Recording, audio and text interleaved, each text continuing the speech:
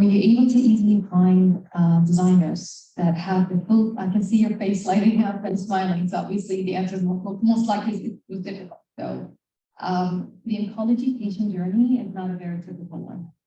And a lot of times the design aspect of such buildings, whether they're specialized oncology hospitals or a specialized ward or even floor, does not take into account the fact that that patient is different than any other patient, especially for team providing. And the psychological aspect of it, not necessarily for the patient himself, but actually for the family members that are waiting for the patient to take their dose, is incredible. So how was that for you with this project, starting with the first product, please? I've been in oncology since 1999. And I started with them as a staff nurse.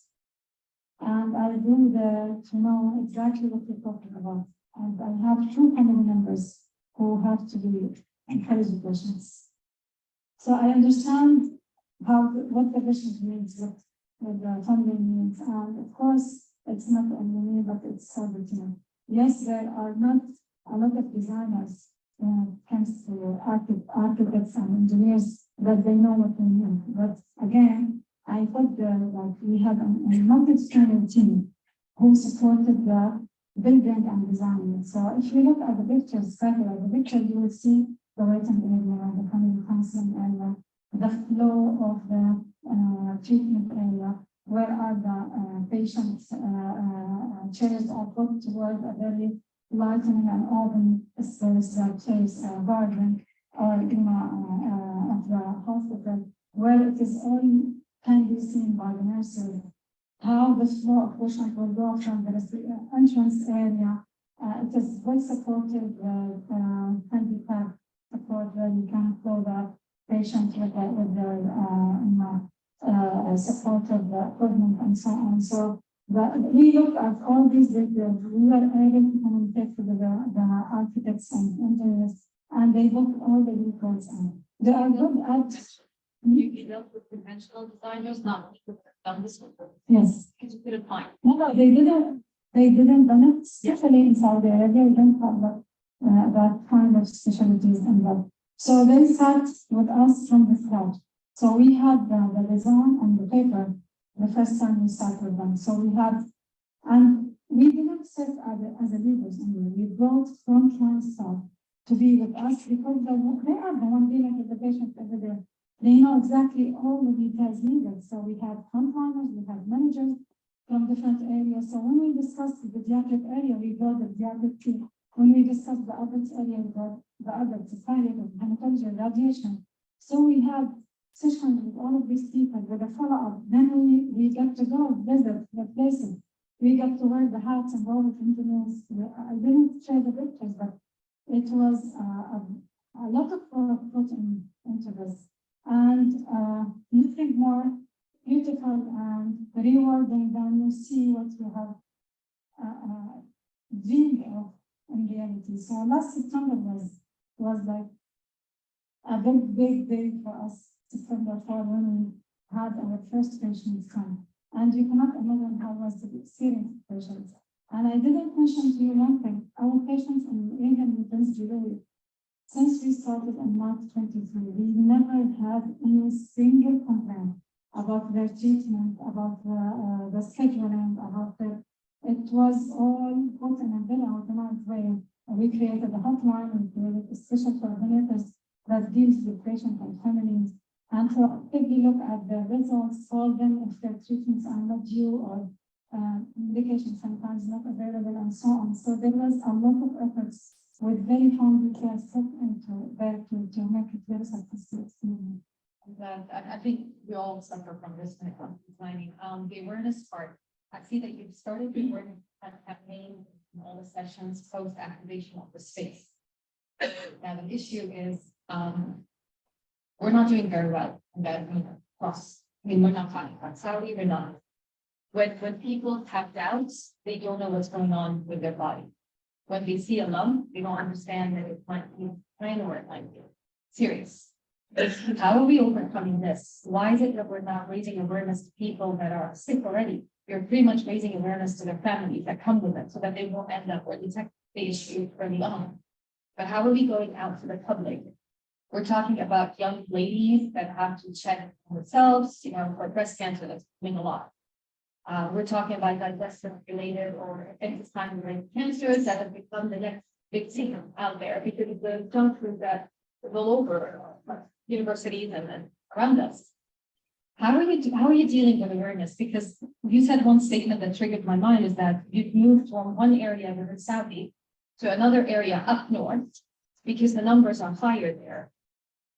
How are you making people aware that this is how you prevent it? This is how you Yeah, right. Actually, if you talk about awareness, what I meant that we transferred our experience with raising awareness to that team, so they started to do their own awareness sessions for their community.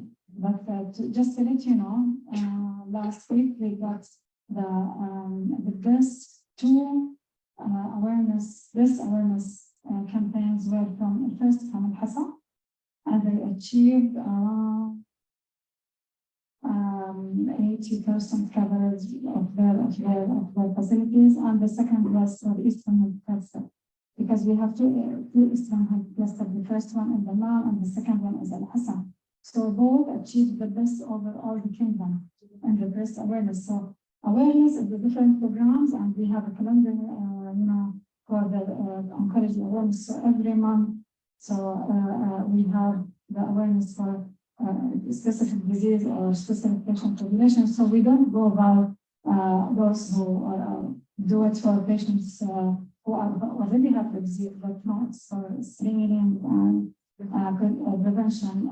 Yet, to add to this as well, with the healthcare transformation, well-being is a big thing that under model care. So we work on prevention more than treatment. So those all kind of wellness program is adopted to be there. So it is really big about providing this kind of service for prevention. So we have cancer screening programs for breast, for colorectal, for prostate, and so on for GI. We are also providing reports about the number of patients seen, and we have targets actually for those kind of awareness and prevention and screening activities. So we are moving in a very good direction and alignment with the transformation.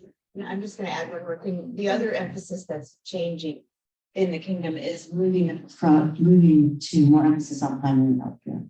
So there's a strong high use of emergency rooms in hospitals, and so the focus of the transformation now is to try to move patients into primary care, where routine screenings, patient education are more of a daily, more of an everyday occurrence in healthcare rather than just responding to an emergency. About the cases that you're handling in the hospital, what are the reasons behind those types of numbers? Do you analyze the info that you have and kind of cater to specific programs? Do you know why people are getting cancer more often? That is the most important. Actually, our hospital is known to be a research center for oncology. So we have a lot of research studies that is done regarding all of this.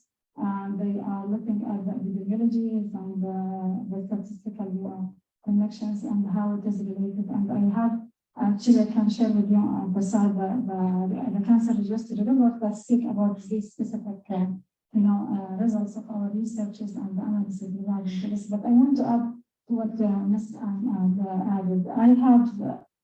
I have been assigned to a neural in the Eastern Cluster, and I'm working now with them. Mostly to enhance the coordination and the role of nurses in coordinating patient care. And we didn't start yet with oncology, but we are going to. So there we will be, maybe next time we can share with you what we are doing now on that regard. But I think in Saudi Arabia, there is a big jump of providing how we care about our patient population in terms of prevention and treatment, with a big focus on prevention and women as Ms. Amish. Thank you very much. It was great. I have a question. How would you make it in a sequence? Like, what are the types of cancer in this 6,000 in 2020? Are we talking about the top is the hematology cancer? Because I know the Eastern Province, there is a hematology issues with regards to the relative marriage. Yeah, this is, I mean, part of the issue with that area. So how would you explain or tell me just briefly about like what is the sequence of the type of cancer in that region? Yeah. So the major numbers comes for breast cancer, actually among women, and colon cancer for men. And then you have hematology disease afterward, which is most likely lymphomas for adults and leukemia for pediatric population. Again, it's in the report, I can share it with you. But for the hereditary disease, we have the benign hematology like sickle cell disease, which is dominant in the Eastern Province. And we have a specific, background for the benign hematology disease that they have to follow, but they are not, they don't belong to the colleges of the state, estimated by hematology. And it's distributed, we are not, we're treating more of the oncology and hematology diseases than benign. They have their own centers. In Qatif, we have one, and Al Hassa, we have one. Yeah, under us, we have hemophilia center because we have a maternity and child hospital attached to Eastern Cluster. So they diagnose those kind of patients. So we have a doctor of them. Any other questions?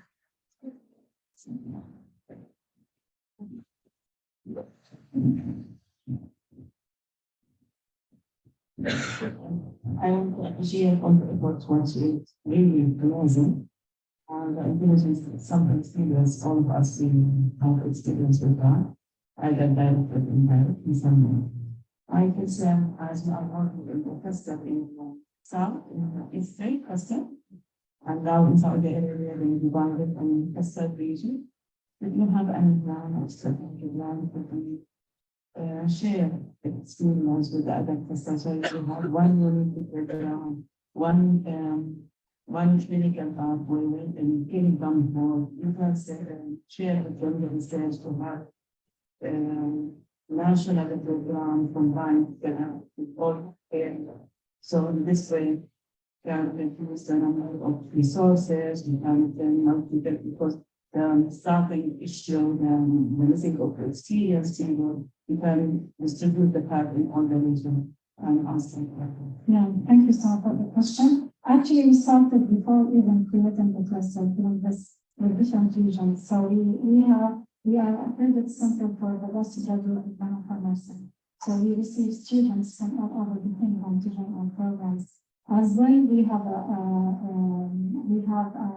letters of agreement with different governmental sectors and governmental hospitals like Asir, Al-Jawf, Al-Madina. So we are sourced for our governmental hospital when it comes to training, research, education, and mentoring. So we have started this back in 2010, 11, and we continue to develop. So now with all the clusters, we are also developing for the Eastern cluster to Al Hassa.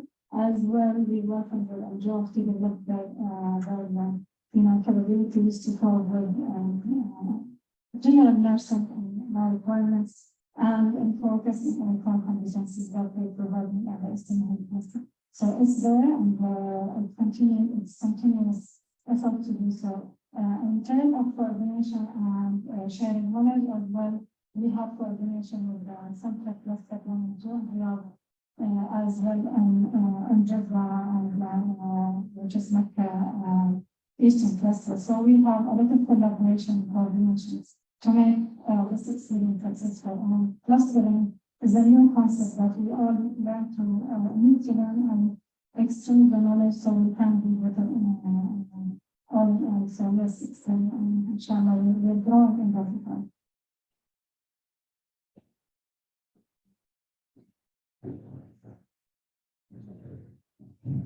Okay, thank you. We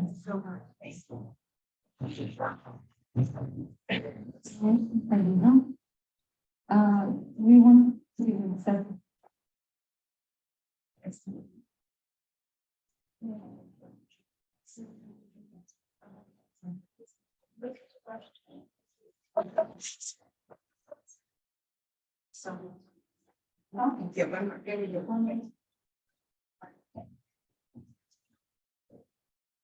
And now, with our next speaker is Miss Leola Williams from the USA.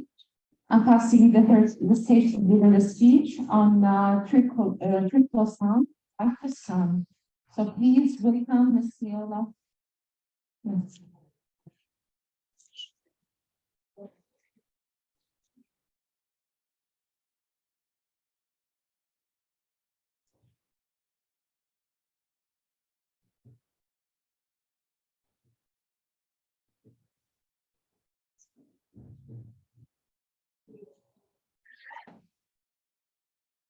Good morning, everyone. My name is Annette Davis Jackson, and this is Leola Wilder Williams. Leola, I love her. She's been my friend for 35 years, her and her husband. And she's a 33+ year nurse from the VA. Clap for that, please. To spend 33 years anywhere is just amazing. And the first thing that we're going to do is we're also going to introduce the vital sign to you. So we're going to pass out some brochures so that you can see exactly what we're talking about. And I'm going to pass the brochures out. Okay, all right. So we also are using technology with what we're doing. We are a medical supply company, and it's an online medical supply company.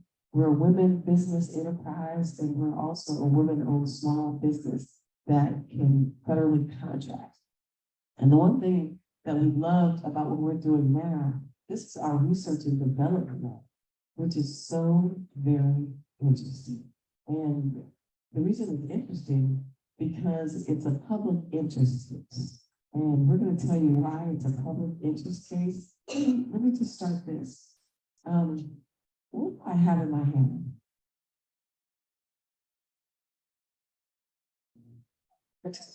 Right? Tell me something good about this toothbrush. Like what? Also, you need in between bits that's quite hard to get to. Yeah.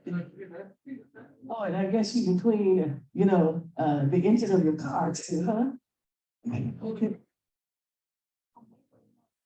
Yes, what? Oh, computer keyboard. Okay, all right. Yes. Well, we're going to tell you something about this toothbrush that is really going to blow your mind. So are we ready for our presentation? Is it up? It's ready? Okay, all right.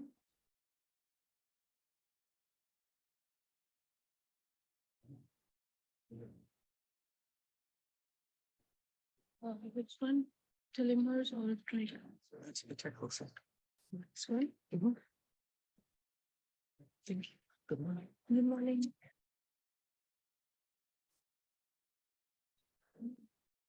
No, try close in.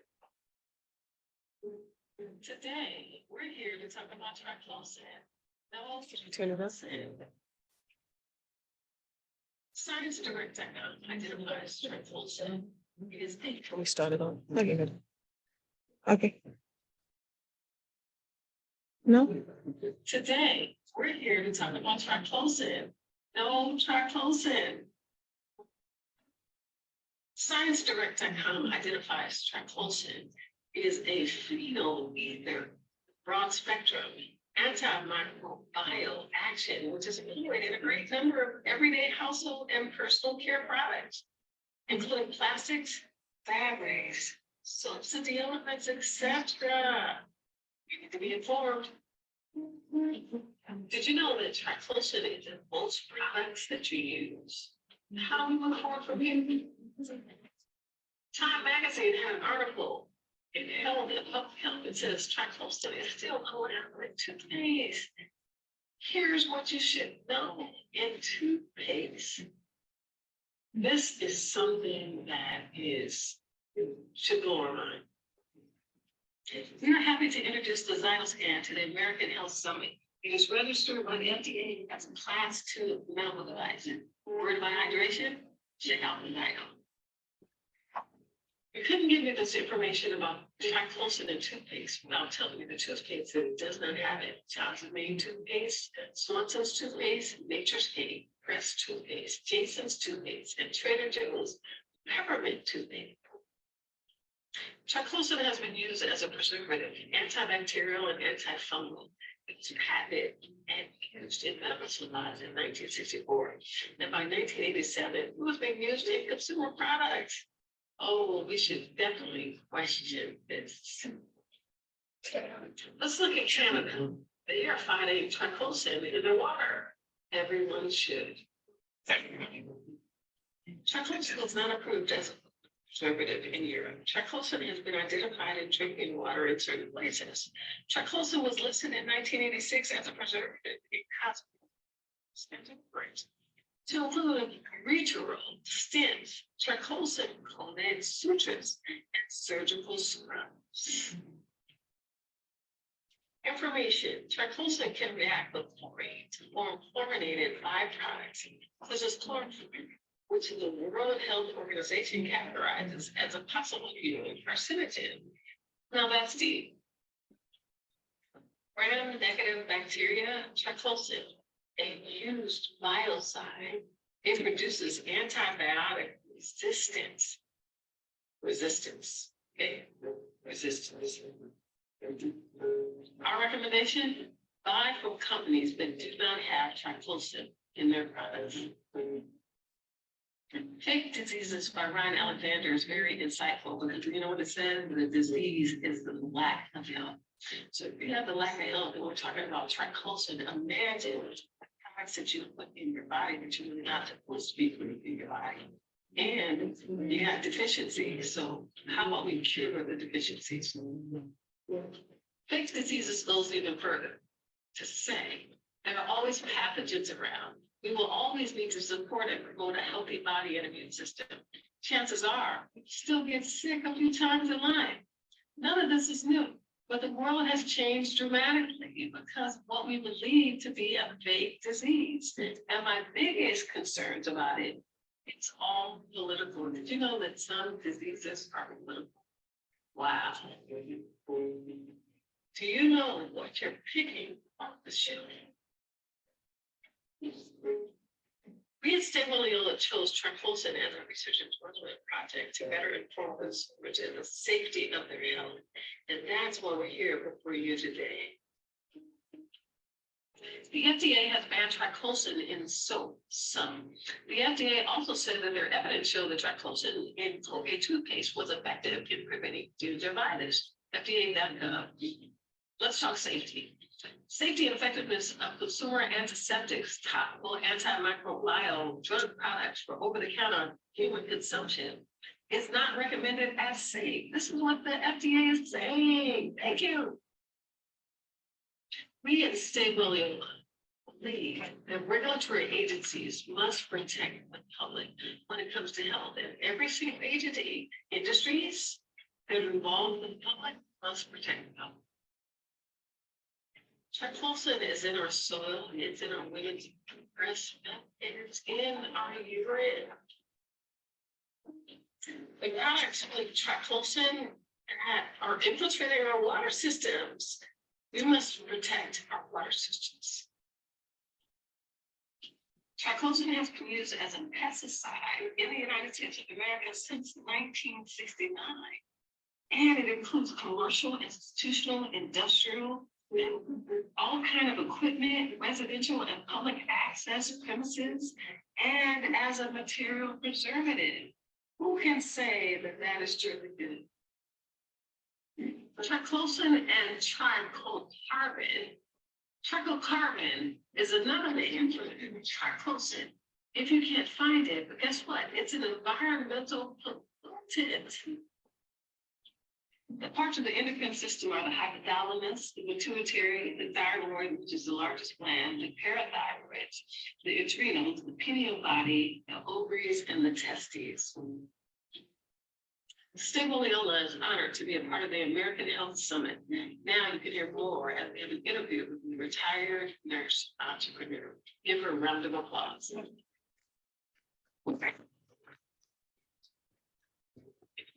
Such a great experience, registered nurse.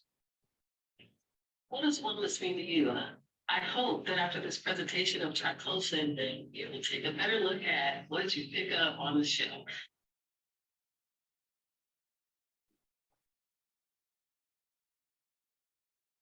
There it is. Thank you and good morning to everyone. Can I get a show of hands of the people here who knew anything about triclosan? No hands? No? Okay.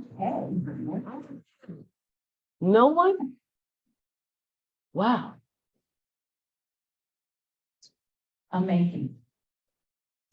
You know, about now, I think our water reserves is very open everywhere that we go. And little did we know that the water that we drink contains so many types of bacteria, and including ones that we are truly not aware of. Triclosan, they say triclosan, according to, what part of the world you're from. But we stumbled upon this and wanting to do a research article. And one day we were out shopping and we were looking at all the different ingredients that are in different products. Do you all, when you go shopping, do you read the labels? No. Why don't you? No, let's show you. I'm gonna put it out there. No, I just look at let's show you. it. Oh, the expiration date? Expiration date, that's it. Uh-huh. Nothing else. And honestly speaking, you know what, some of the information on there is foreign to everybody. Whether you speak English, no matter what language you speak, those long words, who's gonna take the time to even, read this? But to bring it home, I am a veteran. And presently, right now, there is a lawsuit regarding the water that was in a area that I served in when I went to the initial training, that there were dry cleaning, there was on the base, we were bathing in all kinds of water, which had benzene and you name it. And so now it is a huge lawsuit going on right now for people to apply for compensation for Camp Lejeune, which is located in North Carolina. And through learning all the things that happen to you when you take in bacterial water, people didn't realize why they had cancer or why they felt ill, and a lot of people died, and they are continuing to die because of all the different diseases. And so you would think that if you go to war, that you could get killed in action, by a weapon. Little did you know that you will be dying just from drinking water or bathing in water. And so we're going to bring this information forward so that you can see how important it is. And this is not the only one of the triclosan. Like I said, there's other different bacteria that you should be aware of. So what I'd like to do is give a little bit of information about the Zytoscan. This is a new biocommunication tool that is being used to detect what's going on in the body and how out of balance it is. And so everyone has this brochure. If you would just pull it out. I'd like to go over a few things with this. If you notice on the front of the brochure, there is an apparatus that looks like a mouse. First time. Oh, no, And this mouse is used by practitioners. This one or The this one? client puts their hand on this mouse. And through biocommunication feedback, it is read through our galvanic skin response. It is a tool that is used for maintaining your wellness. So every cell in your body is networked together, sending and receiving information to coordinate the millions of functions it processes every day. So as your body adjusts to changing conditions to staying healthy, it uses communication pathways to direct available resources to maintain your balance. Most people don't realize that you are out of balance. We simply just go by how we feel when we get up in the morning. We could be stressed out. We could have headaches, whatever the symptoms may be. That is an example of how the body can be out of balance. Your body is so efficient that most of the time you never know these adjustments are happening. So when your body encounters a larger health challenge, it may begin to show symptoms such as having an elevated body temperature, swelling, pain, tiredness, cough. Once you recognize the symptom, then you can begin to assist the healing process. Things getting more like sleep is very helpful, but even attending this event, we get stressed out, especially when you got to get up and you get to speak before such beautiful people. Things are getting out of hand when you don't get enough sleep. And so do we rely on things to assist us like nutritional supplements? Anyone here on nutritional supplements? Show of hands. Good. Very good. Because we do know, or if you don't know, that our soil is depleted. And where we used to get our nutritional supplementation on a natural pathway is that it's in our soil. We can get our vitamins, but we don't always get our minerals. And so minerals are so important. And so this is where supplementation comes into play. And this is also where the Zytoscan serves a very important role in knowing how out of balance you are with your supplementation. And it doesn't even have to be that. It could just be dehydration, not getting enough water. And so in not getting enough water, there are so many different things that could happen to us that we could really feel ill through having fainting spells, low blood pressure, and elevated temperature. Okay. So we most often really ignore our health and wellness. So wouldn't you rather support your body's day-to-day efforts for staying well? If you knew of some way that could impact your health, would you be willing to take that chance?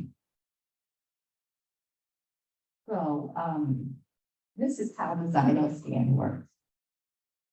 During the Zyto scan, the hand cradle measures your body's galvanic skin response, which is called the GSR. And then the data is gathered by the hand cradle and evaluated by the software of various signatures, which are called virtual items. The virtual items are represented of a very wide range of things like your food, nutrition, your body organs, vector systems, which could include your teeth, which could be your lung, your back. So the virtual item can be organized in the sequences for scanning.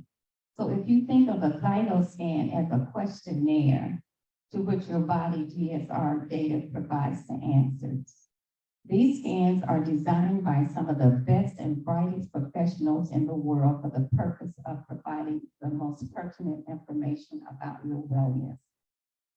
So at the completion of the scan, the software analysis is documented in the form of a report in which practitioners are able to go over with their clients to give them a plan to bring their body back into range. And so if you look on this first page down at the bottom, there is an example of how a wellness report looks. It says that it represents all the 4 core body systems. And the reason why they have 4 core body systems is because these are all the systems interchangeably when your body is out of range. So if one system is affected, the other one is too. And so I don't know if you can see that very well, but this is how it is measured with each area being shown here, with the ones that are within range are the green ones, and the ones that are out of range are to your far right, which are the orange areas. And so you will find out that in some areas, one thing may affect the other. So this is a wellness report. Most people are very appreciative of getting this report because I know during the pandemic, most people were at home and they were at least trying their best to understand, when do I go to the hospital? You know, would I be able to be seen because of the pandemic? You know, unless you had an absolute respiratory distress, they wasn't taking anybody, you know, in the hospital. So this tool here served a big purpose in helping people find out on a wellness scale where they are. And it also related to them when they should go see a physician. And when they do go, at least you know the areas that you're negative in so that you can relate this to your doctor. And so with this biological preference, the numeric value produced by the Zyto software indicates divergent digital signatures response from a baseline. And then it goes from a baseline to a response to a baseline to a response. And so this is actually being introduced to lots of practitioners that they're able to use this in their healthcare services to promote wellness. Now, I'm going to stop right here with this, and we will talk about maybe from an individual perspective, How do you think that this would work for you?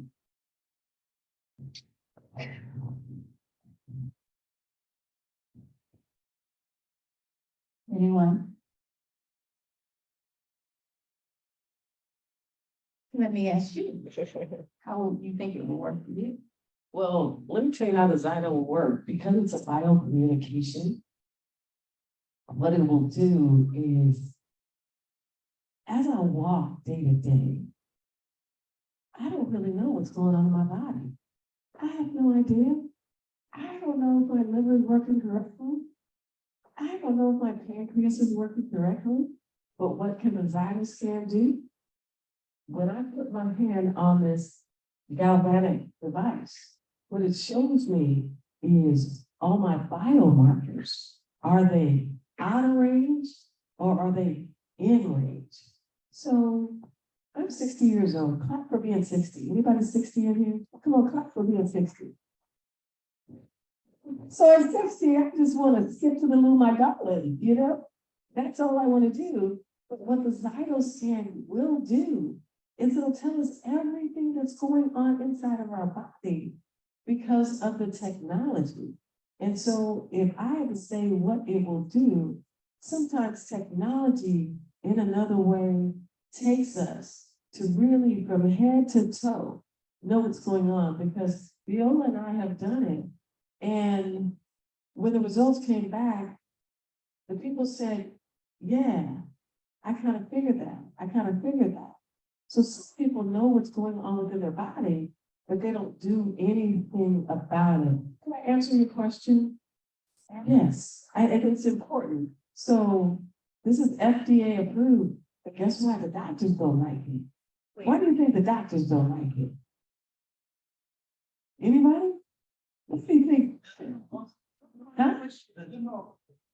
Oh, they don't know about us. You think? Okay, that's okay. Nobody teaching you. Okay? Huh? They do that job. So if we receive this, then we know what we have another one. We can go to the one on the same, you have to go to the having ourselves. Okay. Yeah. So in this way, I think we will have some information very soon. Is that the way? That's all right. So what, don't get here, yeah. We didn't have any. All right, good. Yeah.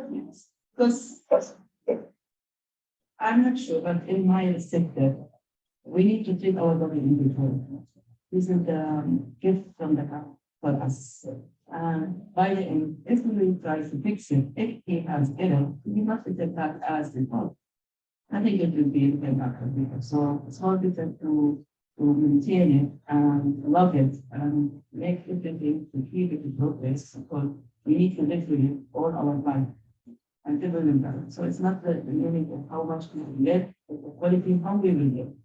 This is important for us. Yeah. Hey, you know what?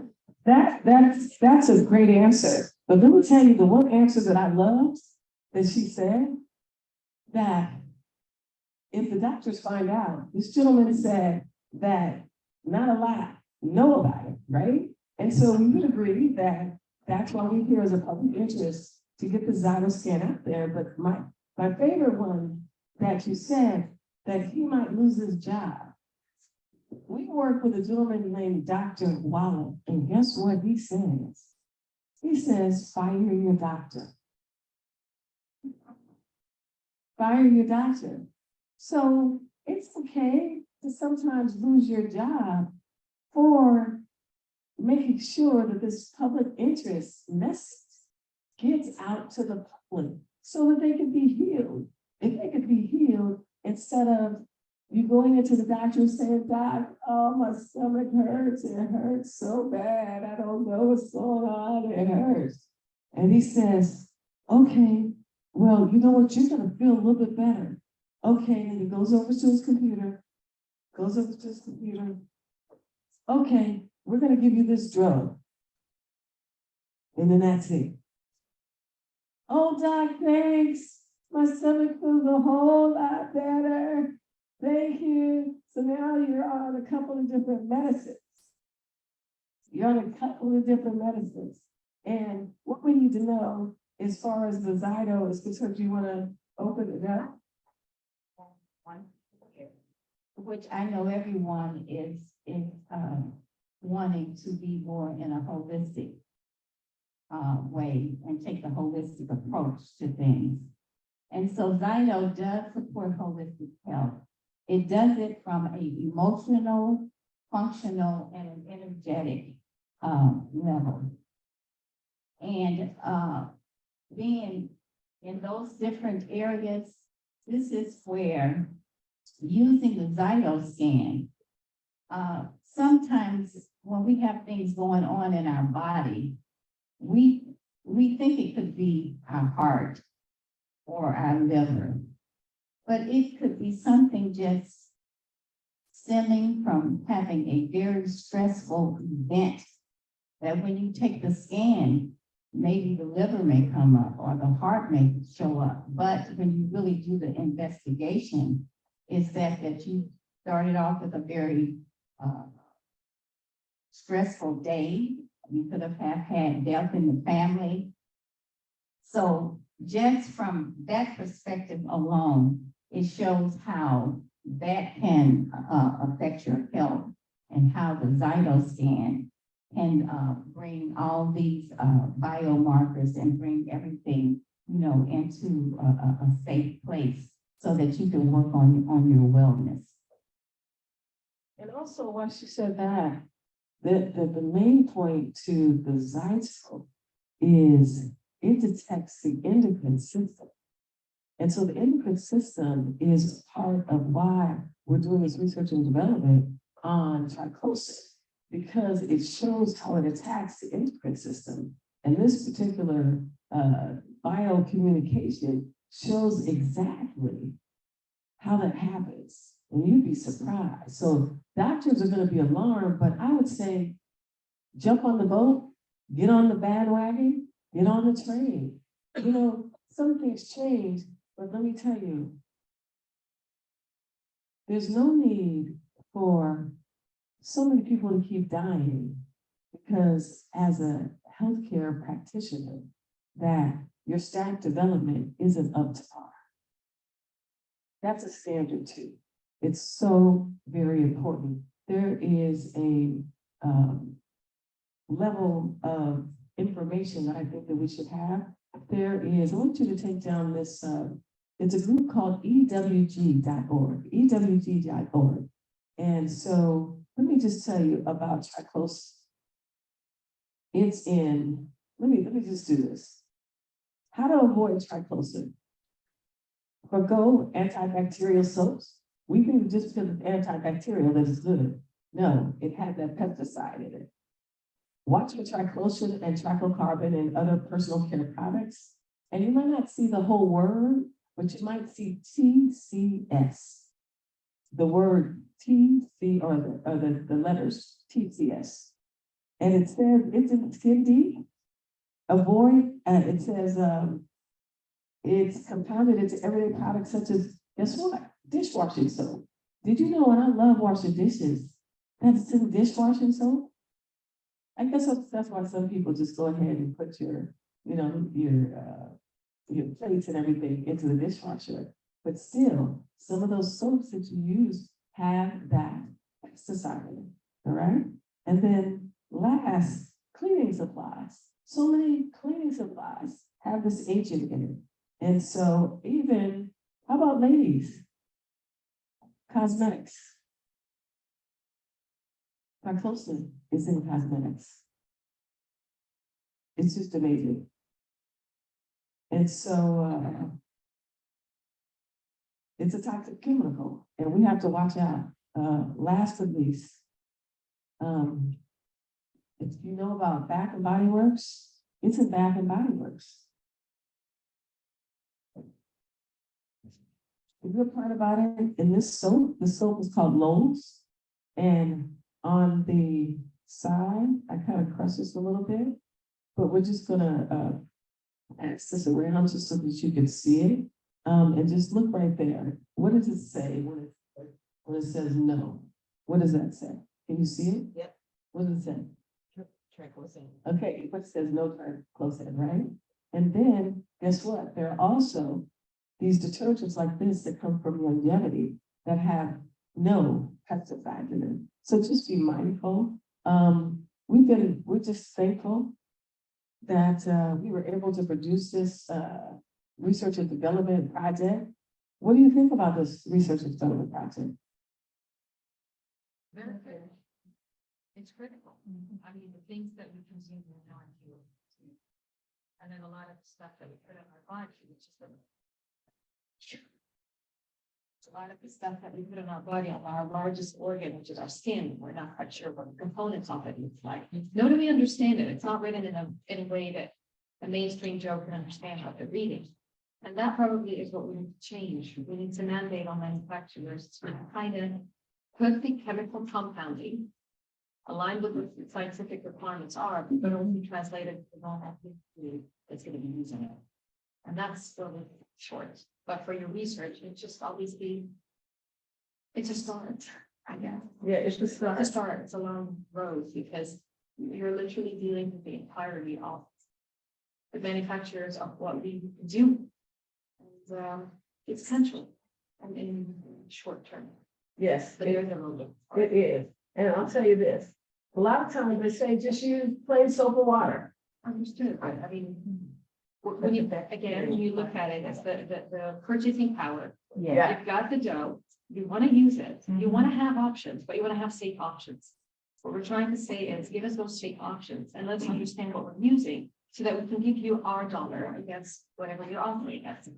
But the normal water and soap, I'd like to have options for it. So. Absolutely. Okay. Last, big money, it's gonna be hard because big money rules. Big money rules, big manufacturing rules. A lot of manufacturing is done out of the United States of America. And yes, we like to smell good and all, just look good and everything. But let me tell you, it's creating a resistance to our body. And so that's by closing, when that creates a resistance, if there's something happening to you and you have to end up going into the hospital, a lot of times the antibiotics won't work because these pesticides have pulled up a resistance. So what they're giving you, it will not work. Thank you. We are Stay Well Leola and So much, and just to add that we are really looking for more practitioners that can get out and put their best foot forward in helping others to maintain a holistic approach to wellness. So if you're interested in knowing more about the DIO, the information is on the pamphlet. Yeah.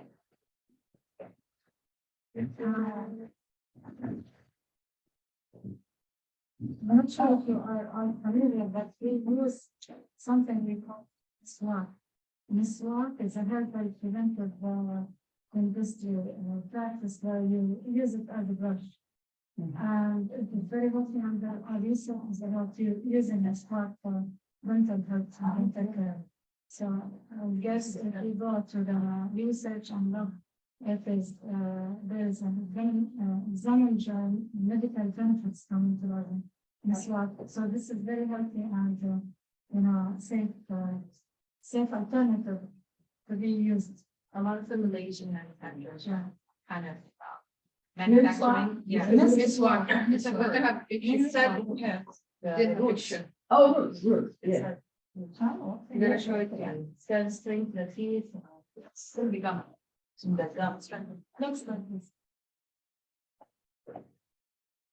Oh, yes, yes. Well, looks like you can brush your teeth with that. Yeah. Yeah, let me tell you, that's very interesting because a lot of people some people are moving from a different type of toothbrush, which is a bamboo toothbrush. But what people don't know with the bamboo toothbrush is that the hairs on the bamboo toothbrush are pig's hair. They're boar's hair. Oh, They are pig's hair. So just be mindful. He's looking like, oh God, you know? So watch what you got, you know? And you know, change your toothbrush because oral health does mean something in the gut. So what's that? I'm sorry. Oh, yes, time is running. So thank you so much. Thank you. Just one question. Please. I'm a little curious, what nutrition finds out that you have this triclosan in your body? That's your patient, it's not showing any symptoms, you know, they seem pretty normal. I'm just curious to see what would they normally do, the practitioner? Or you know, physician. I don't understand. Let's say I go in to a clinic and they did some scanning and they found some triclosan in my body, but at the same time, there's no symptoms or anything. I seem to be pretty healthy. I'm just curious to what is the next step? I mean, let's say I'm in a baseline level. How do you get back to the response level? It's true, it's, what, like I said, on the vital scan, it says those different vital markers. Glycosa is listed on your body, and a lot of contaminant, so that recognize that you have that. But if it goes beyond, some measures of getting cancer, you know, how many different water contaminants, this is something that, sometimes people go to the dentist, they may, say something, when you go to the doctor and they do lab reports. There, but a lot of times it's not detected at the gold level. So only when you go in and you start having, you know, something, that to it, also, or say it not, it would, you know, then they can, once doctors will fix it. Okay, so it's kind of like you have to be like in a stage 1 type of cancer probably, and then. I would say not stage 1 problem. When you person survive, you know, sometimes you might get sick if body or don't feel well, like you have a temperature. So it actually whereas in the thought they can do wrong. And never do anything about the current wellness, then that's something getting.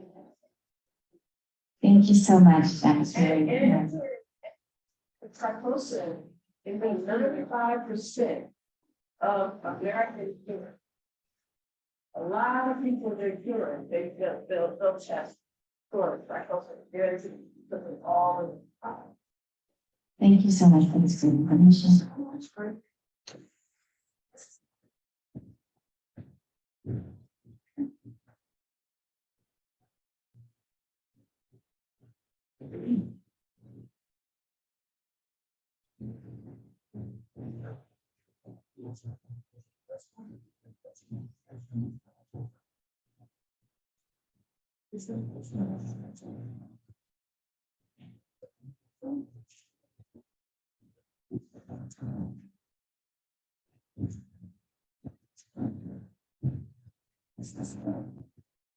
So our next speaker is Dr. Walid Mohammed Al-Zain from the KSA. I'm passing him the stage to deliver the speech on how the significant breach in the diagnosis of symptomatic patients in the Saudi community.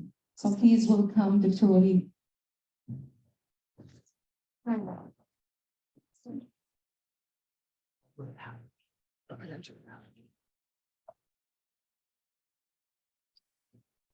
I like to be moving around, you know. That's what.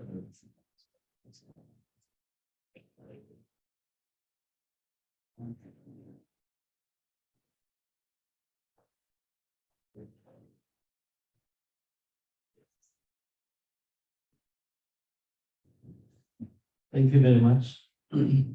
Uh, First of all, I'd like to thank everybody here and especially the organizing committee for inviting me. Usually I start with Assalamu alaikum, which means in Arabic means peace for everybody. So two phrases in Quran started as an order for Prophet Muhammad. The first is read. Number two is which means which means move. Okay.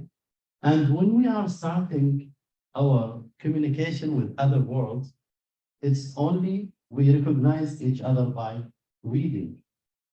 And also we recognize each other because of moving. I'm moving like 16 hours flight to come here to meet you and join you.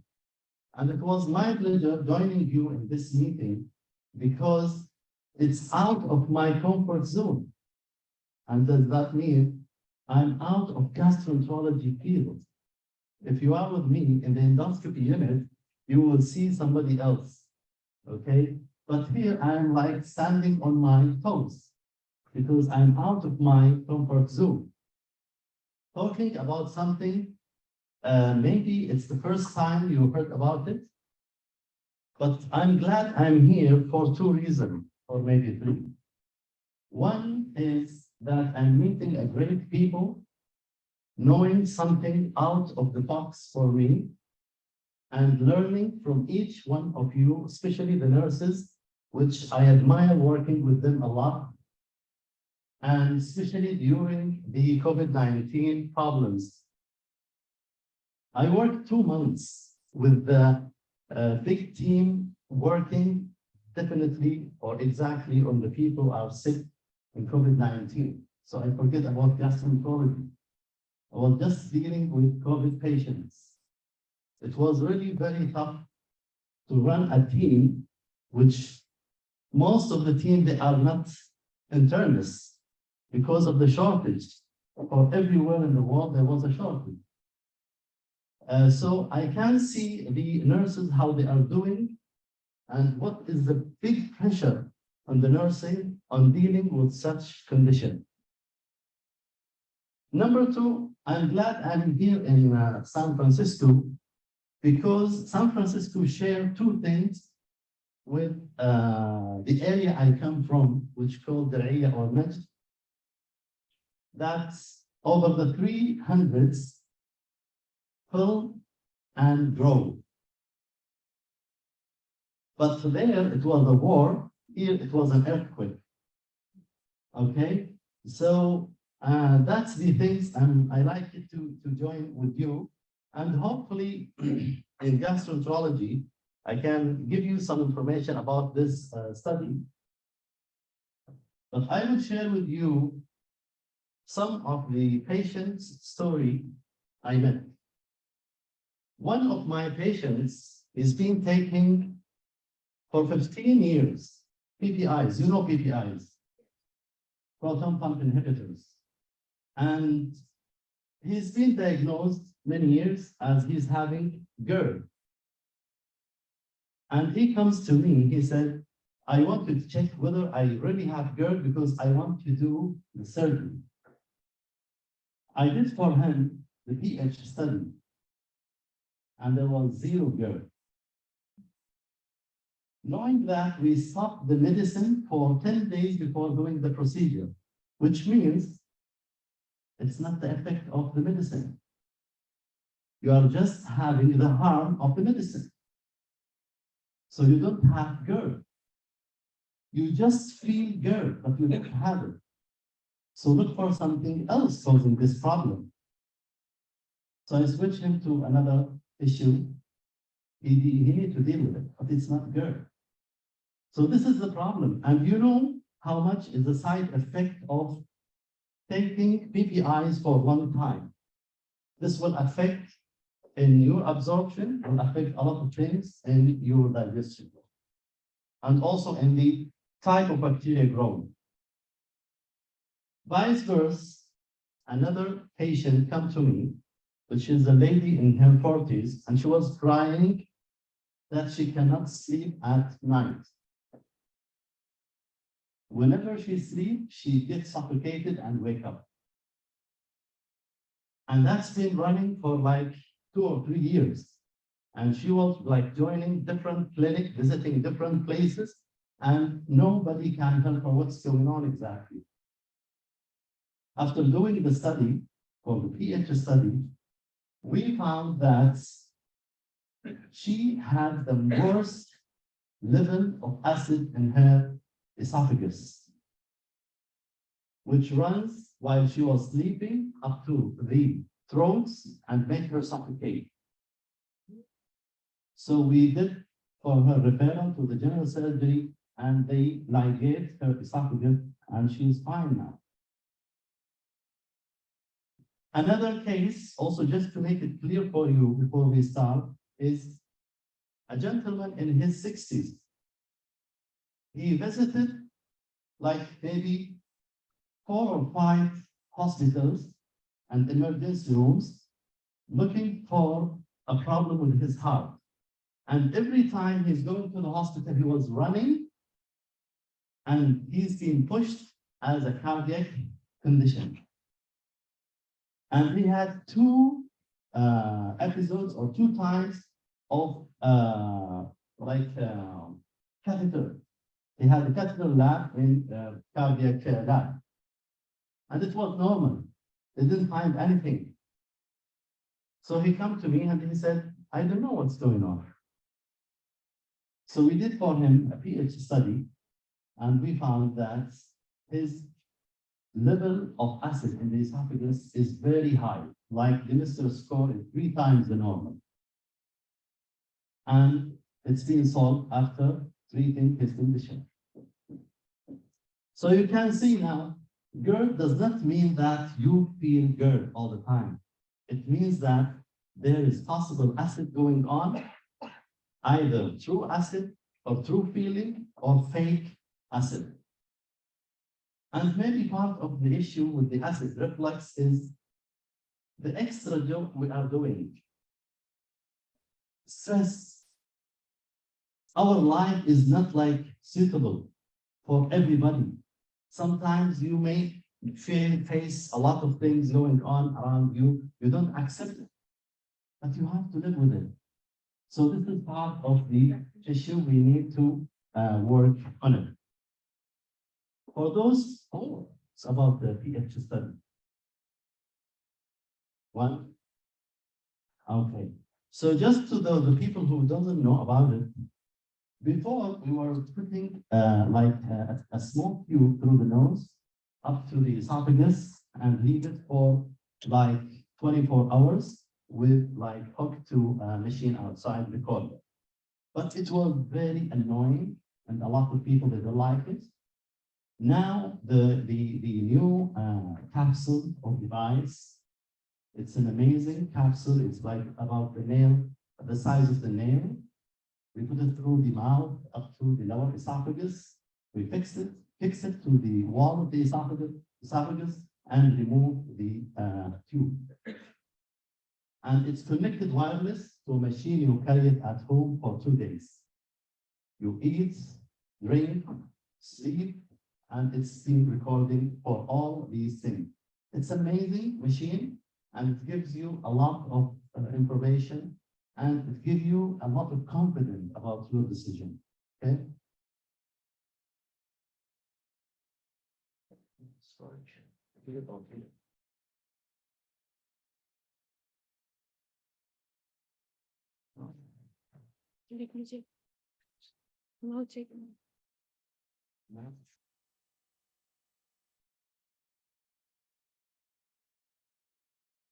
So all what I'm talking about, the stories and these things, is like summarizing this slide, because I don't want you to go through all these information. It will help you only by through the story, give you a clue. I'll change it for you. Okay, sure. Okay, sure. So these are the objectives of our study. We want to know is this person is having a problem with GERD?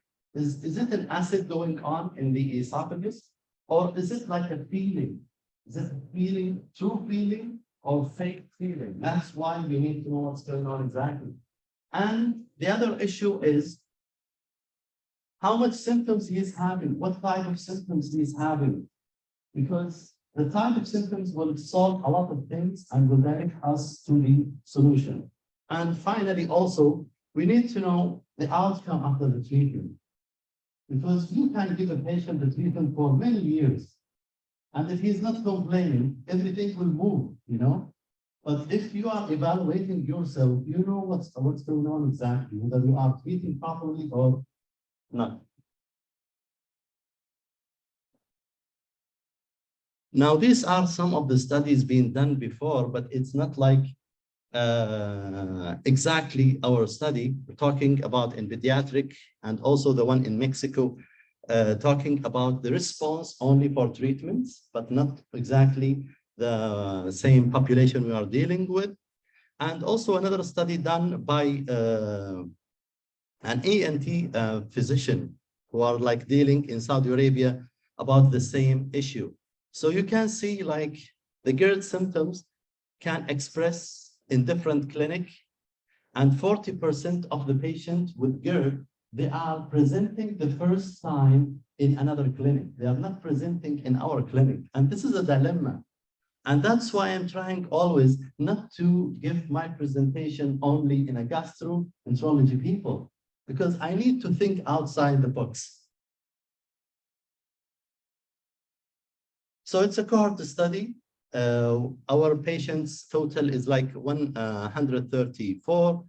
And this is the age of the average age being involved in the study.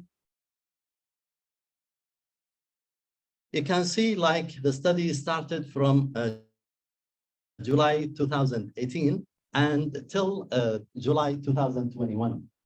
You can see it's in the pandemic area. And I will tell you something, I don't have numbers, but I will tell you something. The number increased after the pandemic, okay? And you can see that the situation like running, everybody like in the emergency room is rushed out, everybody in the cardiac center, everybody in the psychiatric clinic is having problems since the pandemic.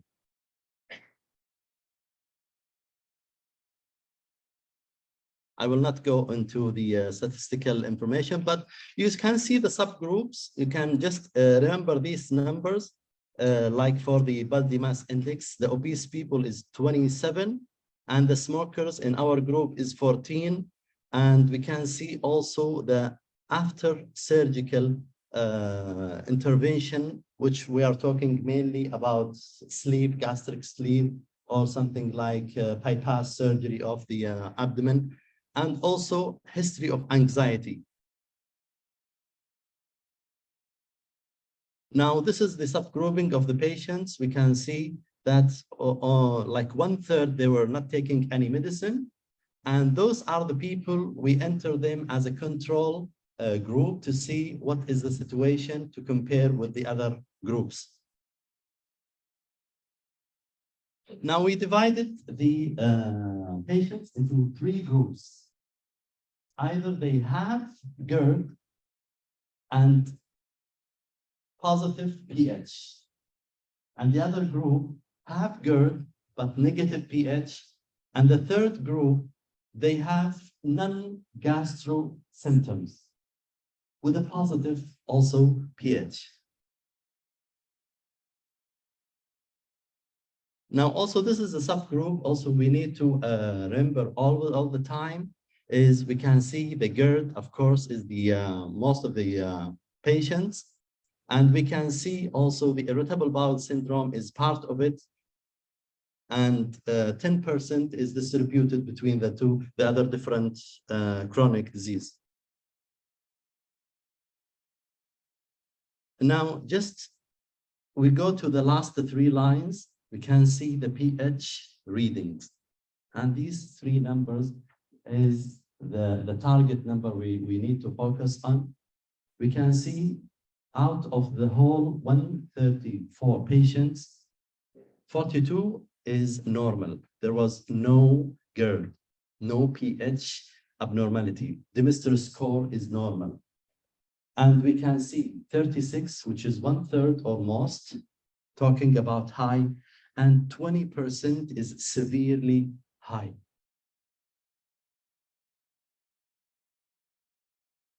Now, we go back to that one, the slide talking about the subgroups.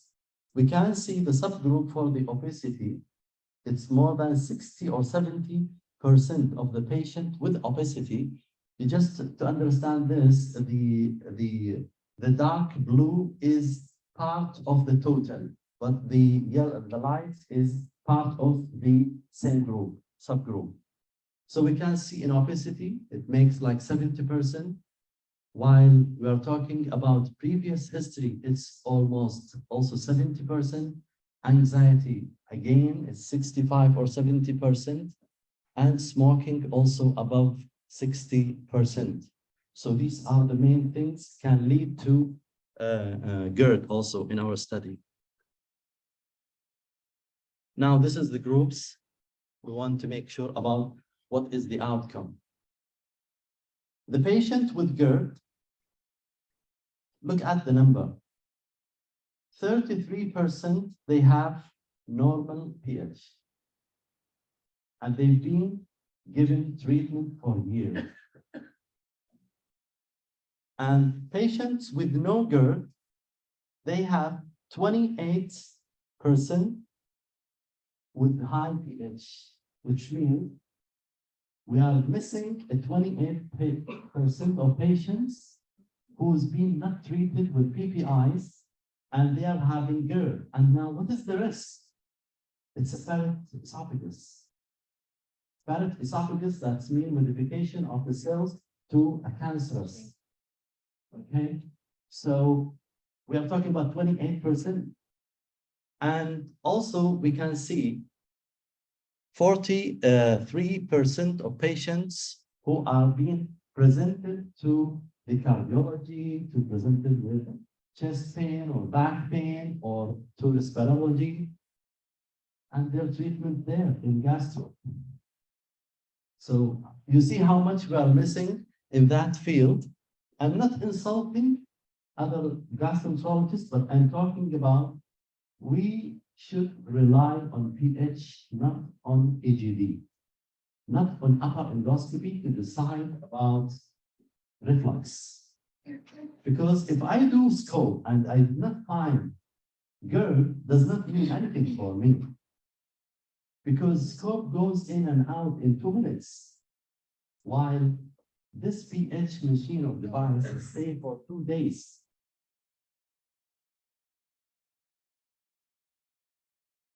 This is the same thing, just like in funnels. So this is the final conclusion in terms of the issues regarding GERD, whether like we are talking about what is the percentage in the population having normal pH or high pH or severely high pH, and also the amount of people being treated realistically, whether with PPI or the need for PPI for those patients. Thank you very much.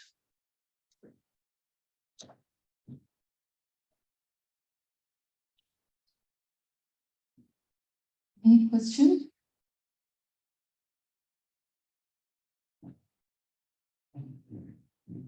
Thank you, Doctor. Very interesting.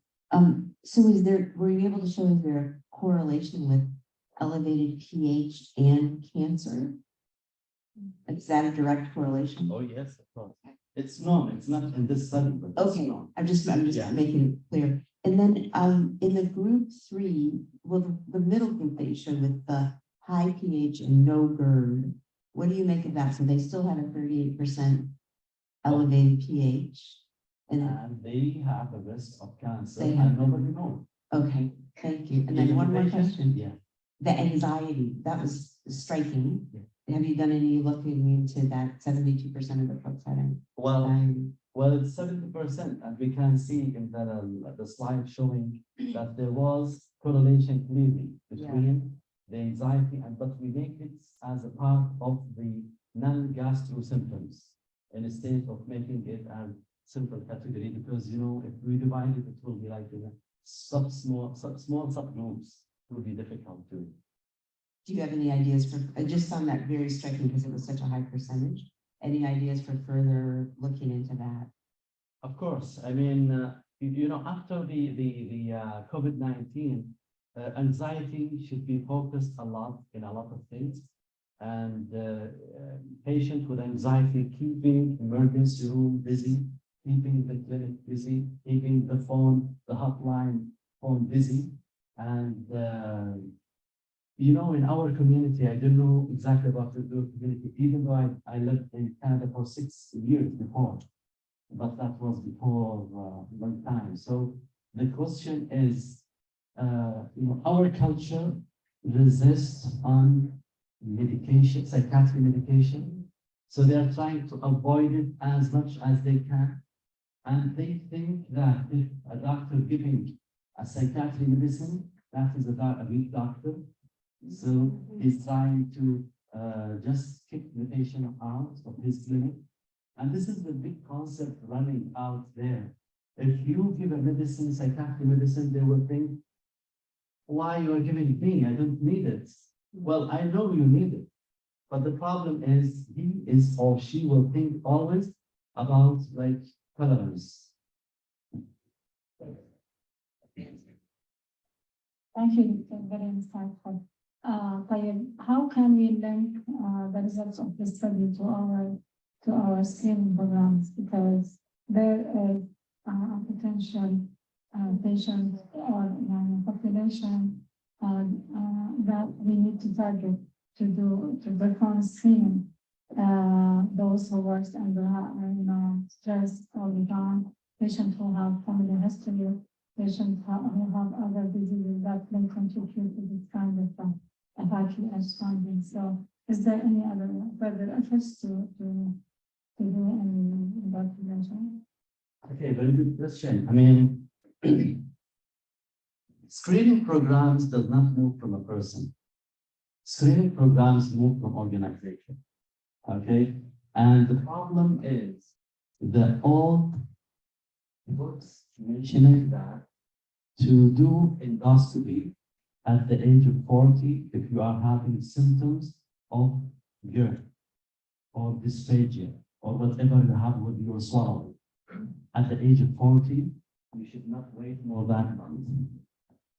But the question is, let's say 40. Let's say 40, whether to do scope or not, it's like kind of debatable. And like a lot of people, they will say, okay, do it and make sure there is a family history. But all they're talking about endoscopy. What I'm talking here is more advanced than endoscopy in terms of GERD. Unfortunately, how many doctors do it yet? Of gastroenterologists? Yeah, not a lot. And that's why we are missing here 30% population who is having reflux and nobody knows about it. And we are treating also 30% of patients who don't need the medicine. I don't know how to switch this. Yeah, but speaking about patients who are smokers or who have gone through bariatric surgeries and so on, it is not embedded in the protocol of follow-up to have this kind of test happening afterward. And if they leave the patient till they have symptoms, well, they should suffer of the symptoms and they might not be well educated about what kind of follow-up. It needs to be embedded in the database and protocol. So let's say after specific time or during this kind of procedures, they need to go and have the screening done. So yes, I understand your point that it is not a personal, but it starts with one person and you build on. So if there are studies that can reveal this needs, it can be referred and then all efforts can be directed. I mean, we always need to jump. And now it's a golden era where we are transforming health, especially in Saudi Arabia, and putting this on the table. And believe it will take its own way to be adopted and added to the digital. Now we're developing our own factors and protocols, and preventive medicine is given than practice.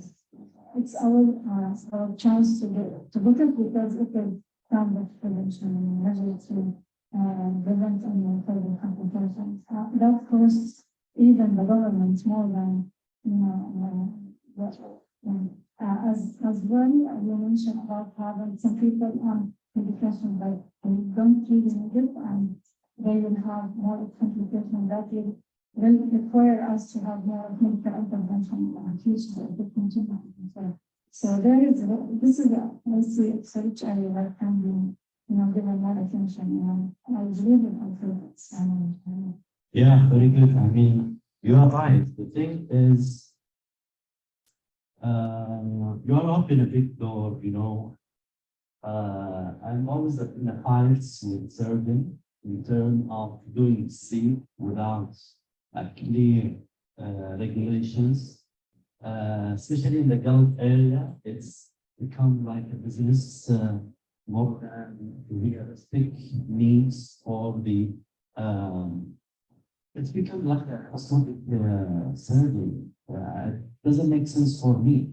And always when I'm talking in the media or in the TV, they will point to me, he is against us, But the thing is, always I'm saying, any patient going to a gastric sleeve should do at least evaluation for the liver, should do evaluation for the gallbladder, because it has to be removed before, and also to do evaluation about GERD. Without doing these three things, a lot of things can happen after the surgery, which is not related to surgery, but related to other things being not solved from before. Dr. Walid, we have a question via Zoom from Ms. Alishka. She's asking, I can say that I really suffered of GERD and I decided to stop all medicines, including PBL. Now my heartburn is very little, less abdominal symptoms, and I'm losing weight. Okay. So, what is the question? Just comment. Okay, yes. Okay. Yeah, I agree. I'm 100%.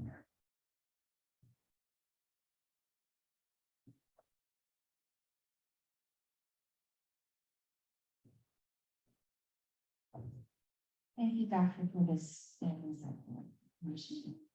I have a comment and a question. Comment is, it reminded me of my mother, who at that time, she had basal tongue cancer and she had high acid reflux. At the same time, they never did any screening that you mentioned, the free, as far as a measuring pH and things like that. And she never smoked in her life. But yeah, she died of basal tongue cancer, which is very rare. And she had, just 5 years ago. But my question is, I know you said about endoscopy, it's only inside your body for screening for a couple of minutes versus the actual pH screening. Can you tell me a little bit about the pH screening? I guess, unless I missed it. You need to come to my clinic. Okay. So it's No, it's a straightforward. A lot of gastroenterologists, they don't know about it. They just heard about it. That's the thing. But it's 2-3 minutes implementation. It's simple implementation to put it inside. It just needs a good heart, strong heart. And the other thing is, and we do it while the patient is awake. You don't need to make the patient sleeping, actually. And you need to program the machine for like 5 minutes before putting it inside. And I will tell you, we are doing this in 5 minutes, and the nurse doing the whole job for 2 hours as a preparation and after that. So, not for the nurses, because they are the ones who are dealing with them. I'm taking the name only. So the thing is, we let this inside your body for like 2 days. And you can eat, you can drink, you can sleep while it is inside. And there is a recorder, wireless recorder, measuring all the things. You know, sometimes we scared people, we said, it's record your voice, so be careful. What's the comparison, the cost of EGD versus the cost of a PH device? You mean cost for the patient? Just, yeah, the build cost. Well, it depends, different from one to another area, but I would say 3 times. For the PH. More. Yeah, probably 3 times. Okay. Because you are dealing with the wireless, which is disposable, everything is disposable, you know? For how long you have to keep it 24 hours? Ideally, it's 48 hours. But 24 hours is enough. You know, it's at least it should go through a sleep and eats and a drink. Yeah, 3 activities. So that's why we don't know about people, how much they sleep. So we make it 48 hours. I just wanted to say, I love your work here, and at a very high level, we know that misdiagnosis is our major failure. And because we chopped up our hospital services by body parts, right? So you're doing a huge service to the reconnecting, right? In like a holistic picture. So you're saying you're here in GI and you shouldn't be, you're out there in cardiac and you need to be with me. And there's a lot of suffering because of that, but as a high level model of trying to sort, reach across services, I think it needs to be done in all kinds of areas. So this is a study, and I'd love to connect you to the American Society for Improving Diagnosis in Medicine, and I think that they would welcome this study being presented. So thank you.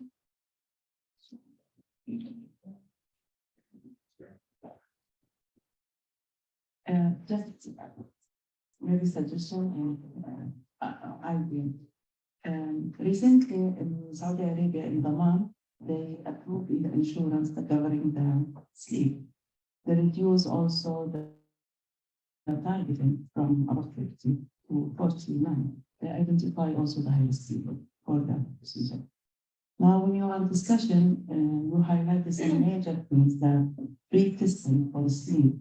So why will not connect them together? So in this way, you will at least, and diagnosis will be well known, a procedure, it will become in a proper place, it will become well known protocol aside in Saudi Arabia at all. Since all these things now, as it mentioned, is in the table for discussion, and this is really the time to put all this clear way. I'm just thinking, because why not? If we will miss this time and we will come after that, maybe it will become difficult there to have it. Yeah, sure. I agree with you 100%. I've been talking about this for 10 years. The problem is money. The problem is money. Because if we do evaluation for the patients, the government sector did not move to sleep, gastric sleep for the last few years. But before, it's been led by the private sector, okay? And the private sector, the price goes down from like, I don't know in dollar, but I mean, like 1/3 of the price being started before, which means they are trying to pull people for doing the procedure, the surgery, and to do the surgery with that cost and make another cost for the prerequisites for surgery, people will disappear, will not come to you. But in the private, in the government sector, hopefully they can understand the situation and try to implement these things as part of the issue. Because if a patient, one of the patients come to me after like doing surgery for gastric sleeve, and he's having like 24 hours GERD, severe GERD, never had it before. So I was like saying, okay, what have they done for you after the surgery? He said they put a scope, they said everything is fine, and just go home, everything will be settled down. After 3 months, he come back to me again, and he said, I'm still having this problem going on. I cannot sleep. So I did the scope for him, and I find like there's a lot of bile reflux coming into his stomach. And I did for him a pH, and it was the worst level of the Mr. Score pH being done in my life, actually. So this is what we call a bile reflux, which is the worst reflux you have ever experienced, if in the future for anybody.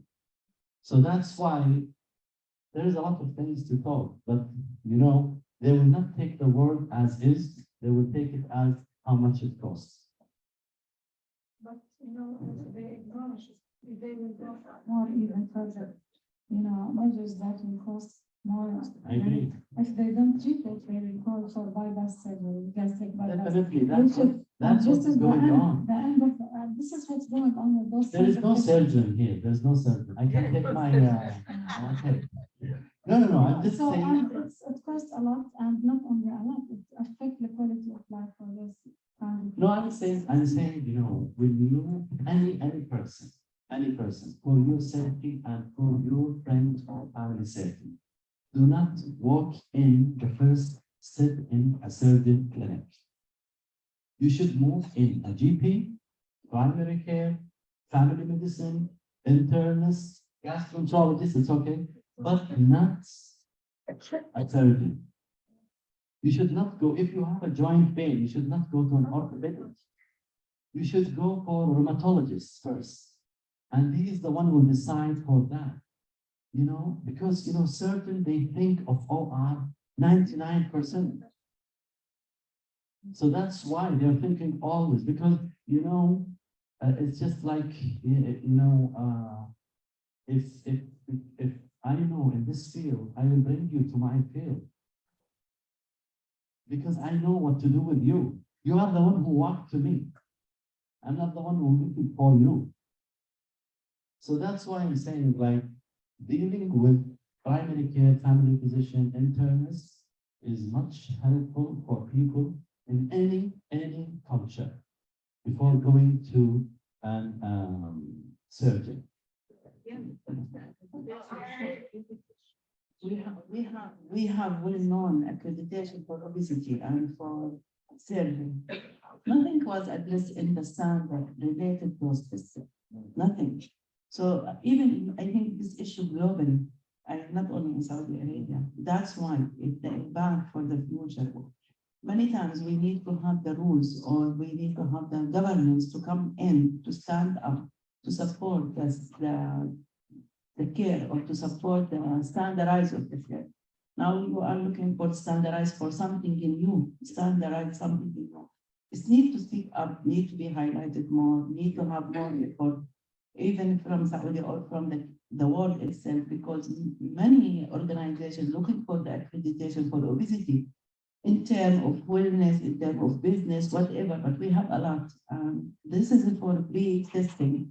One of the main key, and nothing was addressed from the pre-test, those tests to be required. We work on that, but nothing there. Unfortunately, yes, we are surprising now, really unfortunately. Well, we are trying, still, we're trying. I'm not dead yet, so. So Dr. thank you for presentation. The first question, how do you interpret this? Because you said you are measuring the pH through activities, right? So what if the pH is low at time of sleep and normal, during activity or during eating? So how do you interpret that? Okay, this is the first question. Regarding the patients who are admitted for long-term patients, we are giving BBI, anti-acid for long-term. So what is the rule of this? Is it better to overtreat or to misdiagnose cancer? Do you get my question? So now for your first question, any elevation in the Mr. score, whether while eating, while drinking, or while sleeping, this is a disease and need to be treated. So we manage all these as the same thing. For the long-term patients, it's a good question, but it's a temporary. If we are talking about patient maybe after an RTA and slept in the hospital for like 1 month, being this for stress ulcer. The whole, That's also. yeah, but after that, he's out and he's okay. So why doing it? There is no need because it's a temporary, we know the cause, we know the situation. So I don't think, as from my perspective, need for doing that for such condition.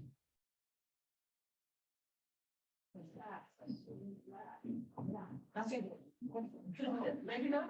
I'm sorry. Maybe not glass, I'm so sorry. You talked about money, and money is in everything in healthcare.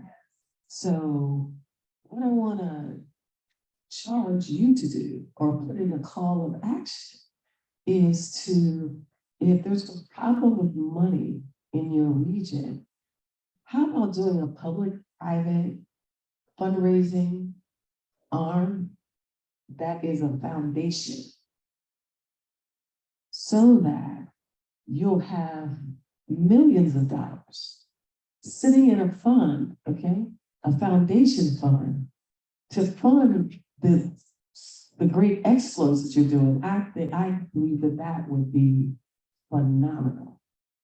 That's a great idea. I know, implement it. All those nurses get a great idea.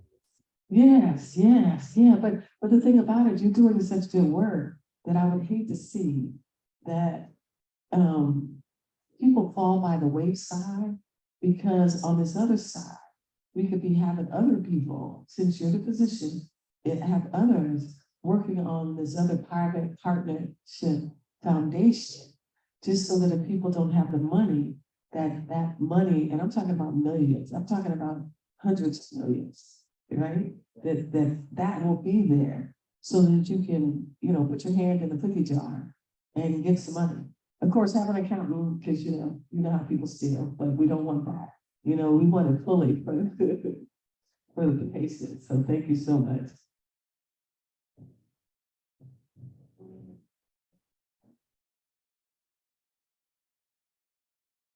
No, thank you. Thank you.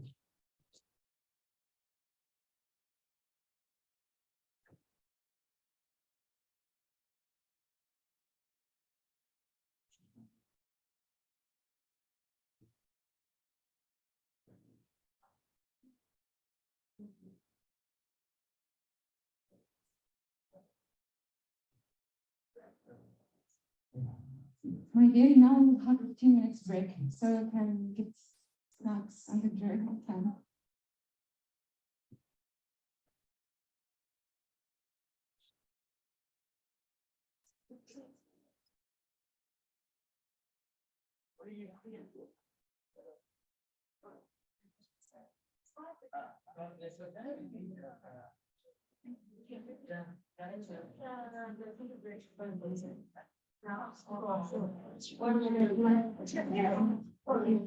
My dears, can we have a group picture now? Dr. Walid, as you will leave now, and you want to take a group picture.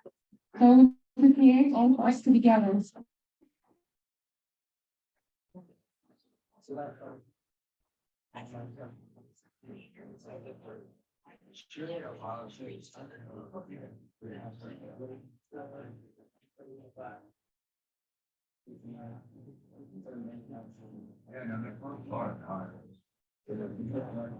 Yeah. Oh, I hear you. That's great. She got gets excited. Yeah, we all get excited about the geriatrics. It's true though. A lot of good things. It's something. It's really pressing. A lot of buttons at once there. Yes. Yeah. So.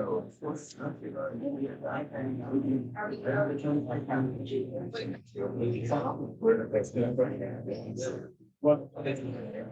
You can have salt.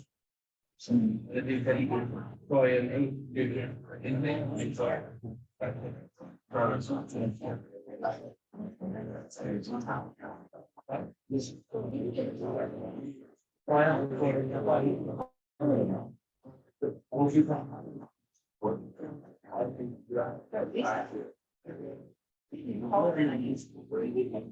All the really kids for a while. I was.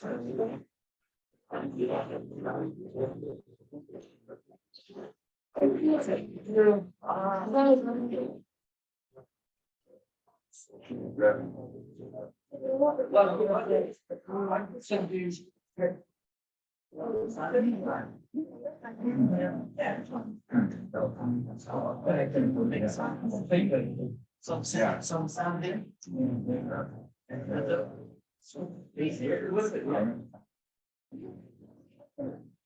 Yeah, over there. Now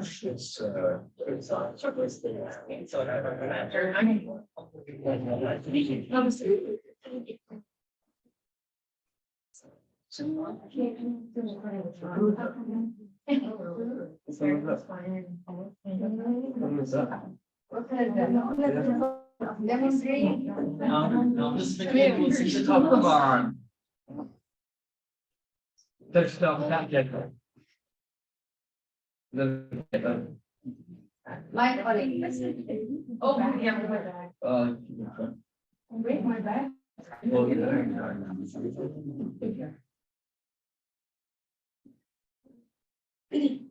Let's try it, sorry. It's too hot.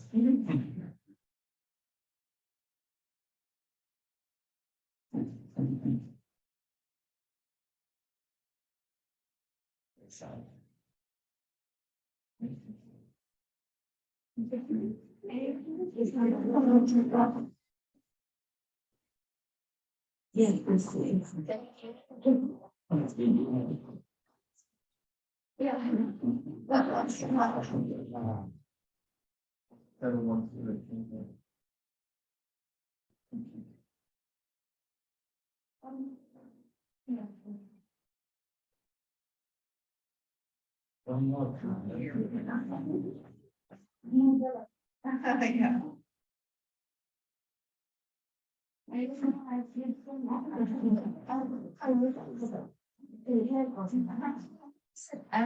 It's a military accident and We will see the best picture.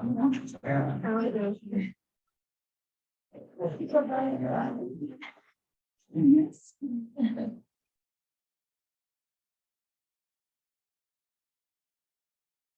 And then one more for the front desk clerk.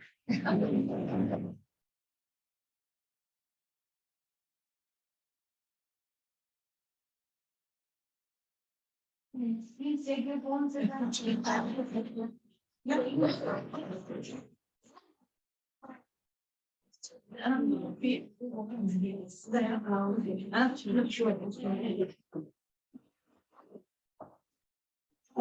you're on it.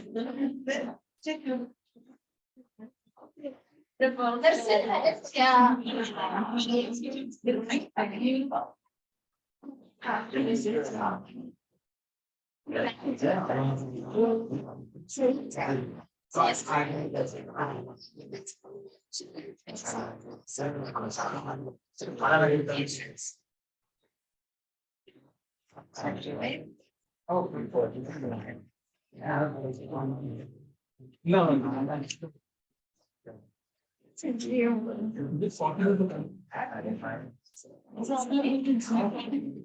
Okay. Right. So I have my presentation here.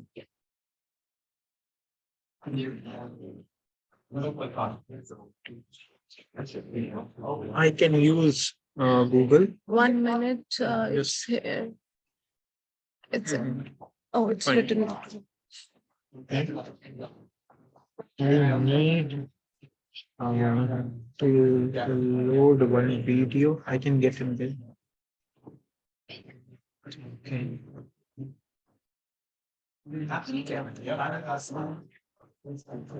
I can play it online. No? It will go on.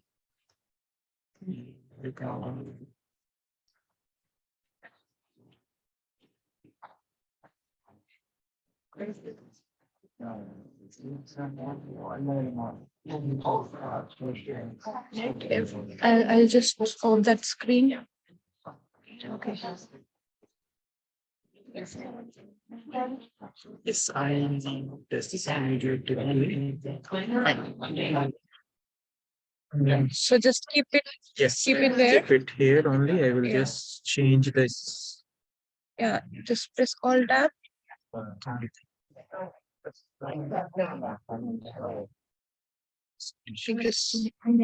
it will. So I'll just. You can use this one. Let me try if it's good.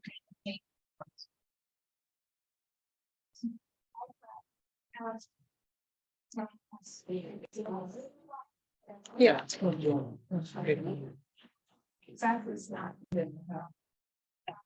Let's log it. So it's over. Thank you.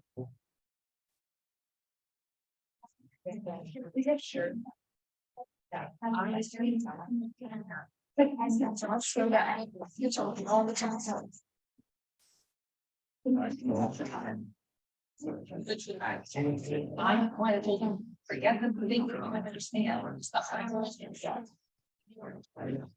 can't find it. I ended up getting it.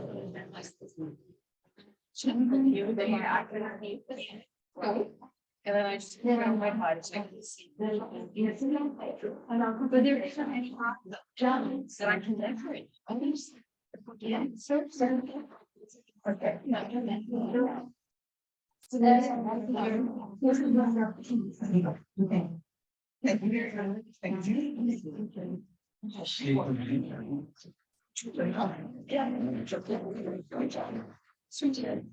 Yeah. So thing is, unless that becomes a class, it's amazing. And then so because how the things being so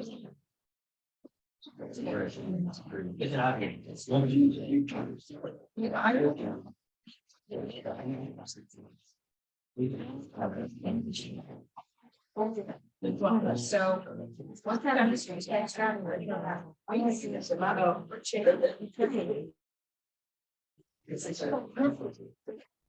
Thank you.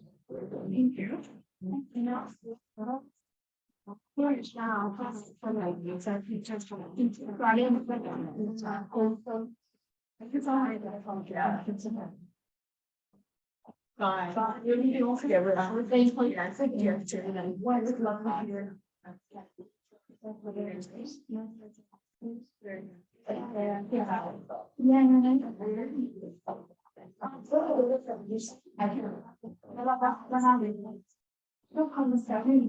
Stop that.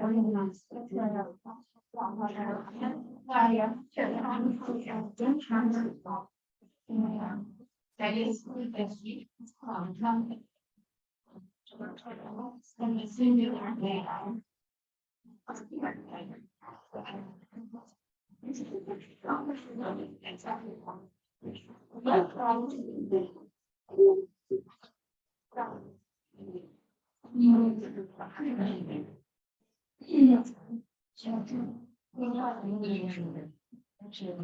I know, and I'm learning that they. We asked a question. Right question. Yeah. Stop. It's for tomorrow. So like morning. Great. But we also have. Shows of church. Well.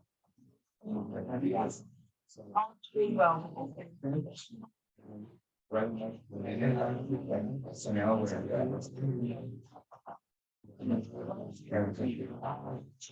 Yes.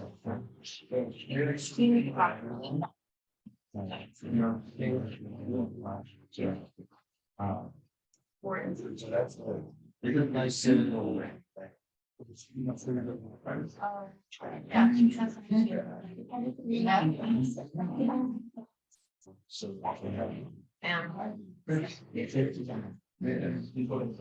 No, not, I just think. That's a one. Yes, absolutely. So. But they've got a, you know, sure, they can't.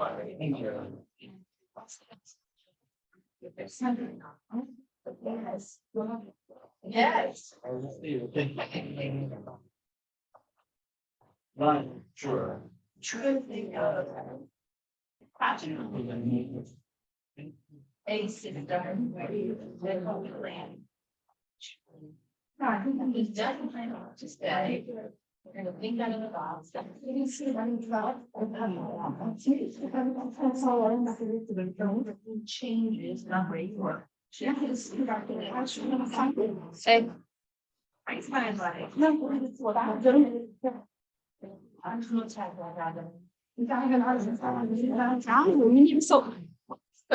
So has صور اصلا يلا جيبي اثمرت بيك مصور سيلفي يلا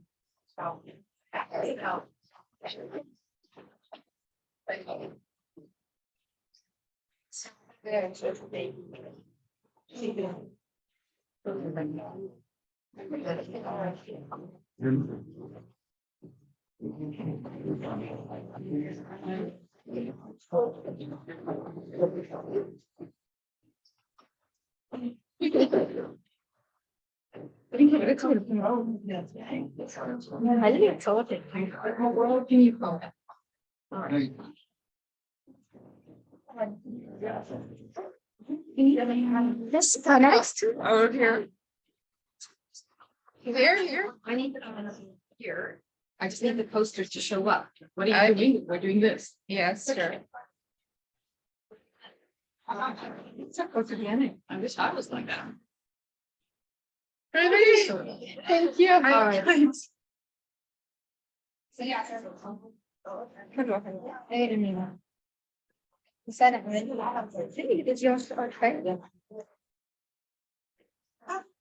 ابغى اسالها شو اسمه عشان تولع الكمبيوتر. امل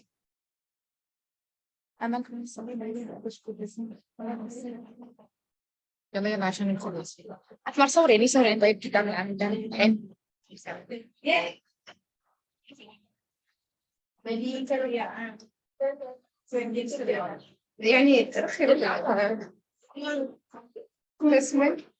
I will tell you, I have one friend, she has some other. يلا خلك وين سكتوا؟ العلم. انا جابوا لي نص العلم امبارح مع الشهاده. بس شهاده وصورتها يصوروني take a picture for me. My right. Good. حلو I love this stuff. هذا اللي السعودي. حلو.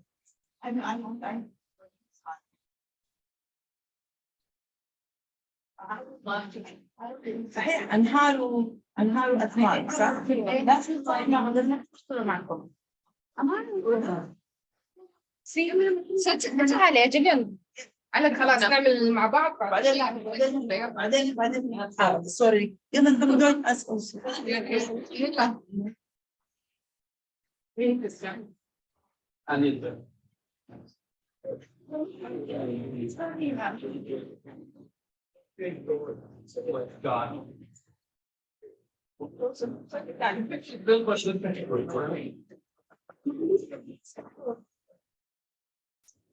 my mobile. واحدة هون وانا بحكي كأني بحكي. ايه ما عليك. كأني بكذب.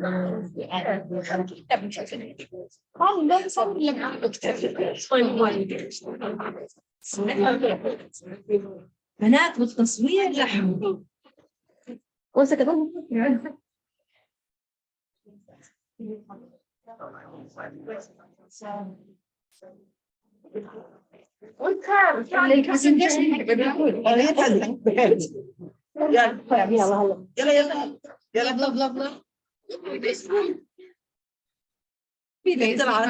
لا مش ضاغطة مش حلوة والله.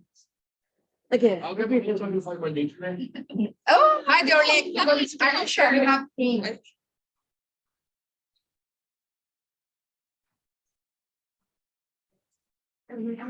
Thank you. Once again. Last one. Last one. Cheers, everybody. So the apple juice? Yeah, strawberry, I think. ناتشر لي واحدة من ولا واحدة. strawberry, yeah. You like strawberry? ولا ما أحبك ولا طيب خذي لي واحدة. اوكي I forgot. والله فعلا شاطرة كأنك الحين عملت That. واحدة عند العدم. طيب Yeah, I forgot.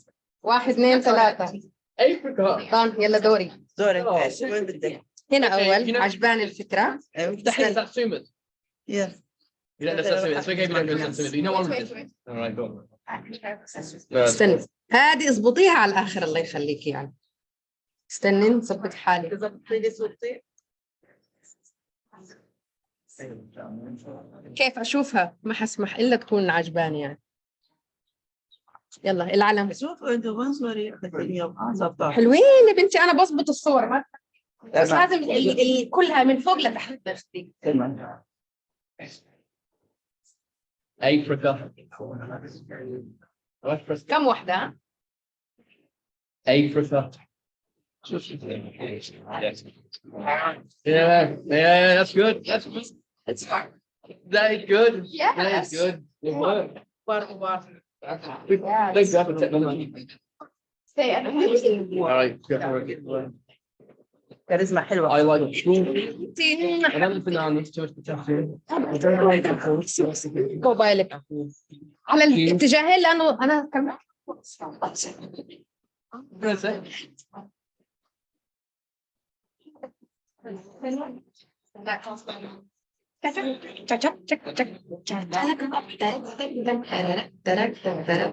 يلا I'm waiting my picture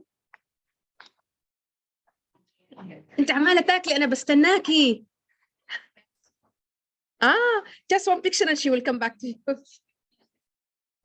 اخس عليك البريك حيخلص معلش كيف موبايلك؟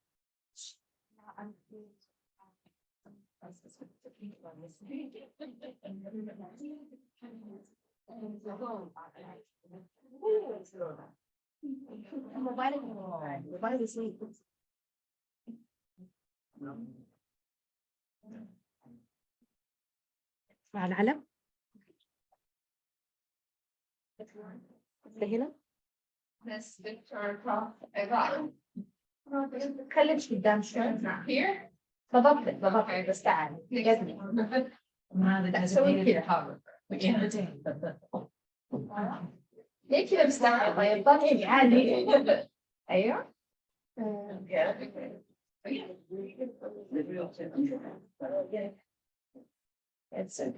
ثانك يو يلا بعتيها لي شكرا حبيبتي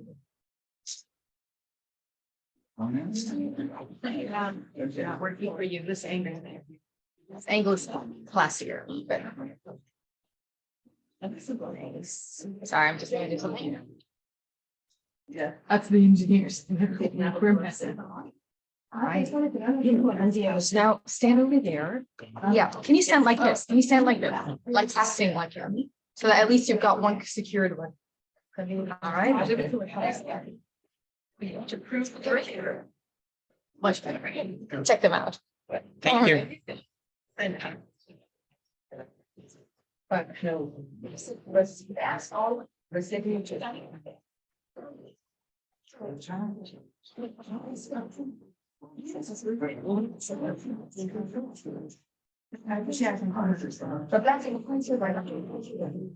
One. I'm like photo bomb. One more time, wait. My head. One.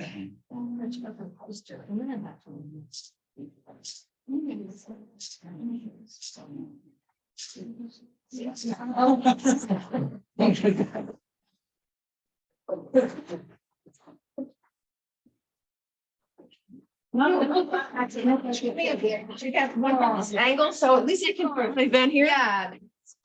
Yeah. 1, 2, and 3. And there. Okay. Like this? Yeah. 1, 2. Kill. I'm here to do the No, that's not how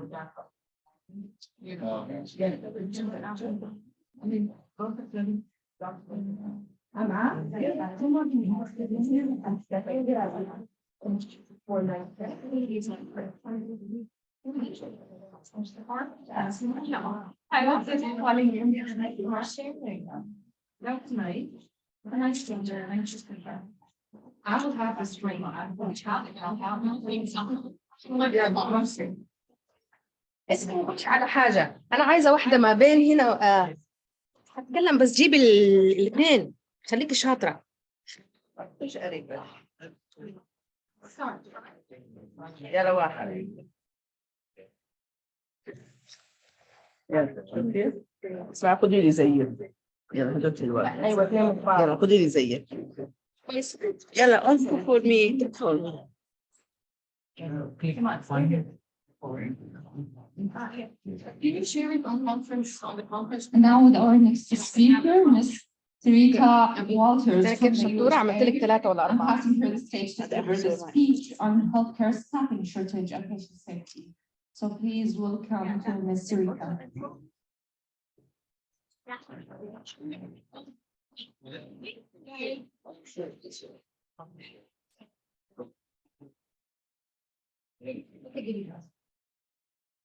We do it all the time. Right.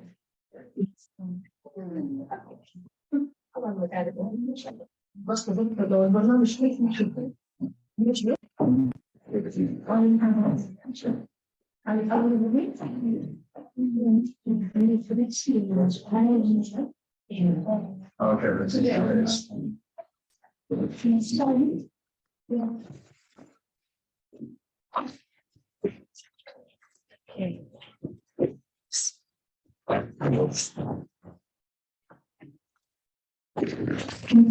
Mr. Rita. I am Mr. Rita. Yes. Can you present first Dr. Nanda? Because he will leave now. Yeah, thank you so much.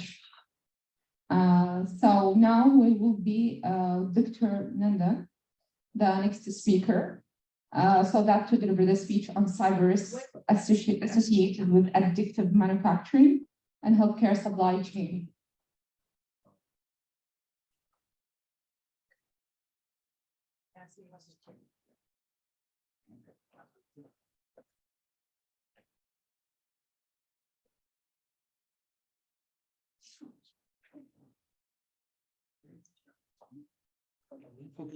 So, welcome back after the lunch. Or I can't say lunch, it's just you have coffee break. So, yeah, so it's third day, and like I know you must have been gone through a lot of talks, but still I will have something which is very different whatever talks is given today. So I will be discussing on my ongoing research work, which is in my PhD thesis, and it is basically interdisciplinary research where I am looking into new age technology, that is additive manufacturing, and how it is going to be a boon for healthcare sector. And then it's not only coming with only the advantage, its adoption has its own risk, and I am going to tell you about what those risks and how a firm or a healthcare entire supply chain stakeholder can look into this.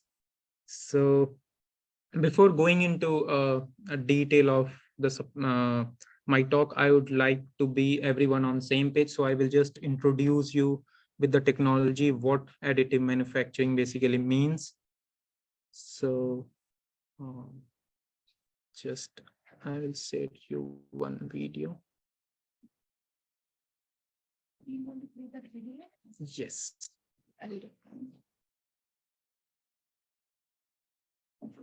Is this the video? No. Yes. Yes.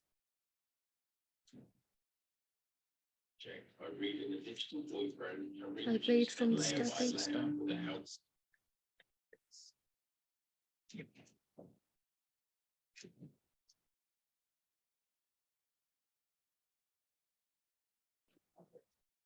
Thank you.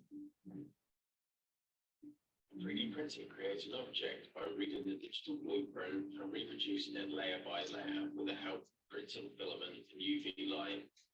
Advancements in this field are now driving crucial changes in the healthcare industry. 3D printing devices, prostheses, and surgical models are popular among healthcare providers. Personalization, increased accuracy and replication, and quick turnaround time can dramatically improve treatment outcomes and quality of patient life. According to global data, 3D printing in healthcare is expected to grow at a compound annual growth rate more than 21% during 2022 to 2027. The sector is expected to reach a value of $7.5 billion by 2027. The disruptive technology offered by 3D printing will revolutionize the healthcare industry in multiple ways in the future.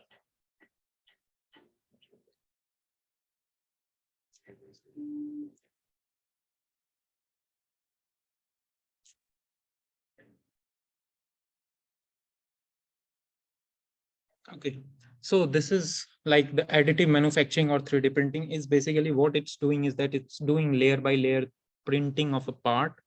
I guess it's basically. Yeah. Will do. So what it's do is that it's a layer by layer 3D like printing the layer, and that is used for surgical modeling. Like if someone is having tumor and the doctor needs to identify at what place the tumor lies and basically do the pre-surgical planning there, it is very advantageous. And not only, so this is basically a passive kind of application where it can be used, but now the implant surgery and the cranium surgery and you can have prosthesis. So all these are made up of 3D printing where it's a very customer specific you can able to make. Earlier it was used to be very standard one and it basically not fit for all the patient, and the doctor has to perform ongoing surgery, and in that they need to make it fit. They need to perform the surgery, basically takes a lot of time in that case if some accident happens and they need to use that cranium to do the replacement and all that. So there this technology is just not only in these sector, but there are bioprinting also coming into the picture where the research is going on to print the heart and liver. So basically you will able to do the transplant of these organs also using this technology. So still the bioprinting is in very nascent stage, but there are a good sign where you will find these this technology application. So in Italy, what happened is that during COVID-19, the doctor able to print heart valve and they able to do successful surgery there in multiple cases. So in different country, this bioprinting is also in a good shape. So it has a lot of application, not only from prosthesis or organ transplant, but the implants of different parts. You have medical device, you have surgical device, all these are going to be like, because of the use of this technology and very specific to the customization part, it is going to play a major role in the coming decade. And as multiple business reports says that it's going to be like $7.5 billion in 2027 with the rate it is growing. That is only for the healthcare sector. But if you see in the defense, in the space science technology, this technology is literally going at a very fast speed. But the major adoption, initial stage adoption, is the healthcare sector and the space technology, where you find this application very like more frequent and multiple, like more than 100 case studies you will able to find. So I am basically a PhD student in supply chain, and I look all this technology from the business perspective. So for me, it's like what will happen to the traditional supply chain with that when that is replaced by additive manufacturing. So basically, it will change the players, and it will change the risk where it's like the traditional supply chain was not having, and then when this technology will come. So I am looking more from the business perspective and supply chain perspective, that how this technology will going to play. And then I will like the healthcare professional and the companies and the hospitals needs to be aware of the thing that if you adopting this technology, it is not only that you will use this technology as you have, you need to be more cautious about that, because it comes with multiple risks, which leads to, make the patient vulnerable to multiple issue. Maybe a implant is not properly fit, or there is a sabotage in the implants. It will leads to it will be a critical situation for the patient. So the report says that why medical industry or medical sector is more into this technology, because they require rigorous customization. When we say the hip joints, replacement joints, or bone prosthesis, it's not a standard thing which you will have and you will do that. Let's say a patient met with an accident and he need to do the replacement surgery of the cranium. So again, it's very specific to that particular patient, that what part of cranium and how much damage it happened, so that its entire surgery will needs to be take place. So because of this customization and this technology also leads shorter lead time, and along with that you need to be a highly, like, precision should be there.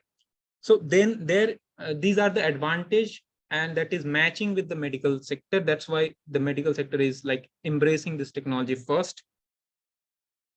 And so this is like fine, this is the positive side of this technology, but many practitioner and even academician is coming up with the notion that it has security concern. And why security concern is becoming more is need to be deal with, because most of the startups are into this business. This 3D printing is like big companies is also there, but many new startups are coming into the place, and for them it's like the technology is very new and advanced. In terms of market, they are getting lots of patient nowadays. Doctors are using this technology more, so they are not bothered about this security concern at all. So they are just using this technology. So what I will do in my presentation is that I had multiple interaction with company in Israel, company in US, and company in India who is working with AM healthcare supply chain, who is doing these implants and surgery. And then I try to map the entire supply chain and looks to identify what are the critical element of the supply chain. And then what it will impact if let's say some element of the supply chain got attacked by some cyber attack vector, let's say malware or Trojan, then how much delay it will leads to that company, and then what will be the financial impact on that company and to the patient, and then what a company should do to mitigate those risks. So I will be dealing with that. So this is the supply chain which I came by having multiple interaction with different company. So basically what the company do is that first the patient come to the hospital and they provide their medical record, they have past treatment and all. After that, what they do is that they set up a medical protocol, let's say for that depends on what kind of treatment the patient needs. So the medical protocol basically deals with what CT scan the person needs to be done at what gray scale, and all those details is taken in the medical protocol. And after that, the patient go for the scan. The image acquisition process take place where DICOM file is generated. DICOM file is digital file which has the scan record, and then that that DICOM file is converted into CAD model. So CAD model is where you are making that anatomical modeling and geometrical modeling, where you need to, let's say you have to do the implant surgery. There the surgeon is playing their role, because it's not only here, the integration part is important, because you have designer, you have surgeon, and you have patient. So patient entire data you converted into DICOM file with the image acquisition, and now you have to use the designer and the surgeon to come up with a finalized design for the particular implants or the particular surgery you want to do. There you have surgeon can't be sitting into your this company space. So you need third party surgical planning software where the surgeon will give you advice on online, and you need to get a constant feedback from him that whether this design will fit for the surgery or not. And then once the design is finalized and the surgeon approved that this is going to be, this is 100% accurate and we can use this in the surgery, then you are going to convert that CAD file into STL file. STL file is the file which 3D printer understand. Basically, the layer on layer printing is done using this STL file conversion. There again, you have software, which the software just take the final design and just print the implants or the cranium part for the surgery, whatever the designer made. And then the third important stakeholder of the supply chain comes where the real printing of that particular implants occur, or the cranium part or any surgery part, whatever the product you are doing or whatever the treatment you are doing, that comes into the picture. So the service provider, what they will do is that they will have a 3D printer at its place, and they will have this material is very important. These are all advanced material, and it is also in R&D process where these materials are still in development stage, but multiple, you have metal, you have polymers, you have composites. So each of them is like depend on what kind of product you are making. There you also need approval, and then that particular material used to print that particular implants or the product. And then after that, the post-processing needed, because there may be some defect which you need to do testing before supplying it to the hospital. And then the hospital cannot use the entire product directly and do the surgery. So they need to sterilize that product and then perform the surgery. So this is the entire supply chain, how it looks like currently, whatever the implant surgery and happen right now in place. So all those case study says that this is the process that they follow. So we identified that, and it's not only that this designer is a separate element, a separate stakeholder, maybe multiple case. What we found is that the hospital and designer are at the same place. The service provider is making 3D printing lab in the hospital. For example, Apollo in India, they are having their own 3D printing lab. So what they do is that they go out to the AM service provider and tell them that we have a, let's say, large economies of scale. Basically, I used to get 100 patients in a year who need this, where I need this technology to come up with the implants or whatever prosthesis, anything. So there they are, it's more economical for the business to go to have their own lab rather than giving basically one-on-one dealing with it. So there also a case where the designer will belongs to the hospital. The AM service provider is doing the designer part. So basically it can be integrated in one and another. So we identified these are the 10 important elements of the supply chain, where element 1 is the medical record and the protocol, where the entire the data is stored related to that. The element 2 is the DICOM file of the patient specific, whatever the scan has been taken, the medical file, and then the hospital also do the sterilization. So these are the 3 processes which hospital do, and this I classified it as element 1, 2, 3. Similarly, for designer, it has the DICOM file needs to be converted into CAD file. There is a software to do that. So that is one element which can be get attacked. Then there is a third-party software where the surgeon is participating with the designer to finalize the product. So there also that is element 5. Then element 6 is when the CAD file is converted into a STL file. There also you have a different software which can be attacked. So basically, on the basis of the vulnerability, I just named all this, identify all this element, and then I'm looking into these attack vectors. So this is the essential report on cyber crime, that what are the means by which the hacker used to attack system in the healthcare. So this is specific to healthcare. In healthcare, the hacker get the information from the hospitals using malicious code. You can the data breach has been multiple times reported, where the personal patient health specific information has been leaked from the hospital, or they had been stolen by these hackers. they can charge, they use ransomware, they can charge, mostly they can ask for the ransom to give them. So these are the attack vector identify the essential, and yearly they have multiple reports on that.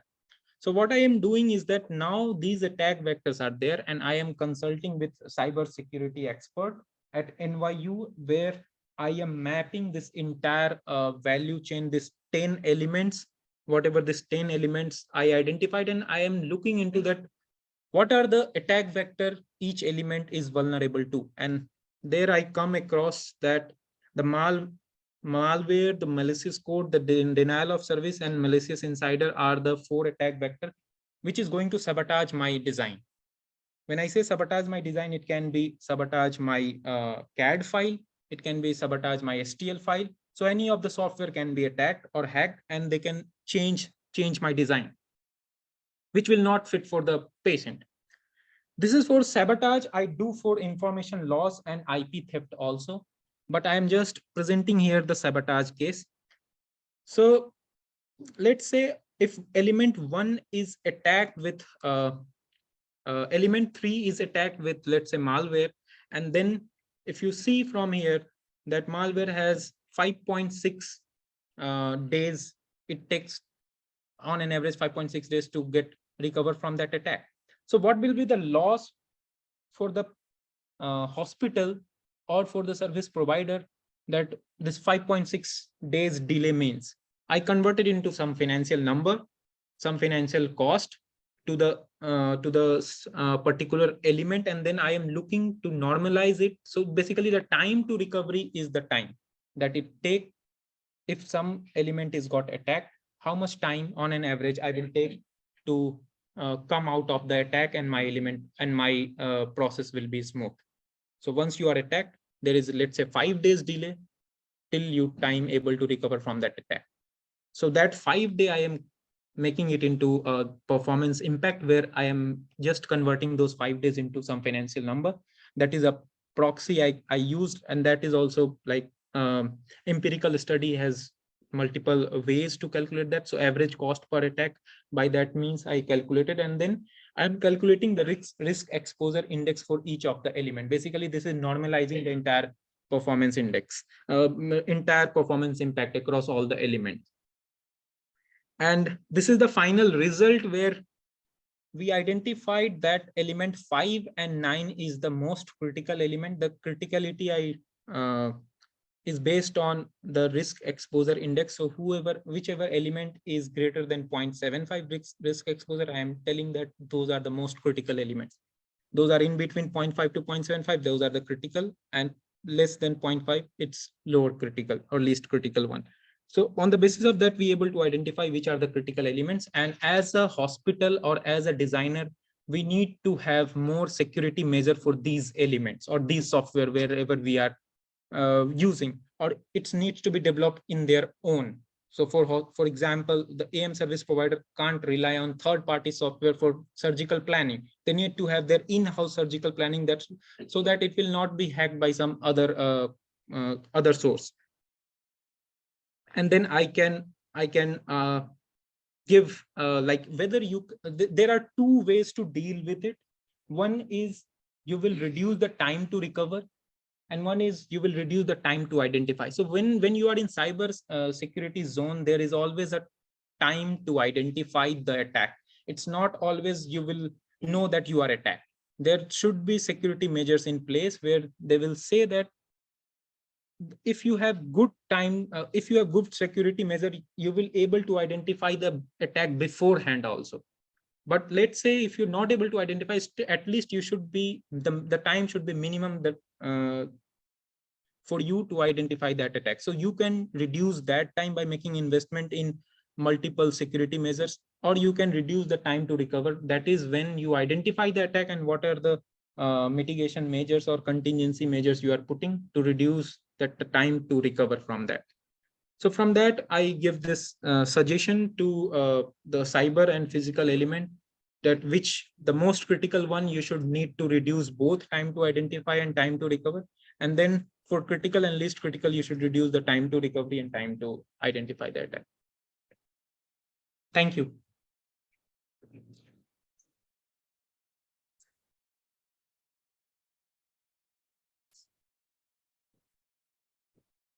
Thank you so much. Any questions?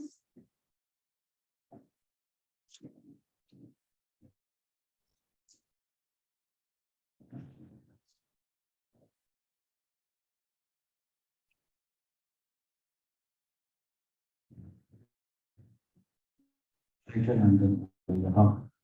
One question I have is in terms of the barriers that you have faced in collecting this data and about the research. What were your top barriers and how did you overcome them?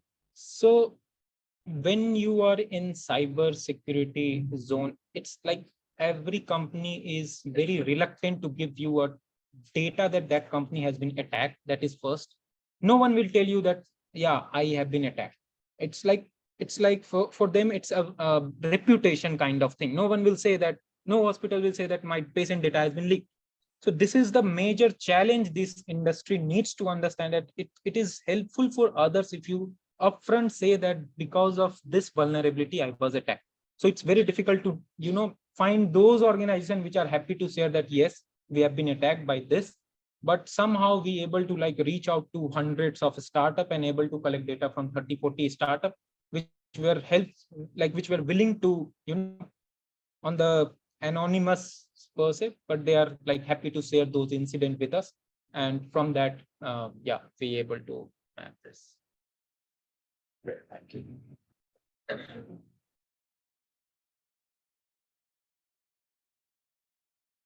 Hello. Yeah. I noticed that you said that you get hacked. Of course, everybody can hack nowadays, but what is your plan to not get hacked? Because if you get hacked, then all your systems go down. So do you have a backup system? Yes.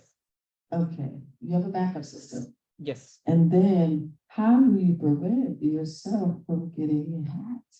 Yes. So the mitigation measures which you can put is that you can have multiple server where you can redirect the server, and then you can have advanced firewall also. So these are like, all these are, security mitigation measure which you can in place, which are like the firewalls, or you can have multiple servers, or you can have robotic system which able to identify the attack beforehand. If you got like before you hack, the system will identify and they will work as a bots in your system. So it's a bot in your software which able to identify and neutralize the attack there. So you need to have those advanced security measure in place when you are dealing with this technology. It's not only about using this technology. Yes. So what they are designed to identify the way your system behave. So if some malicious activity occur in your system, they will identify those and they will block those things there. It will not enter into your entire domain. So this way you need to have these kind of firewalls and bot system in your softwares when you design. No, it will not. That's why it is designed in such a way that it will only block the malicious activity which is there in your system. So that you need to, then again, software expert needs to define the algorithm, how they will identify the malicious activity, what they means by doing the malicious. So for example, let's say you are tapping this at airport, you are tapping 5 times, and it's still not working. So this comes under malicious activity. So the bot will, like whatever the ID you are using, they will put it on hold for 5 to 10 days. They will put some security measures on you for those ID. These kind of. Have you piloted this, or it's a recommendation? No, it's like these I'm not dealing with these kind of measures. It is just like the way you should make investment in these kind of measures, and the software company is the one who will develop this kind of measure. For example, Microsoft will develop some firewalls, or Google will develop. So it's not my concern. It's the company should reach out to these product in the market, and they need to put these measures into the system. Yeah. Yeah. Yes. This is more of a comment, not really a question. We know that during the pandemic, cybersecurity attacks on hospitals were on the rise. Yes. Maybe people had more time on their hands and Yes. And whatever. But looking into medical devices and vulnerabilities that they have is really relevant, because once these are in patients, we if they're hacked, you don't know what's gonna happen to the patient, so Yeah. it's really increasing the risk. And I also like to comment that the challenges that you faced getting information is a lot like in healthcare where people hesitate to report events, adverse events or things that happened and they just feel ashamed or shy to talk about it. Yeah, exactly. So, yeah, that's it. Thank you.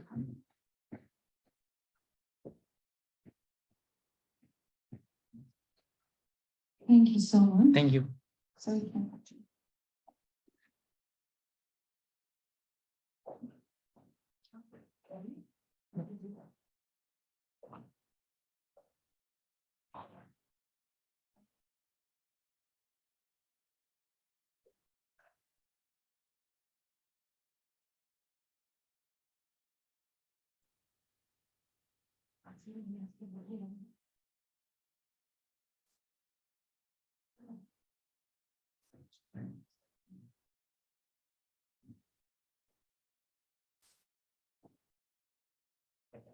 And now our next speaker, Mr. Rita Walters from the USA, to deliver the speech on healthcare staffing shortage and the patient safety.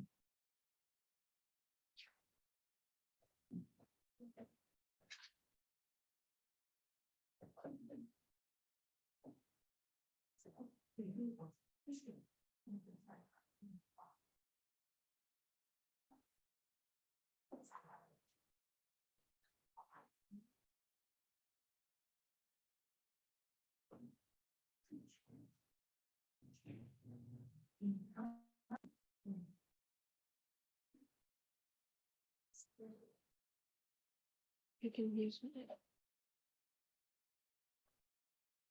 Oh, this one is fine. Yeah, this one is fine. Thank you. Yes.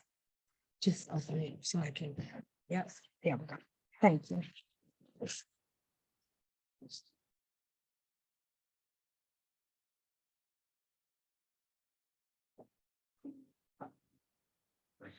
Good morning or afternoon, should I say. My name is Sarita Walters, and I'm a licensed practical nurse.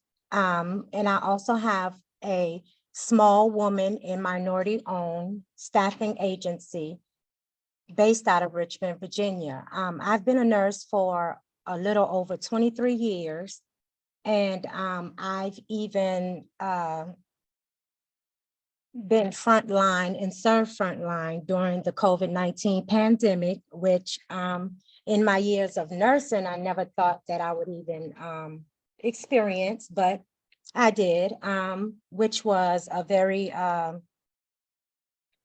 trying time for us, for nurses at the bedside. And it was, something that was a sore sight for eyes to see, should I say. So with that, I wanted to bring attention and recognition to staffing shortages and patient safety within the healthcare sector after the COVID-19 pandemic. After the initial COVID-19 pandemic, healthcare staffing shortages have increased throughout the United States and worldwide. Researchers project that the US healthcare industry will be short 2.1 million nurses by 2025. Safe healthcare staffing now lacks in various clinical settings. The staffing shortages were the result of many changes the coronavirus pandemic caused. This change has left a gap in the very foundation that has kept healthcare afloat during these trying times and uncertainty. These changes rendered healthcare understaffed and suffering in many areas of the Maslow's hierarchy of needs and patient quality of care. As a geriatric bedside nurse, the staffing shortages caused burnout in staffing, unhealthy diet and exercise habit in staff, and mental exhaustion, unsafe patient to staff ratio. As healthcare staffing shortages increased, so did the need for healthcare. Per Maslow's hierarchy of needs, safety is important when providing healthcare. During COVID-19, patients and staff's safety took a backseat in exchange for quick and easy medical treatment. The new development of quick and easily accessible healthcare has transformed personal healthcare experiences into time-focused, impersonal televisits accompanied by lack of training and safety practices. Rendering safe and innovative care to all patients require healthcare providers to be efficient, knowledgeable in their practice, with the ability to implement all safety standards when providing healthcare.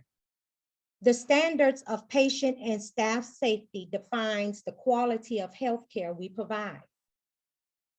With the increase of staffing shortages, patients experience an increase of falls or injuries in the elderly that resulted in more hospitalized visits or admissions. The increase of skin breakdowns, which resulted from decreased time and quality of care spent with each patient, and the lack of the continuity of care. The importance of implementing standards in patient safety and healthcare staffing are critical in the assistance of retaining efficient, knowledgeably trained, and sustainable health staff. Increasing safety standards in providing healthcare back to a moral quality starts with implementing flexible scheduling for staffing, providing mental health breaks, increasing recruitment and retention, increasing and offering staff reimbursements for continuing education and training, support staff with free and easily accessible mental health resources. Utilization of resources that provides staffing support in the workplace bridges the gap between healthcare staffing shortages and safety for the patients and the nursing staff. That's all. Any questions? Thank you so much. Thank you.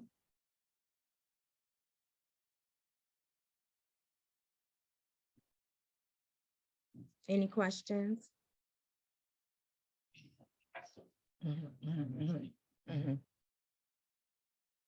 I'm sorry, I was rebooking my room tonight when you started, so I missed the very beginning, but where is the real action and the real desire found to address what's holding us back from making these changes? Like, for those of us who are saying, well, we believe we can help in some way, like, where do we go? Who is going to start to shift the situation, and how can we assist them?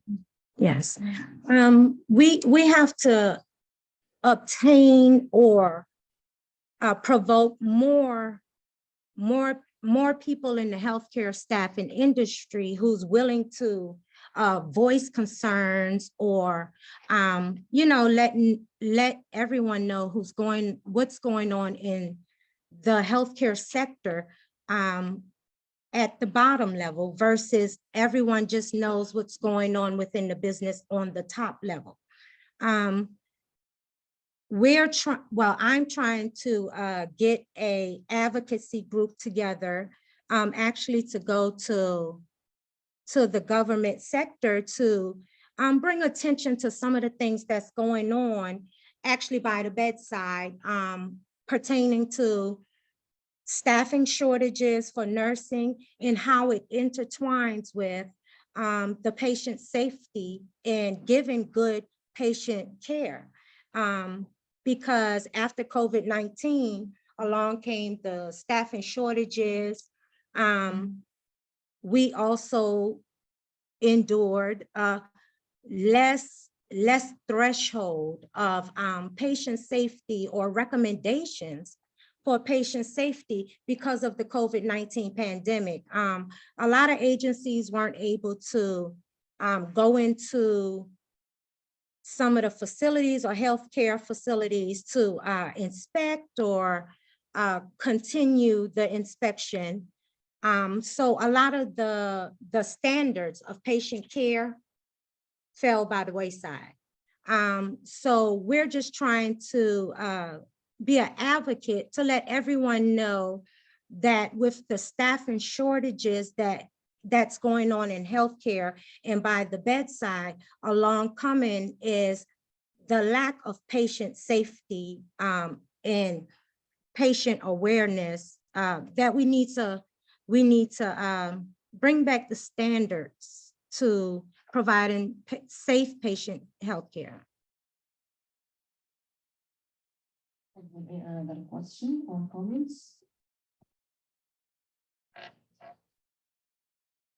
First of all, thank you for all that you do. You know, I'm going to tell you, Thank being you. a nurse is not easy. It's not. Because I've been in the hospitals, and I'm going to tell you, you work a 12-hour shift, and then come back and say somebody's not there, and then you have to do 4 or 5 more hours. Yeah. I don't know how you stay up, to be honest, so I commend you on that. Thank you.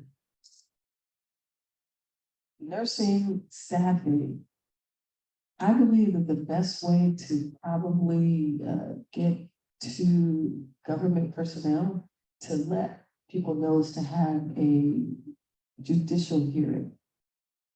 And the way that you have that judicial hearing, you find one of your, and I'm sure you know this, you find one of your representatives. One of your representatives on the US Congress level or either at the state level to have a sit down with you and see if you can have a hearing. And when you have a hearing and you bring in your colleagues, and it's just not you bring in your colleagues so that they can hear all of these stories, okay, that lack patient safety. I think that's going to be very key because these entities are funneling money. They're funneling federal dollars, funneling state dollars. So if there is no metrics and there is no great outcomes, then somebody should not be getting somebody.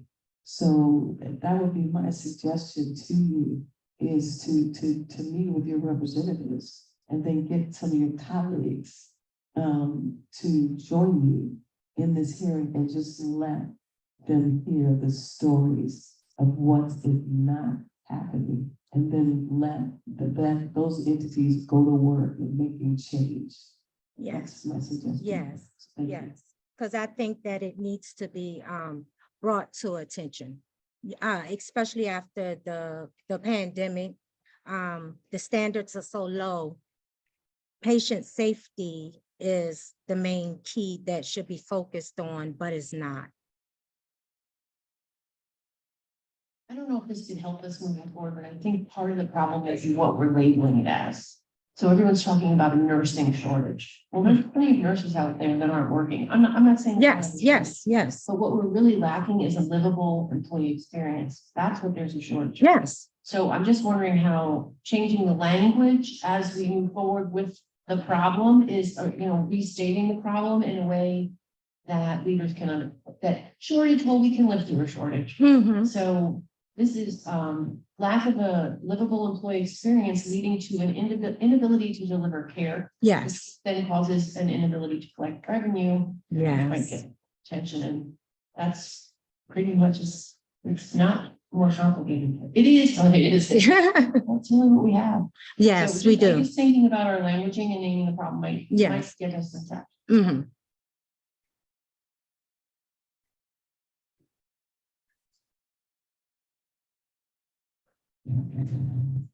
Sunita, thank you for sharing your experiences. I had a question in your area, the community that you serve. what are some of the things that you kind of put forward, in the working area? Does that make sense? What are some of the things that you've implemented that could support this or help this issue right now? I mean, Are you speaking of me or, yes, because, you as the director of the staffing agency, what are some of the things that, you have come up with or you think would help? Like, immediately, before you go to the higher authorities, like what could you do in your area? Yes, my first thing was I opened up a staffing agency to help staffing shortages and, bring light, more of staff burnout. But also to do more things, is being a voice, letting everyone know or advocate on what's going on, like I said, at the, bedside or the bottom sector versus at the top. They see a company that's running well, it's fine. But if you speak to staff or patients, that's not what they think, or that's not what they voice, or that's not what they tell you. So the second stop for me will be being an advocate to bring in those standards back up involving safe patient to staff ratio and bringing the bar back up for patient safety after the pandemic, because I know it's going to take us a while to get back to where we were with the standards of our healthcare. But I think that we can do it. I'm just curious to see, what are some of the challenges that you're facing with staffing, in the sense, recruitment, or just even reaching out to see if there are people available, new graduates, just curious to see how you're working it out. Well, the number of graduates have actually fell after the pandemic, but one issue we're facing is retaining knowledgeable staff. The training, because of after the pandemic, the monetary, people have issues with, they're having issues with money and everything, all businesses. So the training on staff is going by the wayside. Also, we also need to, reimburse healthcare or nurses for education and training. So some of those things that I'm trying to do inside of my company to help retain safe and knowledgeable staff to be able to go into other healthcare facilities and provide safe and knowledgeable staff to help with staff burnout. Thank you.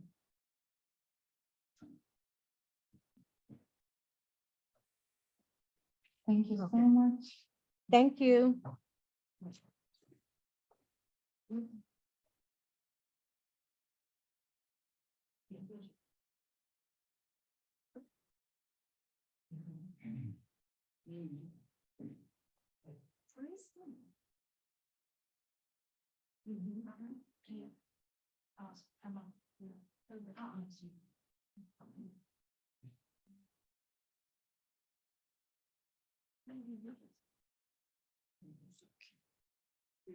Thank you.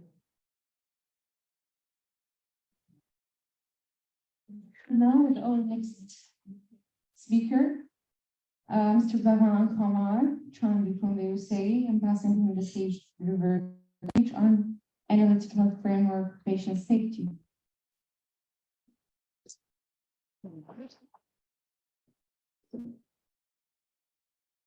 Morning, everyone. Probably. Good afternoon. No, we're only in the afternoon. Yeah. It's almost here. Hopefully this will be insightful and hopefully it's not too long. and make it.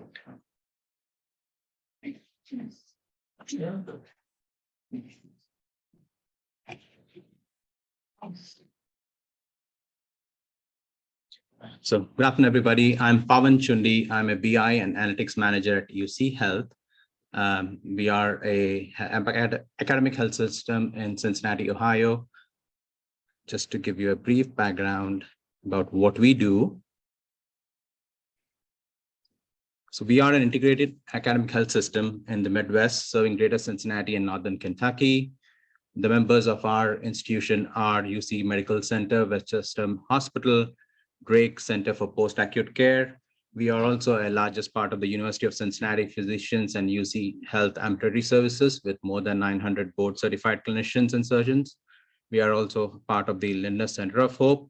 And at the same time, we also specialize in a lot of centers, primarily the UC Gardner Neuroscience Institute and the University of Cincinnati Cancer Center.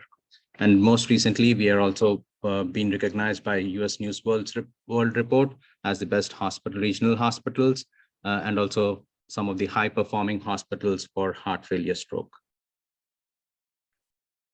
Now, the vision and mission of our hospital, again, we want to be a premier academic health system, caring for patients with most and complex health challenges. And we call these our pride values. Essentially, we always put our patients and families first: respect, integrity, inclusion, discovery, and empathy. So this is kind of, our values for every employee and, for the patients and families we serve. I think that is kind of our primary goal. And I think being in this profession, it's a noble profession here, and like you see all the nurses and clinical leaders here, we always put and care for our families and patients and families first. For more information, you can always visit our website at uchealth.com about what we do.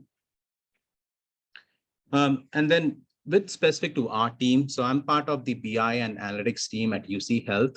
So we provide enterprise-wide analytics solutions for the organization. So what we do essentially is we extract data from the EMR, and then we actually provide data for research. We provide data for operations. We provide, any kind of analytical needs the institution has. We kind of really work with them, work with their needs, and we provide various analytical solutions. We are a team of about 30 analysts that I manage, and we do have a vice president of analytics who really directly reports to CEO of the hospital. So we are really embedded into the system, and the senior leadership in the system really sees value for us and the value that we bring in for our hospital. So let's get into some of the things here, kind of the primary objective, what we are trying to establish here. So today I'm really going to talk about at a high level to really provide a framework that's really going to help us for patient safety reporting. So we're all here, we understand patient safety is kind of really priority for us. It's very, I would say one of the things that it really astonishes me, we can go into the numbers. So one question probably I can ask everybody is, do we think our hospitals are safe? It's good. So I think with this, right? Yeah, I mean, if I asked other audiences where they're non-clinical, because they would say, oh yeah, the first thing they would say, yes, the hospital is the safest place that I can be. But unfortunately, that's not the case.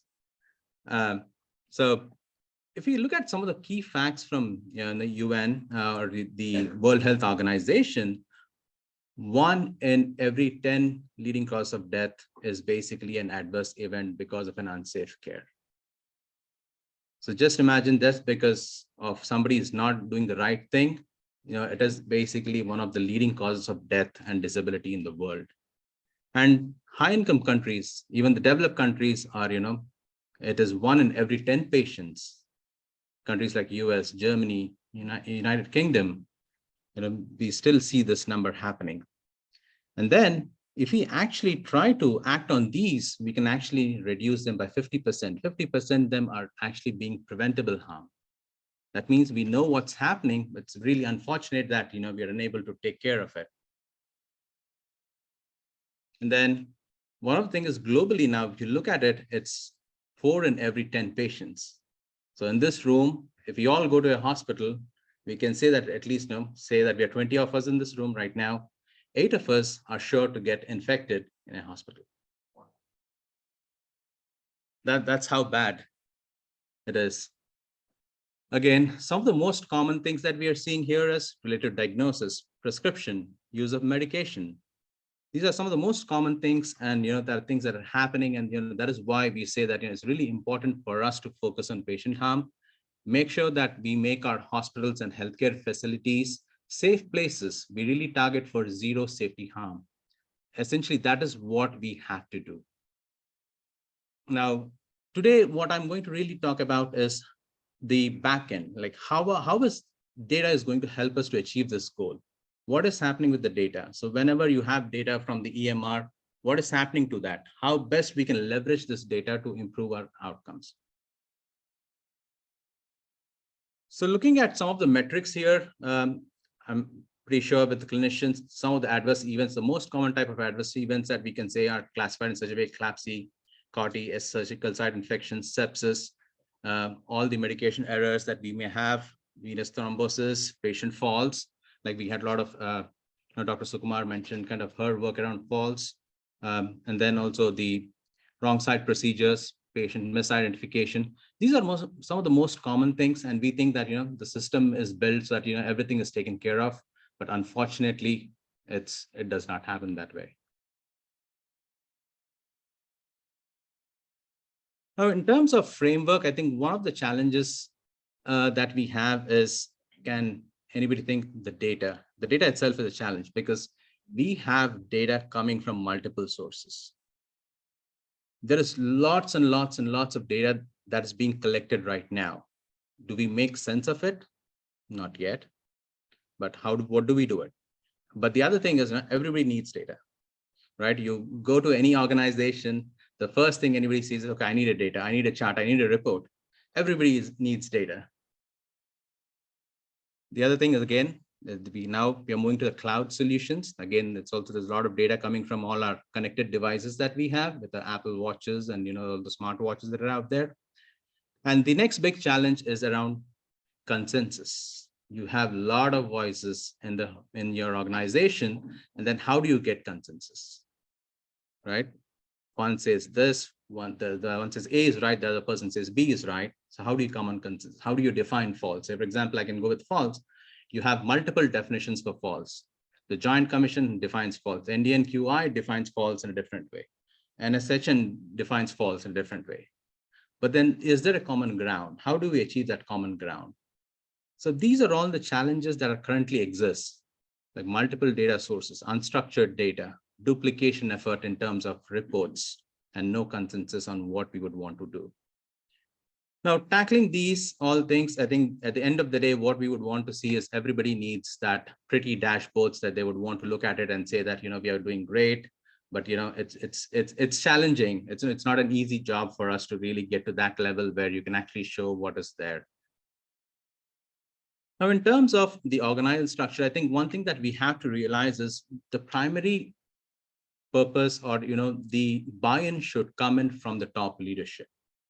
If your top leadership is invested in safety, in the culture of safety, if it is being driven from the top, that is where you start to see a lot of buy-in from all the clinical staff and also the frontline staff who are actually going to take care of the patients.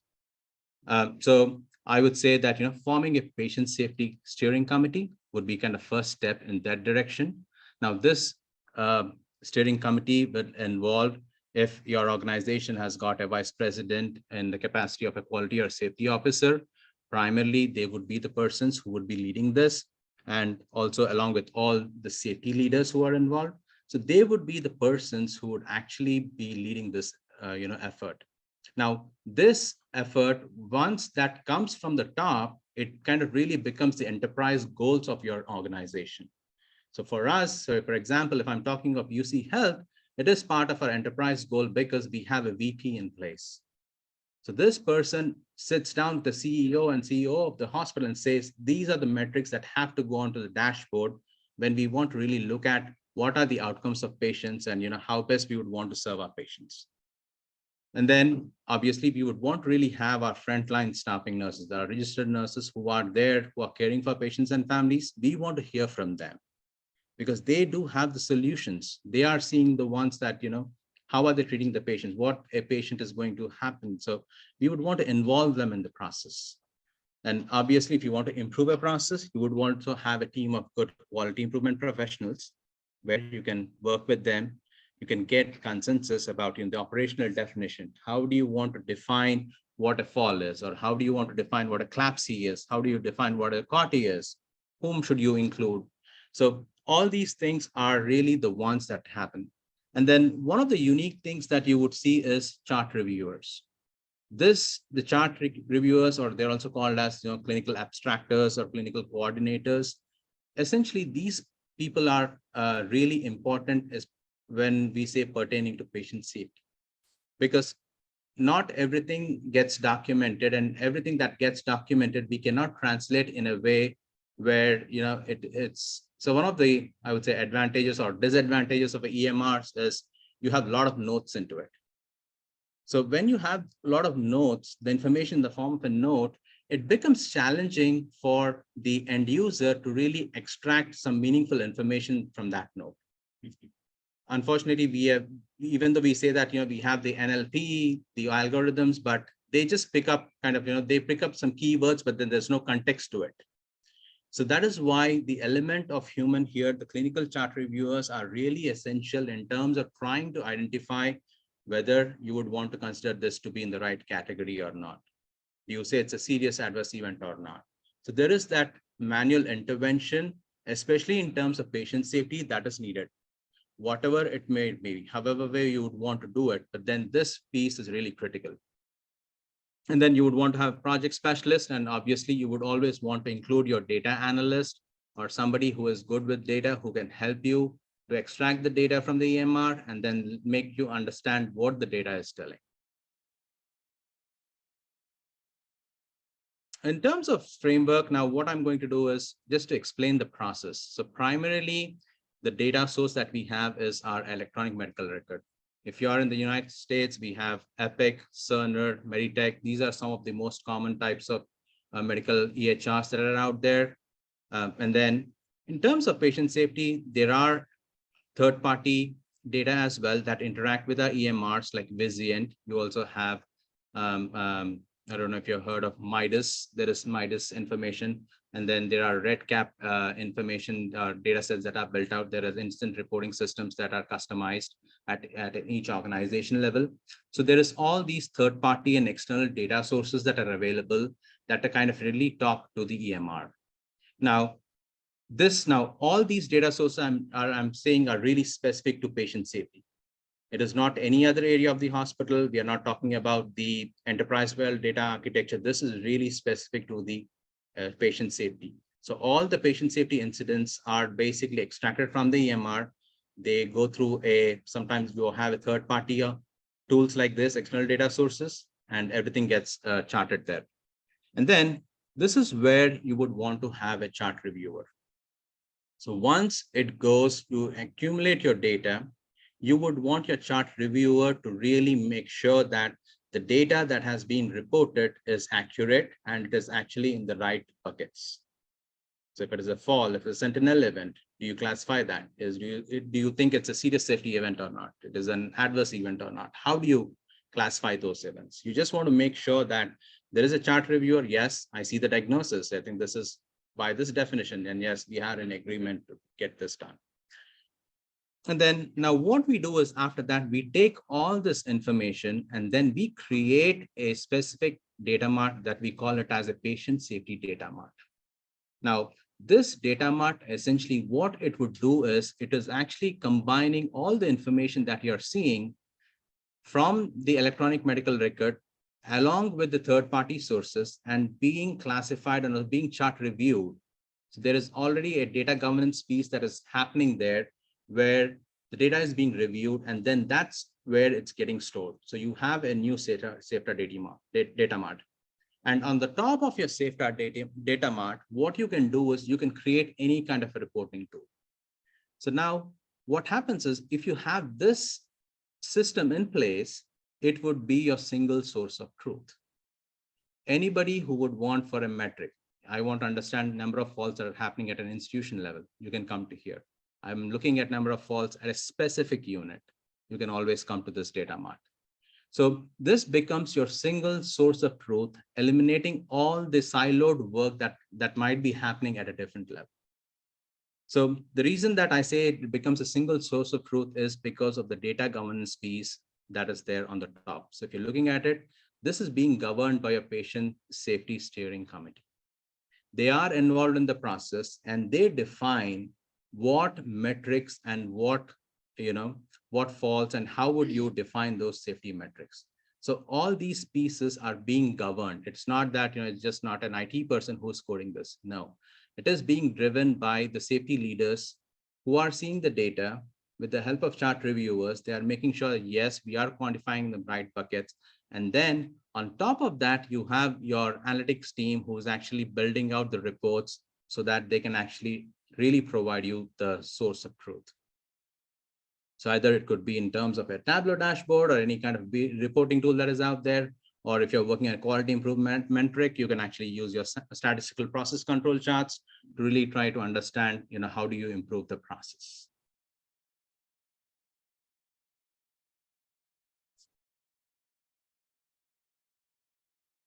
I think that's all I had. Any questions? Sure, absolutely.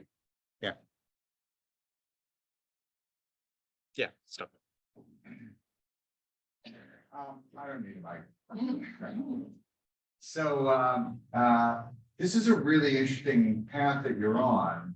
Would you say that this is two questions? One is, would you say this is a unique path that you're on, or are there other hospitals that are attempting the same sort of thing? One question. And the first question would really be, how did you get onto this path? What was your journey? Yeah, great. Now they're great questions. With regards to the first question, I would say it is not, I would say it is unique in terms because we are really looking at creating a specific data safety mark. Now, what you would see technically is kind of the enterprise level data where you say, okay, all the data, all the patient's safety data can live somewhere else. So it gets lost in kind of the big picture where you have this enterprise-wide data level, where usually the data gets abstracted directly from the EMR. So you have from the EMR that goes into a big database, which we normally call it as enterprise-wide data.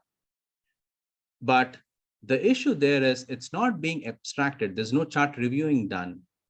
There is no metric. There's no patient safety metric that is being done. So what happens is after that, what would happen is they would take then that piece of information and then they would start to report it at whatever level that they would want to it. Now, the issue with that is there's no governance, right? So for example, I'm from a unit A, I'm from a NICU, I go to the EMR, I put a request, I get that data. Nobody knows what I'm going to do with that. Okay, I look at it based on my knowledge and based on what my team is telling me to do. I do that and I report it out. And you could have another CQ nurse, they can actually get into it, they can get the information that they need, and then they start to sending out the information. But that is kind of that is where we would want to stop it. We would really want everybody to come to this specific point and say, okay, everything that we report out has to come from this patient safety data mart. And my journey, I would say, is because I started my own career in, I would say I've been associated with the healthcare industry for over 15 years. I think my background has always been into analytics. So I kind of really started to understand this with my, I would say my job in Cincinnati Children's, my previous organization, where I was working again as an analytics leader there. So I was closely associated with Solutions for Patient Safety. That is a network hospital, is a network organization where we partner with network hospitals across the United States and Canada and also over the world, where we create these platforms. Essentially, we created these data platforms where everybody can submit their data. So it's not that one hospital. It's because there is that shared learning where everybody says that it's not a competition. It's essentially we would want to learn from each other. So what we created is we created data platforms where every hospital can submit their own data. And then we look at these safety metrics across the organization, across the network. There's not just one hospital. We call it, at the network level, how are we doing? So as a collectively, we would want to work on interventions. As collectively, what are the best practices out there? We want to share the learning. So that is how, I got into this personally. A couple things first. Sure. Thank you for your great work. Thanks for your great work and sorting this all out. A couple, my questions are, how are you measuring, or what sense do you have on, if you call it reporting, in fact, although I would like to call it a learning opportunity, I'm big on words. How's your reporting culture and how are people feeling about how that act for them is going to result? And then also, thank you for putting failure to rescue up there. That's one of my pet fails that I think we could do so much more for very quickly. And then also the communication piece. Where are you, we talk about the processes that are failing and communications, present in about 80% of the time. So where are you, do you have a focus on the communication? Absolutely. So I would say that with regards to communication piece, I can start this. The way we would want to do, or way we would do, is that we actually have a performance improvement team within our organization. So what we do is we partner with, so every clinical division partners with a performance improvement individual, and then they kind of really drive our, the communication aspect of things, and also the quality improvement, the initiatives that you would want to do it. So any kind of an intervention that would happen, that would actually be driven by, it'll be tested, it'll be evidence-based. So it'll be actually tested. And then the sponsor are essentially the clinical leaders. So it is being driven by the leadership. So for example, if I would say that, we are looking at a critical care division, we would have the leader of the critical care division, part of the steering committee, they would say, this is what we are going to do. This is our strategic priority. So it is clear. So when it's coming from the top and, everybody has that, the buy-in, the culture where they say, it is the one thing that we would want to really do is to really reduce harm. So once you start to have that communication come from the top, now it makes clear to everybody, yes, that is kind of our focus area. That is why we are here, and that is what we would want to do. For that one. And then in terms of reporting, what we would do is, so one thing is we actually have an enterprise-wide dashboard, and we also have a operational dashboard where we actually have all the safety metrics. So we, right now, the way we are trying to do is all our metrics are defined as quality metrics. So most of the safety metrics fall under quality. So we do have a quality dashboard where we monitor the data over time, and we tend to report it out. So for example, false, I could say, there is a days between that we look at it for serious safety events. For CLABSI and CORT, we normally look at the rate over 1,000 patients and 1,000 patient days. So we do have standard metrics that are out there that we report out on a regular basis.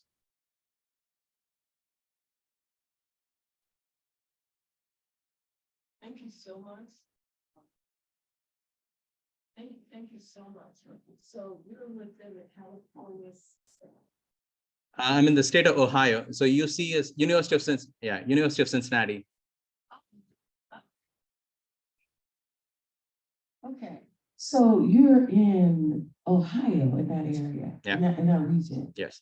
Well, thank you for your framework. The question I have to ask is, this is so really analytical, okay? And this is so detailed. Would a janitor be able to understand this? At the hospitals, because I think a lot of times the way that we communicate is totally up here because it's so technical. Yeah. How do we get this information down to the nurses and everybody, and then have them also become a part of understanding this framework? Yeah. Even taking tests on this framework, even giving incentives to understand these frameworks, because, I do believe in education, and I do believe there's incentives for education. And if you're the one who knows all of this and your colleagues who have been handpicked a part of that, I don't think at the bottom rung where the nurses or where the janitors, where the finance people are, you'd be surprised how they can fill into this great framework. So I'm wondering, what can you do to put together a correspondent analytical framework? So those who are not a part of your analytical framework, they become that correspondence to really understand where you're trying to take your organizations to. Yeah, no, that's a great question. So, and what do we have is we do have two things in place. So one thing is in our institution, we actually have our employee bonuses, the annual performance evaluation. We actually tie up to some of these metrics. So everybody understands, like, if your hospital is seeing a lot of falls, or if your infection rates are pretty high, your hand washing is not up to the mark, then everybody, irrespective of where they work, everybody in the institution gets penalized for that metric.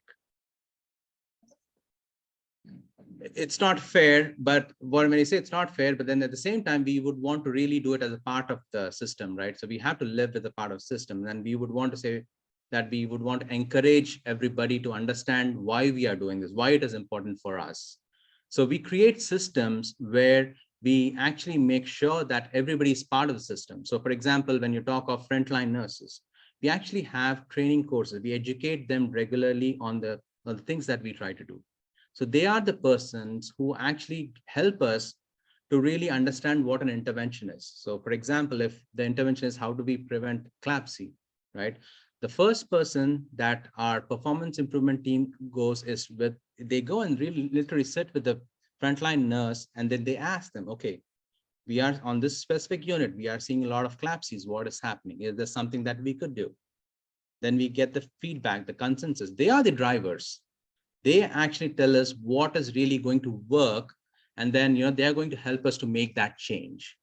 And what we are trying to do from a data perspective is we are trying to show them, yes, the work that you're doing is really making a change, and that is why you are really important. Your work is really important for us, and keep doing the good work. When you say reporting, what is happening. So these are the external data sources, right? Like you're looking at all the external data sources, they come through the instant reporting system. We have every unit, some of them develop their own red cap systems where the nurses enter the pieces of information. So there is actually feedback going on at individual unit level as well that gets aggregated here. So it's all coming back again to that pipeline, and then we are building off based on that data. Thank you. Just a quick question about getting the information out of the EMR. And that I just heard you say that they still have to file an incident report. So is there some way to make this less burdensome for the nurse where it just would be in the medical record, they're documenting it in one place, and they don't have to go back and spend that extra time putting an incident report in? So I think that's a great point. I think that the challenge there is with in terms of how you would want to define the events. So it becomes a bit subjective in terms of the definitions of how you would define a serious safety event. It would vary from institution to institution, and then also from kind of the, I would say, the priority. So if, say for example, there is a team that would actually go with joint commission definition. Somebody would say that let's do with ND and QI definition. So how do you actually incorporate all these things?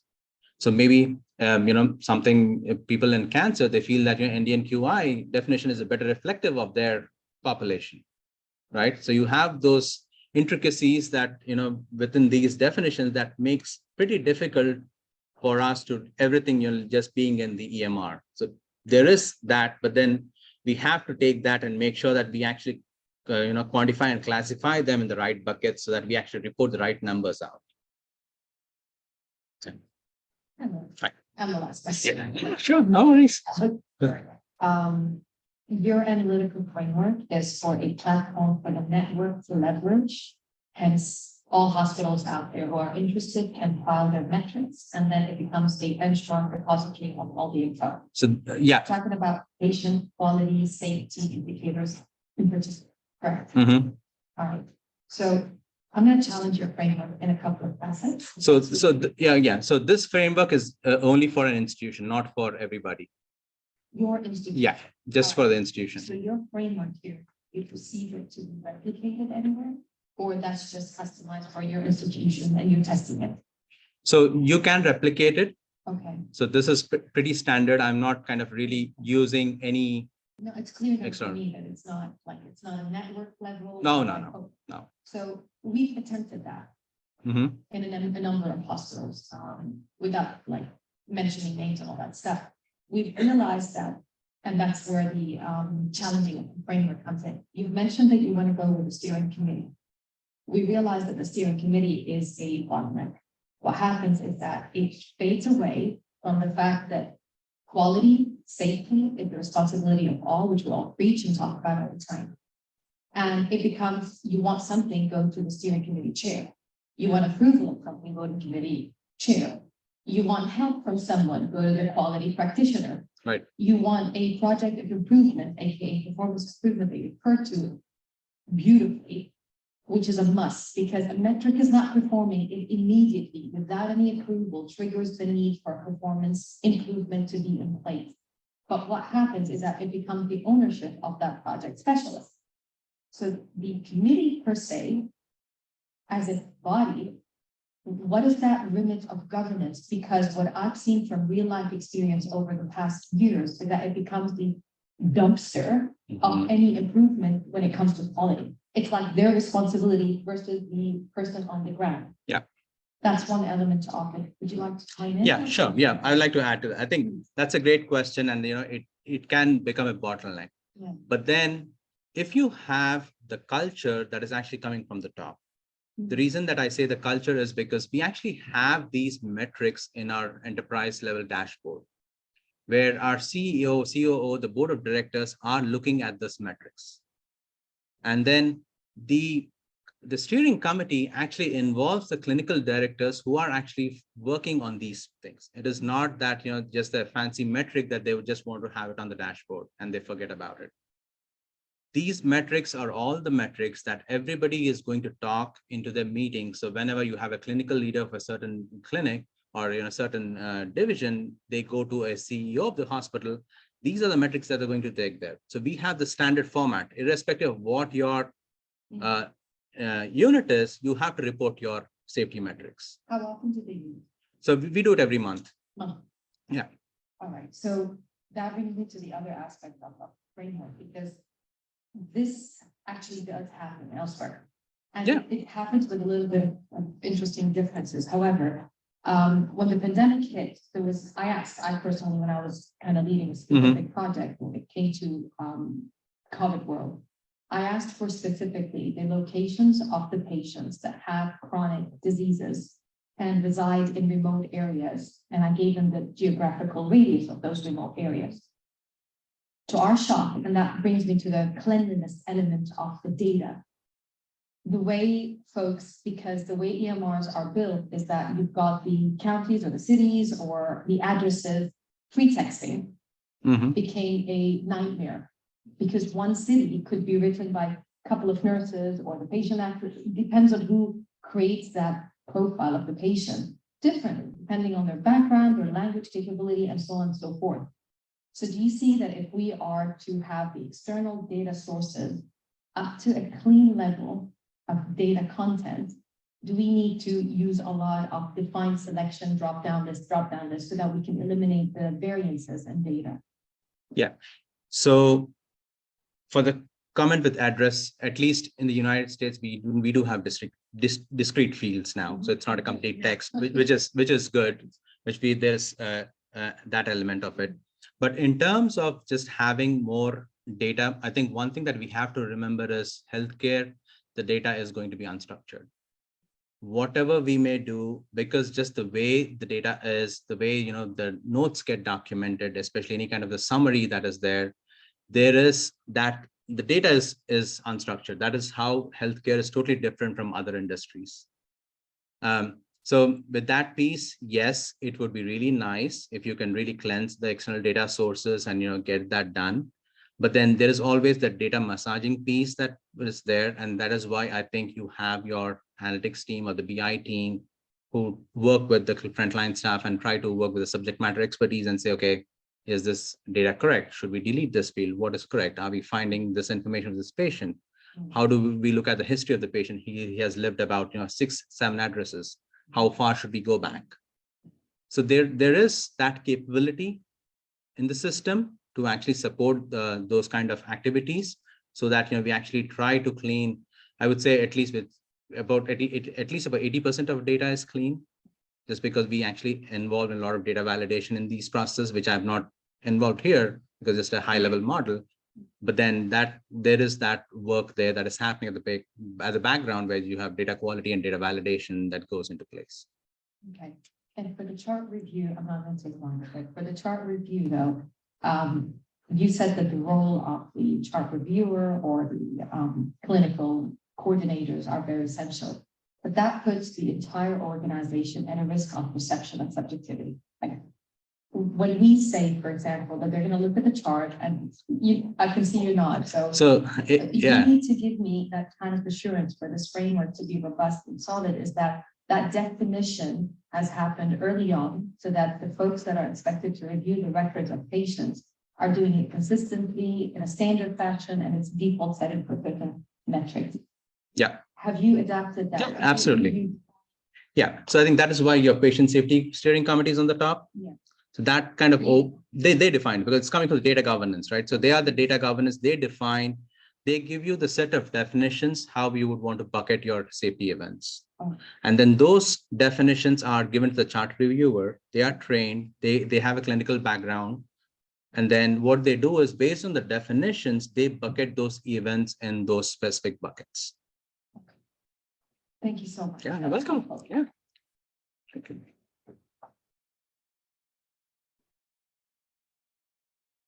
Thank you. I think most of my questions have been answered, but in looking at this analytical framework, I was kind of in the same place where she was, I think. When you have the electronic medical record and the external data sources, and then following through with the chart review, I was thinking along the same lines. Is there the opportunity for any automated reporting, such to MedWatch or any type of adverse event reporting?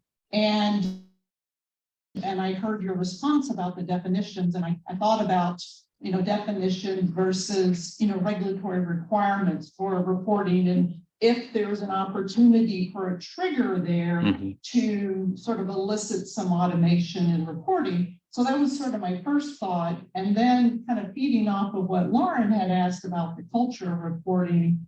And I wondered if there is an interest in moving towards the automation, or is it sort of culturally driven in terms of what would be reported to regulatory agencies, if that makes sense. And I guess one other question that came to mind about the lack of standardization in electronic medical records, I thought about natural language processing. I mean, is that something that is introduced to try and data mine the information that comes into you? Yeah. So I can start from the back with regards to the natural language processing. So we work with Epic. Epic is our vendor for the EMR. So they do have solutions where they say that it's NLP, but then, like I said, we can extract some high frequency words, but then the context is missing. So that is kind of the biggest challenge that we have right now in terms of fully implementing an NLP model. And then when we take such models to our clinical staff, I think the first thing that they would say is kind of the mistrust, that they say, okay, this is not what it means, or this is not what I meant when I actually have written this sentence. The context is different. So we did face those challenges in terms of trying to use an NLP in terms of defining these things. The term, in terms of the other one that you had, is in terms of automating. Yes, I think as coming from a data analytics background, I think the first thing that we tend to do is, we try to automate as many things as possible and where possible. I think the reason that this piece is unique, is patient safety piece is unique, is just because the way that, we would want to report our incidents. So for example, if you want to report the total number of events, then yes, you can directly report from the EMR. But unfortunately, that's not always the case. You have the regulatory requirement that would say, okay, you can submit all the events for us, that's fine. But then if you are part of any other collaborative, then they would say, okay, I'm just looking for falls with injuries.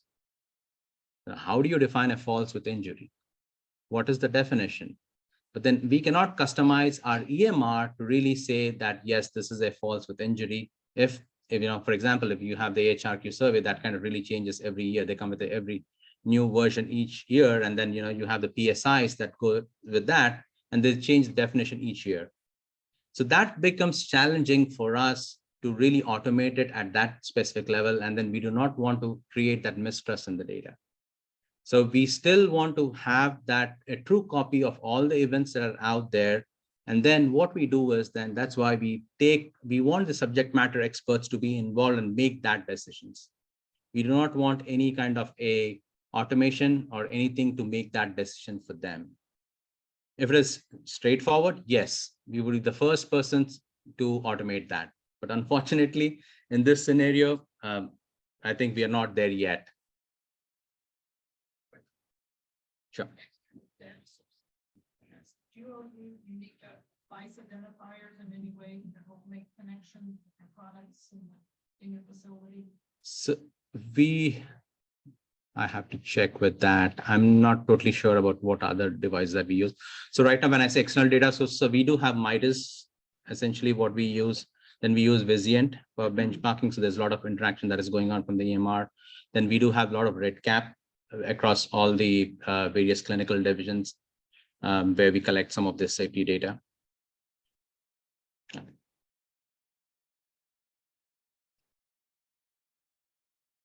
Any other questions? Thank you so much. Thank you. Thanks so much. Okay.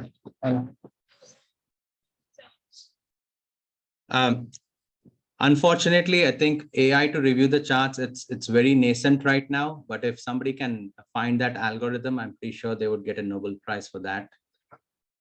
So I would be more than happy to really partner with that. If somebody is really working on that, I would love to collaborate and make that happen. So dears, we have lunch break now. So enjoy your time. And after the lunch break, we'll have online sessions. Okay? So for those interested to attend, welcome to. It's your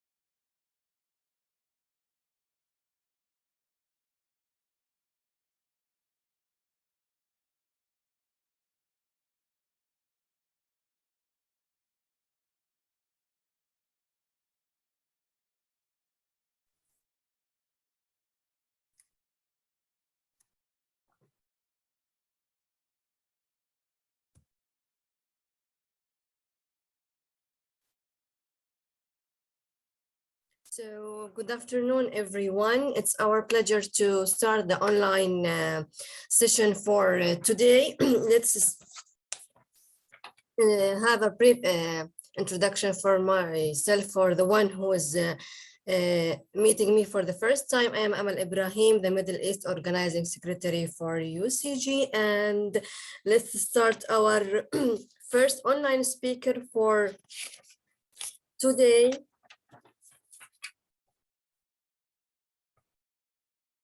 Mr. Sultan Al Asiri from KSA. His speech will be about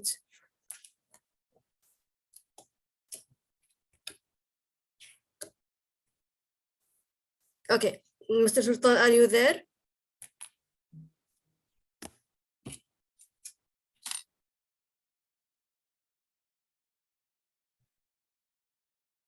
Right.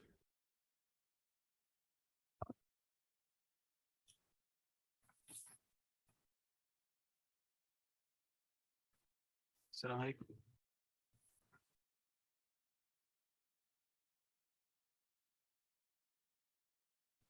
You hear me?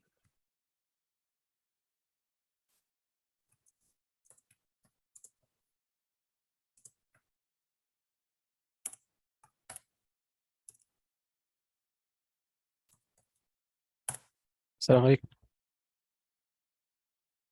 Yeah, I hear you.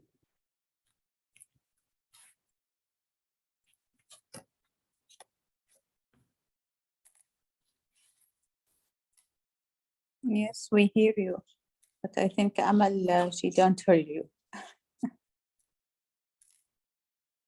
Assalamu alaikum. Mr. Sultan, the speech is yours if you are hearing us.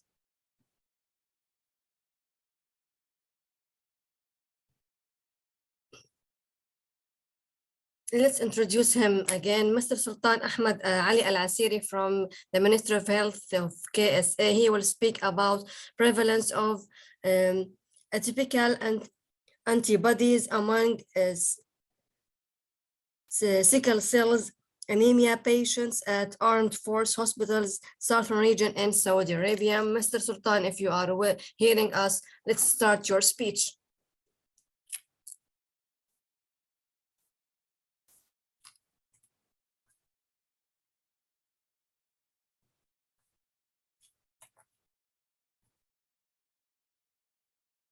Hello?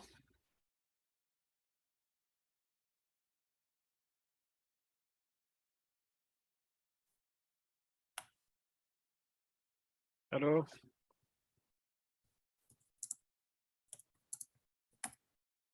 We can hear you, Mr. Sultan. Please proceed with your presentation.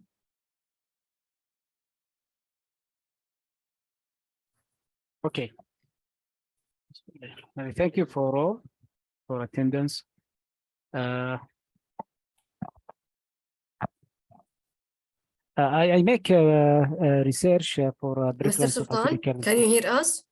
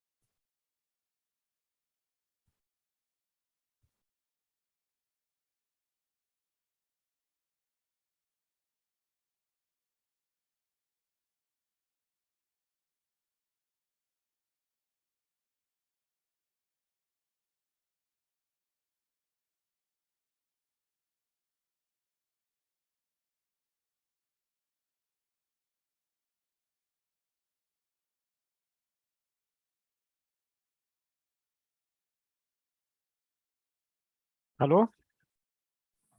Yes, we hear you. You hear me? We can hear you. You can proceed, Mr. Okay, Sultan. okay. Thank you. Okay, thank you so much. Okay, I'm Sultan Ahmed, Senior Specialist, Central Blood Bank, Asir Region in Saudi Arabia.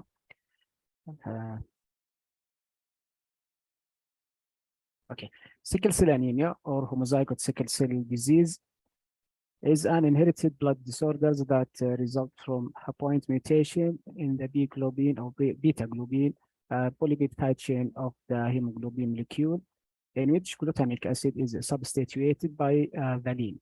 Clinically, the disease is characterized by a period of wellness and a period of crisis of brought about by chronic hemolytic anemia, vaso-occlusion, splenic sequestration, or aplasia organ complication may occur. The severity crisis from mild to severe. Blood transfusion is crucially essential in the management of sickle cell anemia. Paradoxically, repeated blood transfusion induced alloimmunization in sickle cell anemia patient, making transfusion support more difficult, if not impossible, to provide safely to the patient. Knowledge of the rates and pattern of typical antibodies profile of sickle cell anemia populations may mitigate this problem. Regrettably, these rates and pattern have hardly been studied in sickle cell anemia population of the southern region of KSA. Red blood cell antigen phenotype in sickle cell anemia mirror the preference of the same phenotypes in the matched population. The reason why immunization develops in some, but not in all, the patient exposed to red blood cell transfusion remains incompletely understood. Antigenicity of the blood group antigen, age at initial of transfusion therapy, gender and number of transfusion are among the possible cause for the difference in immunization. The aim of this study was to determine the difference of RBCs immunization and identification of atypical antibodies among sickle cell anemia patients who admitted for blood transfusion in Armed Forces Hospital South Region, Saudi Arabia, over a period of 2 years from January 2015 to January 2017. The study population was made up of the hospital's electronic medical record code D57.0, which restricts sickle cell patients to crisis and steady stable. This study is the first one in this hospital. The patient diagnosis for sickle cell disease was confirmed by hemoglobin electrophoresis technique. The clinical transfusion records of target patients were analyzed for blood group, age, gender, antibody specificity, age at first incidence of alloimmunization, and hemoglobin F level. The total number of cohort study was 295 patients. Positive screening tests were further investigated to identify the type of alloimmunized antibody, including RH, KIL, KID, Duffy, MNS, and Veteran, were identified using ID gel card system. Among all 295 patients, we look at 139 were males, 47.1% percentage, and 156 were females.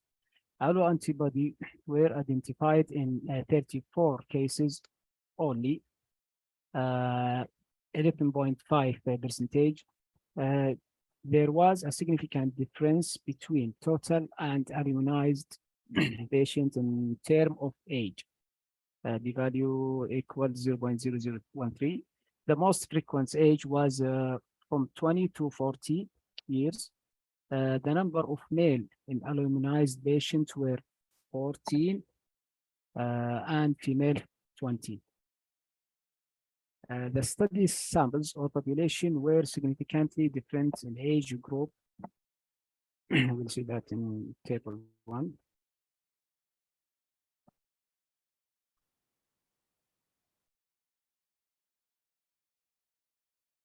Okay. Among the immunized patients, the most frequent age at first incidence of immunized was from 20 to 40 years.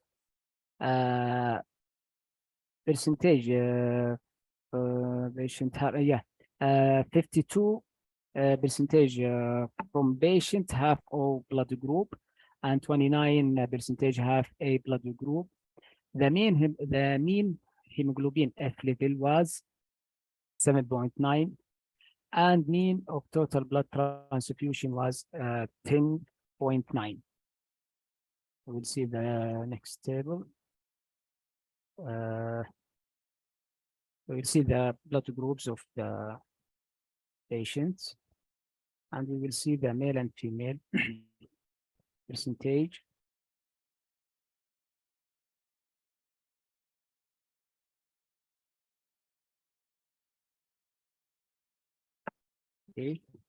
Okay. Our results showed significant hemoglobin F level in females compared to males. Blood bags transfusion mean in female 8.9 was less than in male 13. We'll see that in next table.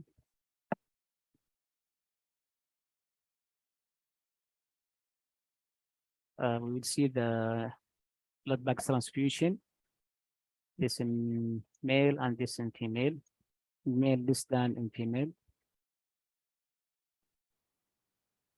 Total blood transfusion in male and this total blood transfusion in female. Okay.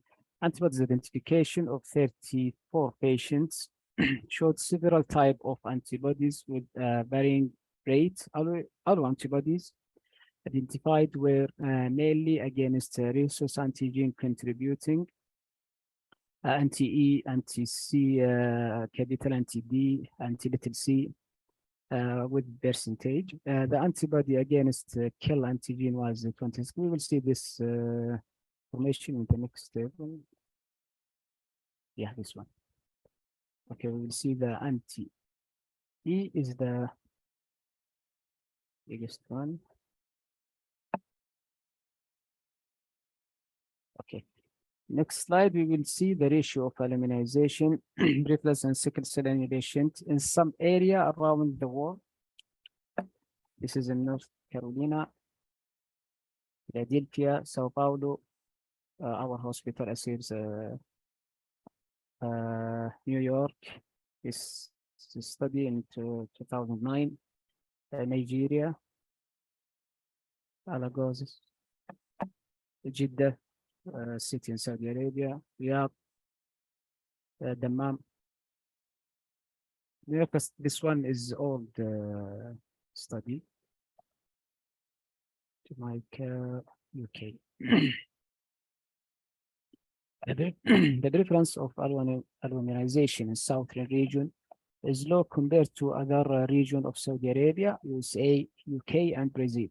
Increased hemoglobin F level lead to decreased blood transfusion rate.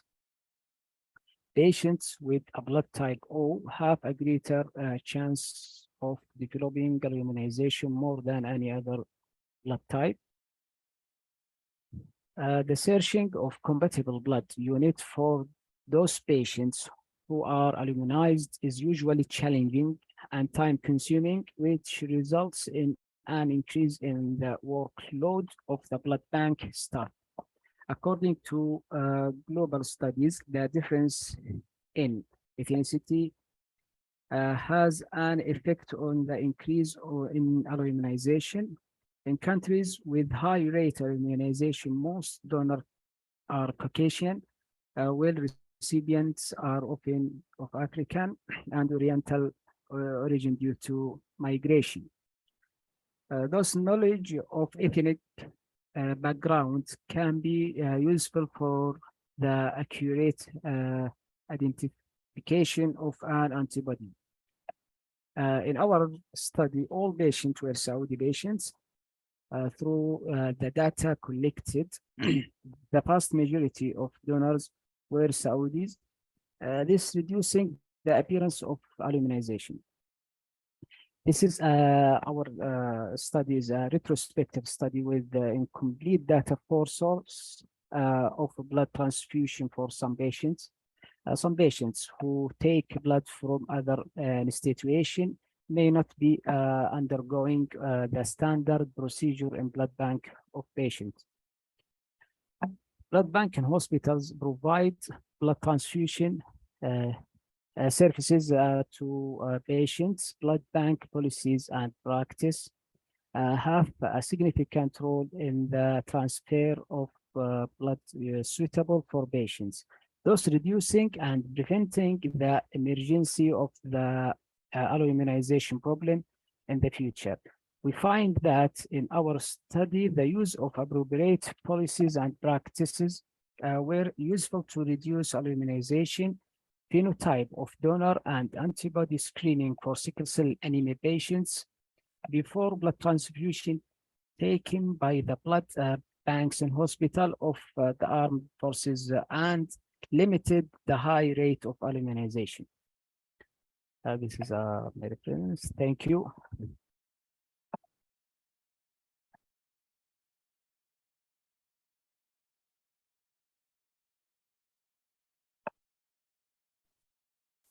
Thank you, Mr. Sultan, for this informative and important speech. I would like to ask if there is any questions, just raise your hand or type your question in the chat box.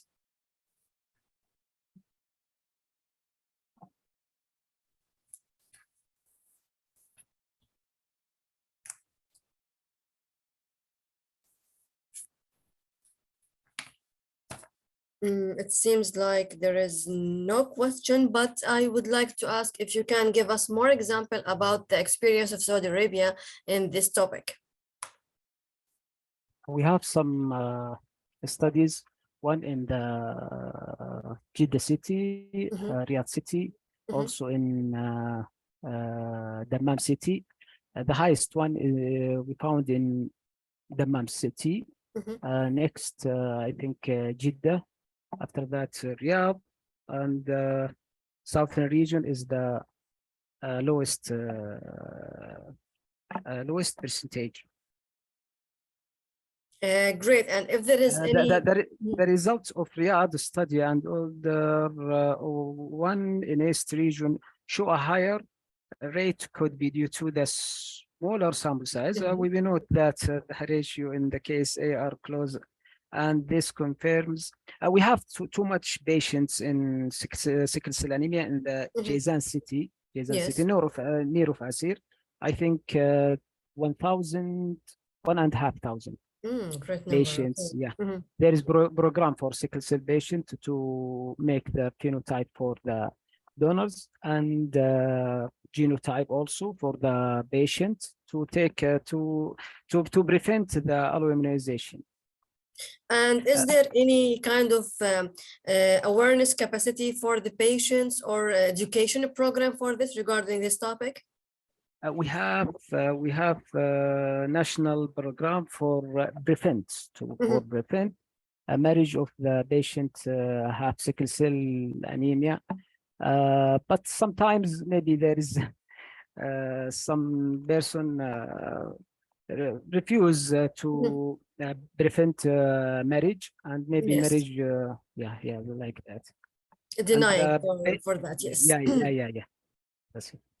So thank you very much for this important and exciting topic. I would like to ask you to complete all of the sessions, because we have a lot of informative and excited speech for today and the day for tomorrow. So thank you very much.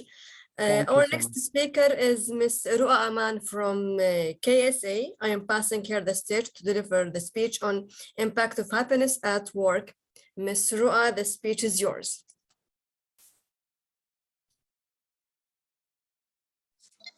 Thank you, dear Amal. Assalamu alaikum wa rahmatullah. Just 1 minute, I will prepare my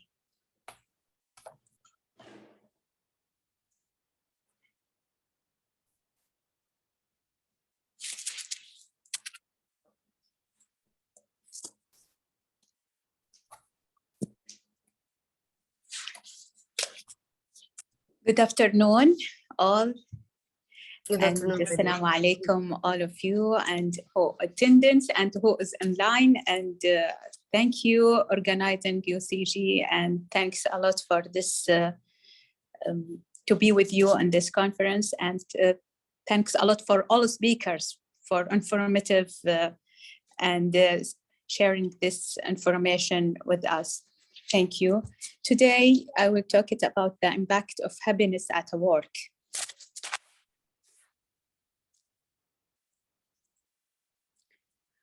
I'm from the cluster, an Eastern Health Cluster. Our vision, it will be about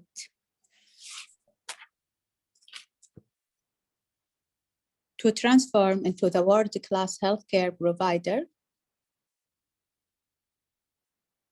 There's something. Provider for comprehensive human-centric care. And our mission to deliver prevention and accessible integrated care through safe and resulting to improving primary care and enabling people to take ownership of their own health. Our value, innovation, and empowering efficiency and accountability. Who is the responsible about the staff happiness at work?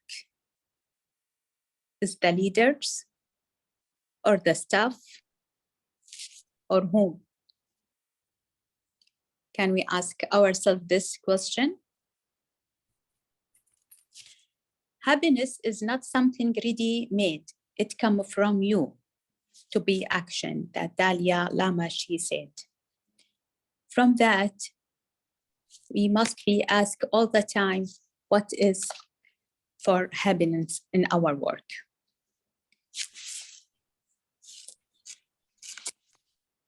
If you leave with this survey done for some organization, if you live in this department or with this staff who said, I am not paid fairly, 39%, and 26%, they said, I feel stress at work most of the time.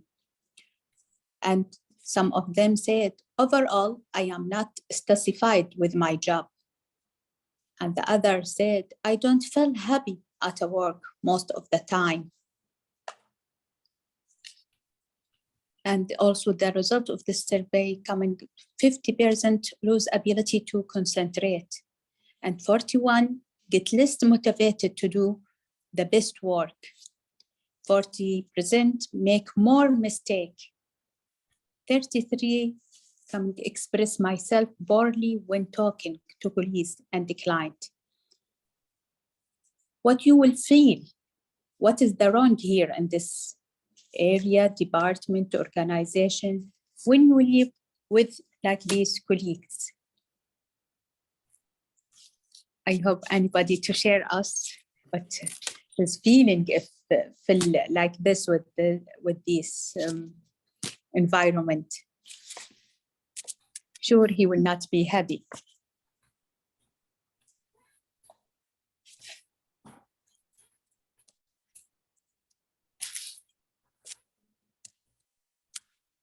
Sorry, why happiness at work matter? It is important to be happy in the work or not.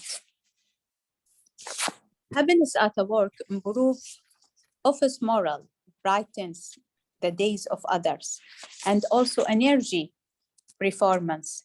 Happiness at work is not just nice to have, it is essential to employee well-being and business of success.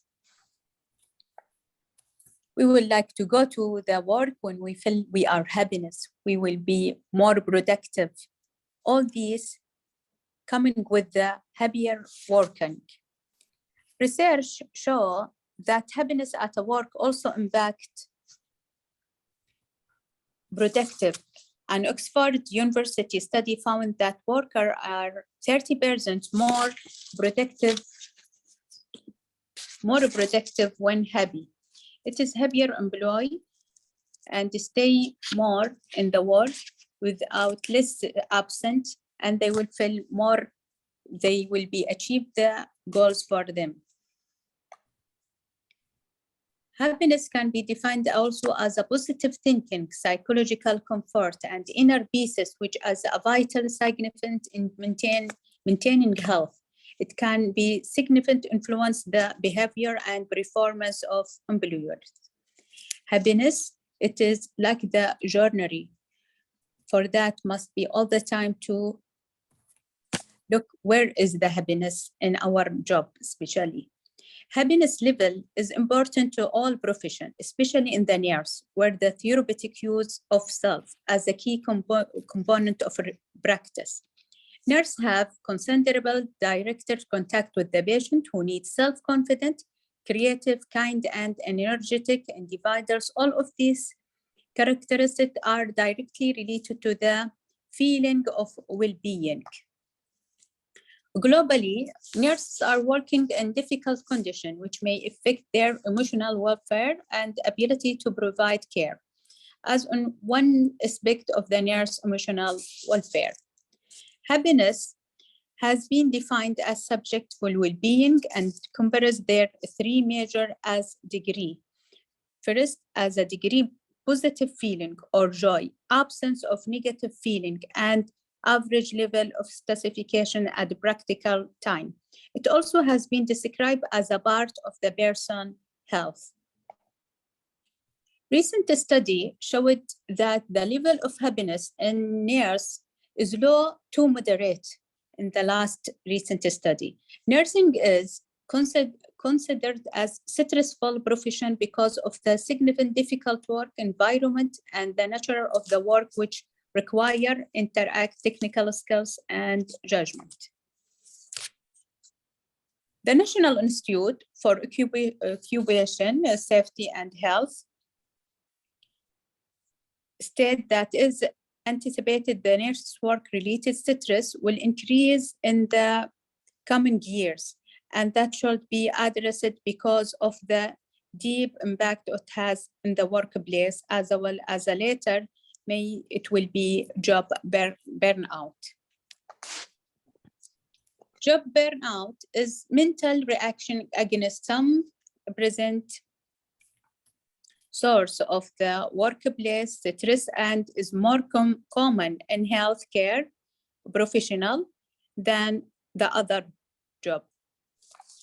It results from the interaction multiple factors, including personal, interpersonal, and occupational factor. It can have negative effect of the nurse and the patient and healthcare provider system. Some study done about this one, happiness and the relationship between the job and burnout in nurses. In some hospitals, they describe it, it was the study is descriptive correlation study was conducted in 344 nurses random sample. Data collected using the 3 questionnaire demographic information and job burnout with the 20 items and the 3 sub-skill of Oxford happiness with the 29 item, and analyzes in SPSS version 16 using descriptive statistics. The result was the age range of participant was between 23 to 57 years with mean of 35.9. The mean score of happiness was 64.2 and score range 35 to 160. Which average level of happiness among of the nurses. There was as a negative correlation between happiness and total job burnout. In the conclusion of this study, the results show that the nurse working unhappy under influence of various factors, including job position, type of employment, one perception of unhealth status, history of the illness, and job burnout. Health managers and policymakers can benefit from these to promote this strategy for enhance the nurse happiness and improvement the quality of the nursing work and caring. The well-being and happiness of workforce is vital of any organization. The major shift in the way people work over the past 2 years has brought a new challenge and also the opportunity of the world. In our survey we done in our hospital to improve our job specification during this year, to employee should be after the result in coming to promote collaborative teamwork and ensure communication and encourage well managed by the all employee and enable creative freedom. To improve also the happiness in the work culture and the workplace, career progress, all the opportunity and better pay, motivation, and also give them also even the words that will be feel better during the work by appreciating motivation, all positive team dynamic, and also involve them in the decision making with all the policy and some decision making. Establish also design as a well-being program, and this program is we established in this year in our cluster in some of hospital, and inshallah all of the hospital in the cluster we will have this program and to be established all. Also, the pandemic has a component issue and point of content to workplace, including homework, workspace, leading to lower job specification and happiness and poorer work-life balance. We see the results coming less of job specification and also more worry about the life balance that also affect in this work and also the work affecting in the life worker. Consent with the global trend and the other sector, all the majority, we see that negative experience such as the pandemic years that from the negative have childcare regarding the childcare and illness and increased stress and higher expected working hours and little prioritization of safety and well-being have all contributed during the work. In the end of this survey, also we compared the national average. We also observed lower specification and happiness in the life, lower score and lower score level on finding life and higher level of anxiety. And the happiness also unspecification in the work or strongly associated with the happier in the life specification also. Indication that employee can be improving well-being in order to improve all of the overall health well, especially in the atmosphere of the work.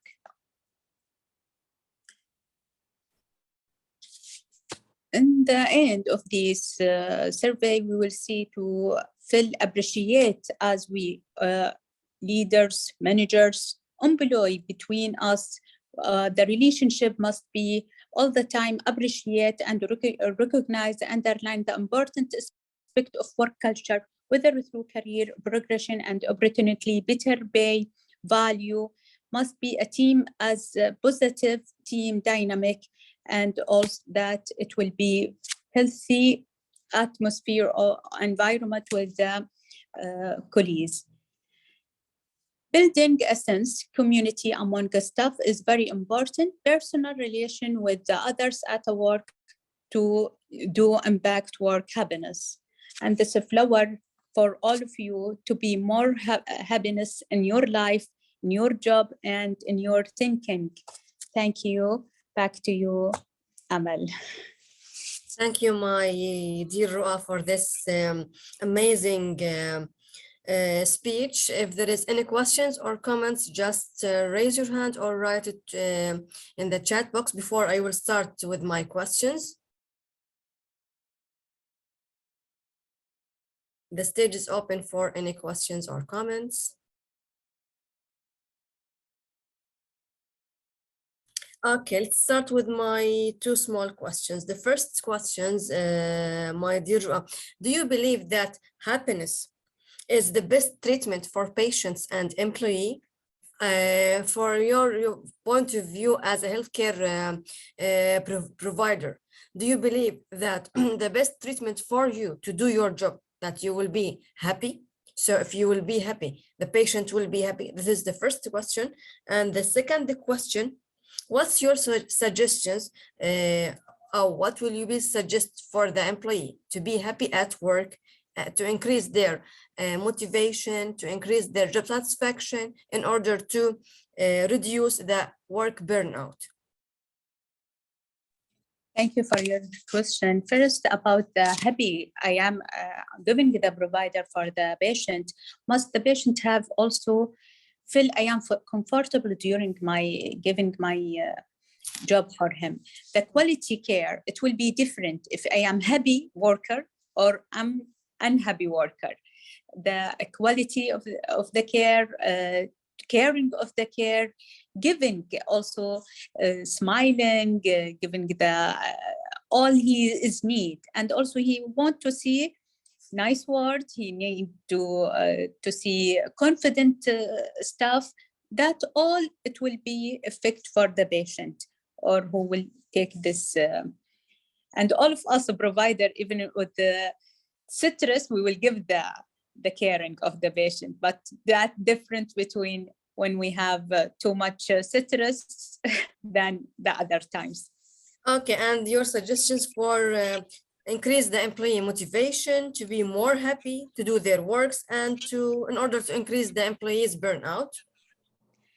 For that, I said for all of us as a staff, as a nurses or a provider, must be increase your challenge with motivation yourself first, and don't be blame, don't be criticize, and also be nice with the others, and must be have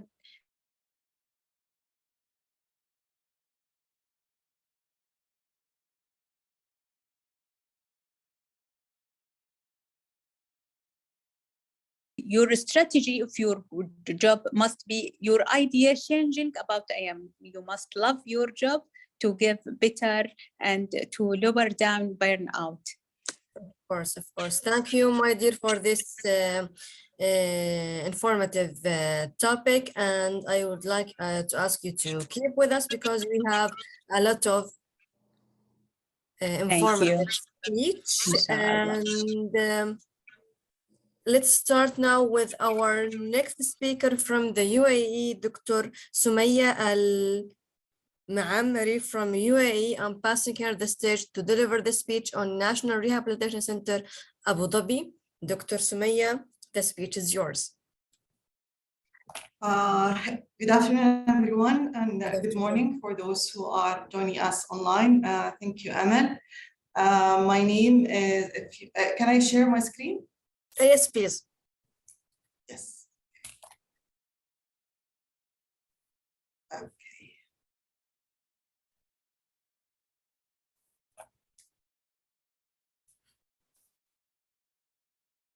Okay.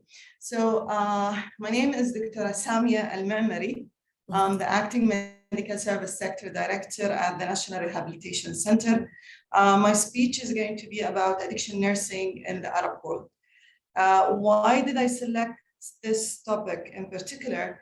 Honestly, 10 years ago, when I joined the National Rehabilitation Center, which is an addiction treatment center within the United Arab Emirates, my first contact with an addict was a scary situation, honestly. When I asked my other colleagues and nurses, the way they viewed addicts and the way they felt the responsibility they have kind of like opened a lot of questions for me. So I would like to share some of these points with you and also some literature review in that regard. So as we all know, mental health illness are a very common problem and also one of the world's most critical and social health problem in many of the countries. According to the World Drug Report in 2021, they estimated around 275 million people around the globe who took illicit drugs. The mortality rate due to psychoactive substances was around 25% of the total death rate. Also, those people or substance use disorder patients, they have a wide range of health problems, including bloodborne infections, suicide attempts, a lot of accidents. They have a lot of difficulties at work and also with their relationships with their families and friends. People with substance abuse problem also face many challenges in life. We found that there is a big need to have a proper care by all healthcare workers to support those people and those individuals to get them back to the health, to be good, healthy, and also good citizens and have good relationship with the society. As I said, substance abuse problem is a growing public health problem, not only in the Arab countries, all over the world. However, the data describing the substance abusers in Arab countries are still limited, and the research is a little bit not covering all aspects of these problems. If we come to nursing, nurses are considered to be essential component in any healthcare system. So they are an essential component in drug and alcohol treatment workforce. They are often the first clinician that patients see whenever they seek help in a health facility. According to the American Nursing Association, they define nursing as a key to improving the quality of care provided through research that examines the availability and quality of healthcare services in a community. And it's vital to understand and improve the community health. So nurses constitute most of the mental health workforce in Arab countries. So if we compare the availability of nurses to psychiatrists, psychologists, and social workers, the number of nurses in these healthcare workforces are the most. In the treatment and rehabilitation setting, in many countries, nurses work as educators and also counselors, in addition to their work to improve the physical health of those patients. If we try to summarize what are the roles and responsibilities of nurses in a substance use disorder treatment facility. So as I said, they are educators, counselors, and also they are empathetic listeners. They can contribute heavily in the patient journey and from the start till the end of the treatment. So they are the first clinician to meet the patient when they come to health facility. They do their first assessment. They share the treatment plan that is described by the physician or the psychiatrist, and they start implementing it. And also they follow the patient through that journey. Prevention and treatment of substance users and health-related consequences. As we said earlier, substance abusers have a lot of health-related problems. Nurses, through the journey of recovery or through the journey of treatment with those patients, they deal with those health-related consequences. During the treatment plan, they act as observers, they identify problems and healthcare risks, and also they utilize all of this and document it. So at the end, we can have a comprehensive treatment plan specified for that patient. Of course, medication management, just like any other healthcare facility, they review medications and they dispense the required medication according to the plan. They also contribute to a variety of public health interventions for individuals, their families, and also the larger population. Nurses are there 24/7 with the patient through the whole journey of their treatment. They are very, very familiar with all their life aspects, and also they become so close with those individuals and also their families, where they can be a very trustful healthcare professionals among the team to deliver a lot of health education and health promotions interventions for that patient. If we try to look to the workforce gaps and nurses working in substance treatment or substance use disorder treatments in the Arab countries, Researchers, policymakers, and also the international agencies, they issued a call for the low and middle income countries to scale up their mental health component of their health systems by increasing the number of trained professionals and especially nurses who can provide good mental health services.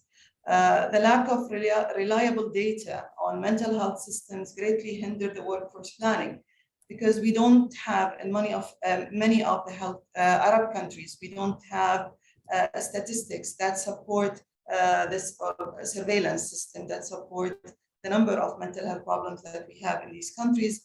That prevent us from planning how many staff we need, what type of skill mix we require to be able to deliver the better healthcare system for those patients. Almost 1/4 of the world low and middle income countries have no system of reporting basic mental health problems or informations. Just a quick literature review about addiction nursing in the Arab countries. As we said, drug use, as you all know, drug use is legally prohibited and stigmatized in Arab world, and just like other countries. There is a tendency of non-specialized nurses to see substance use disorder patients. They see them as criminals, they see them as manipulative, and they have a low respect for those patients and also for themselves by working in such situations, as well as they feel anger and also fear and intolerance toward this patient. Just the same feeling that I had when I met the first addicts during my first night rounds in the facility. There is a study found that anti-stigma intervention leads to a significant improvement in the overall therapeutic attitudes and perceived stigma when it was applied in the undergraduate nursing student curriculums. Another study compared providers with different degree of familiarity and skills working with substance use disorder patients found that providers' training, experience, and confidence level were directly related to their regard of substance use disorders. A lot of times during the journey of treatment or the patient journey that we face as nurses, we always see these patients come back to us. We always see the negative side of the treatment plan, because patient relapse and the relapsing phases within the addiction recovery journey might be more than 5 or 6 times. So always whenever we see that patient, we see him sick, we see him relapsing, we see him angry. But when this patient reach his recovery stage, his relationship with the health facility just stopped. So we don't see the success of all these interventions that we had while we were treating these patients. So that's why there is always a stigma associated with the professionals working in mental health facilities, or especially with substance use disorder patients. Another study in regard to students who receive education specifically designed to enhance their skills in empathy and also relationship building and advocacy, it showed that there is an increased self-efficacy when they in the profession of compassionate care. There is a very little data and literature about the nature of nursing curriculum and the availability of postgraduate specialization in Arab world. I know there are a lot of postgraduates and also undergraduate specialization in different countries within the Arab world, but in the literature, there is little data and little studies about these curriculums. Bachelor degree in nursing curriculum should focus, this is one of the studies recommendation, should focus on more on the substance use disorders, as nursing working in any healthcare setting should be responsible for the primary prevention through assessment, early detection and prevention, and harm reduction, and that can be only done through education.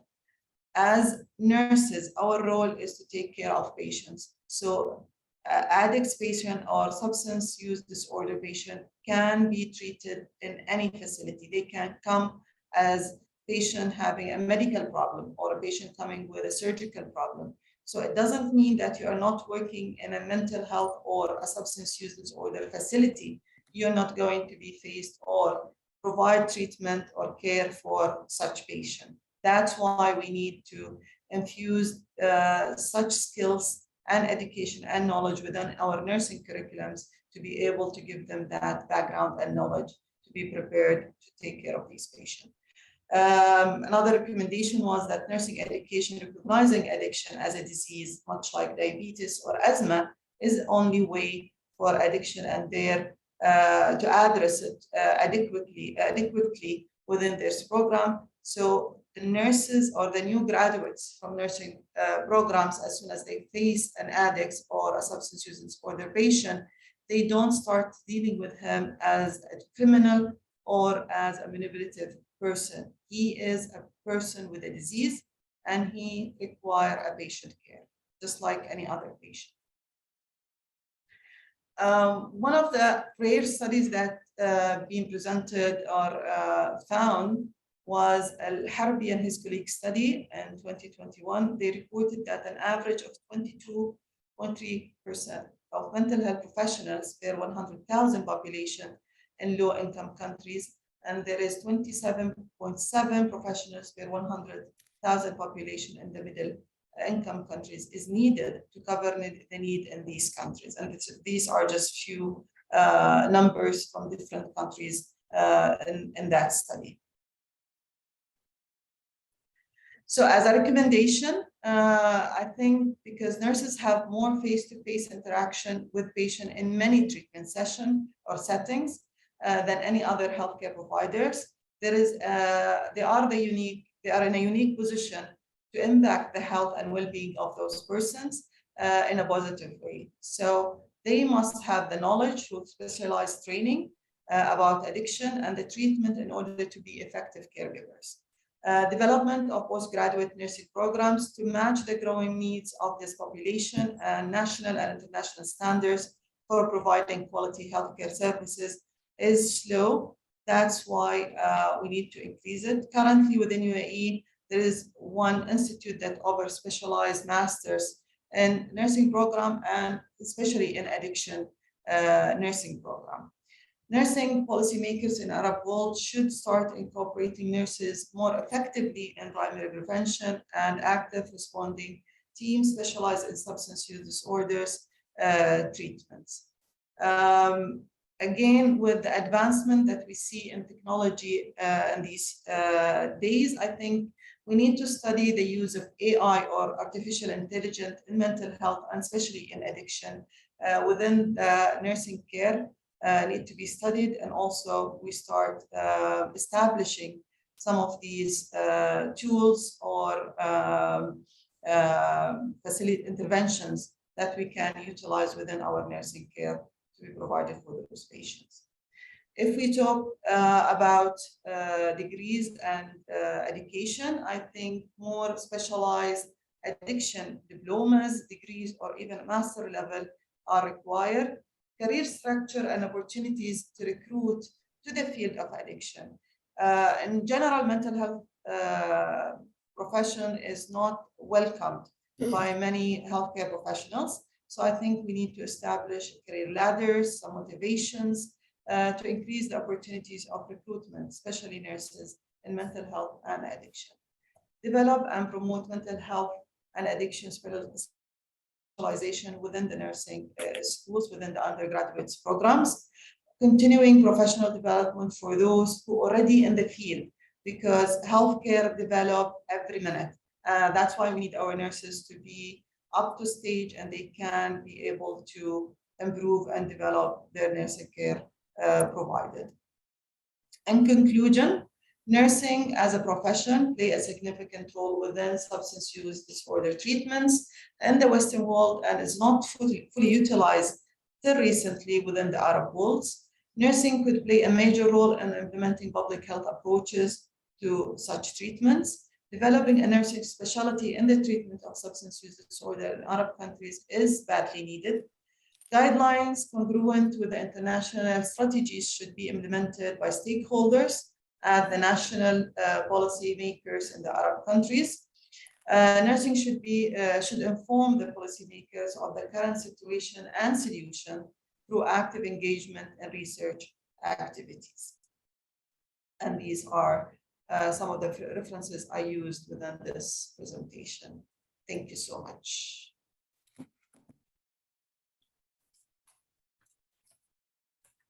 Thank you, Dr. Sumaya, for this lovely topics. If anyone has any comments or questions, just raise your hand or write it in the chat box.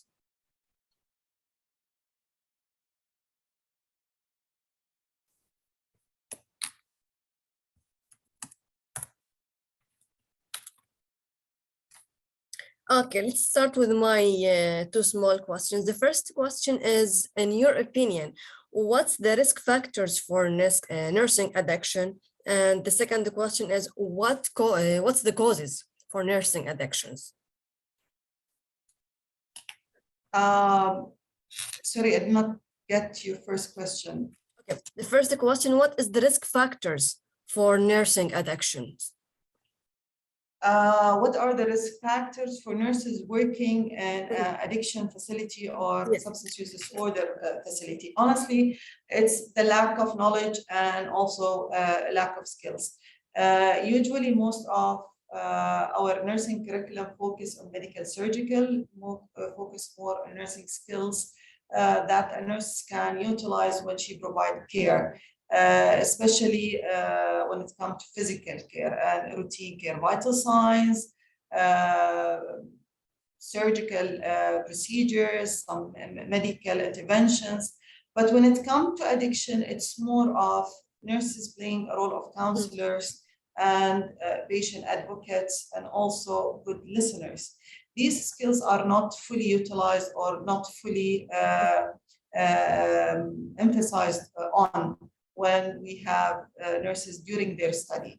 So having that lack of skills and knowledge for nurses when they join the treatment facility or addiction treatment facility, that creates a high risk if we did not prepare them for that task.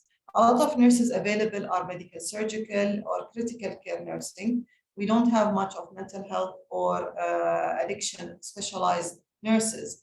So a lot of the facilities tend to recruit critical care nurses or emergency nursing, or also some of the medical surgical nurses. Without having that background, it's really high risk for them, especially when they have their first interaction with patients that are angry, that are going through withdrawal symptoms. So I think we need to start equipping them, preparing them before they join the field of addiction or the treatment within substance use disorder facilities.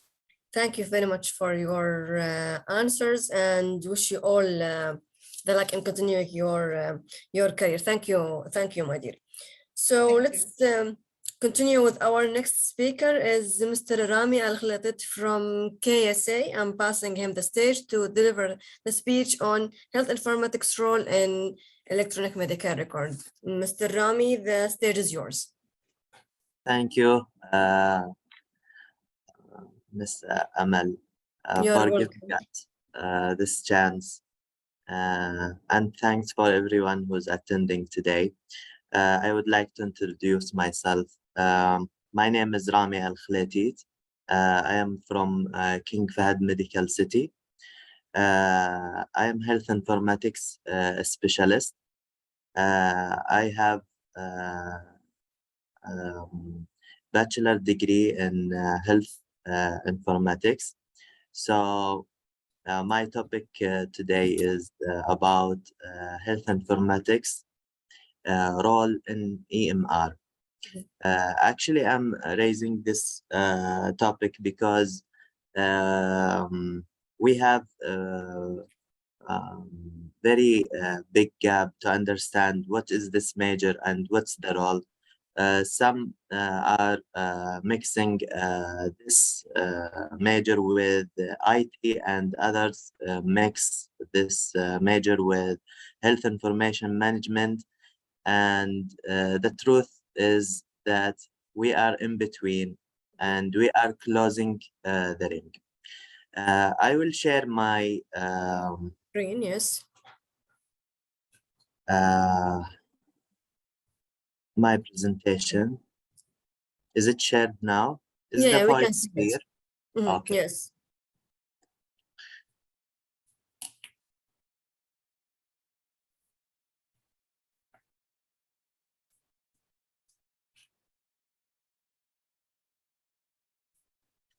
Okay. As you can see here, what is the health informatics? As I said a while ago, it's a combination between health science, health information, hospital administration, and also the IT, the information technology major. So always there is a problem between the end user and the one who will receive the healthcare. So the providers, they cannot contact with IT because each of them, they have their own technology. They have their own language. So the both parts cannot interact to each other, and at the end, the system that they will bring will not bring the benefits at its expected. So that's why the health informatics is in between the health providers and the IT technologists. Here I have a small comparison between health informatics and health information management. Any hospital, they cannot work without having health information management. And what I mean by health information management is the specialist who's doing coding, medical coding, and also the analyst who's doing the deficiency analysis, and also the clerk who's doing release of patient medical documentation, and also in some organization, when it's a governmental sector, they need to be eligible. So there is a specialist who's identify the eligibility. So health information management, they can work in both ways, even manually, I mean paper based, or system based. And on the other hand, we have the health informatics, who's usually preparing the system for this management to do the work. So health informatics is not part of health information management, but they are the one who's know all the regulation and all the policies that that the health information management apply. So at the time of digital transformation, for when they choose any system, the best specialist who will prepare the system for them with all the requirement and with all the workflows are the health informatics, because they know already the regulation for health information management, and also they understand the language of information technology. As I said, most of the organization, they mix between information technology and health informatics, and they always consider the health informatics under IT department, or under the automation department. But here I'm showing the difference between also the IT, the information technology, and the health informatics.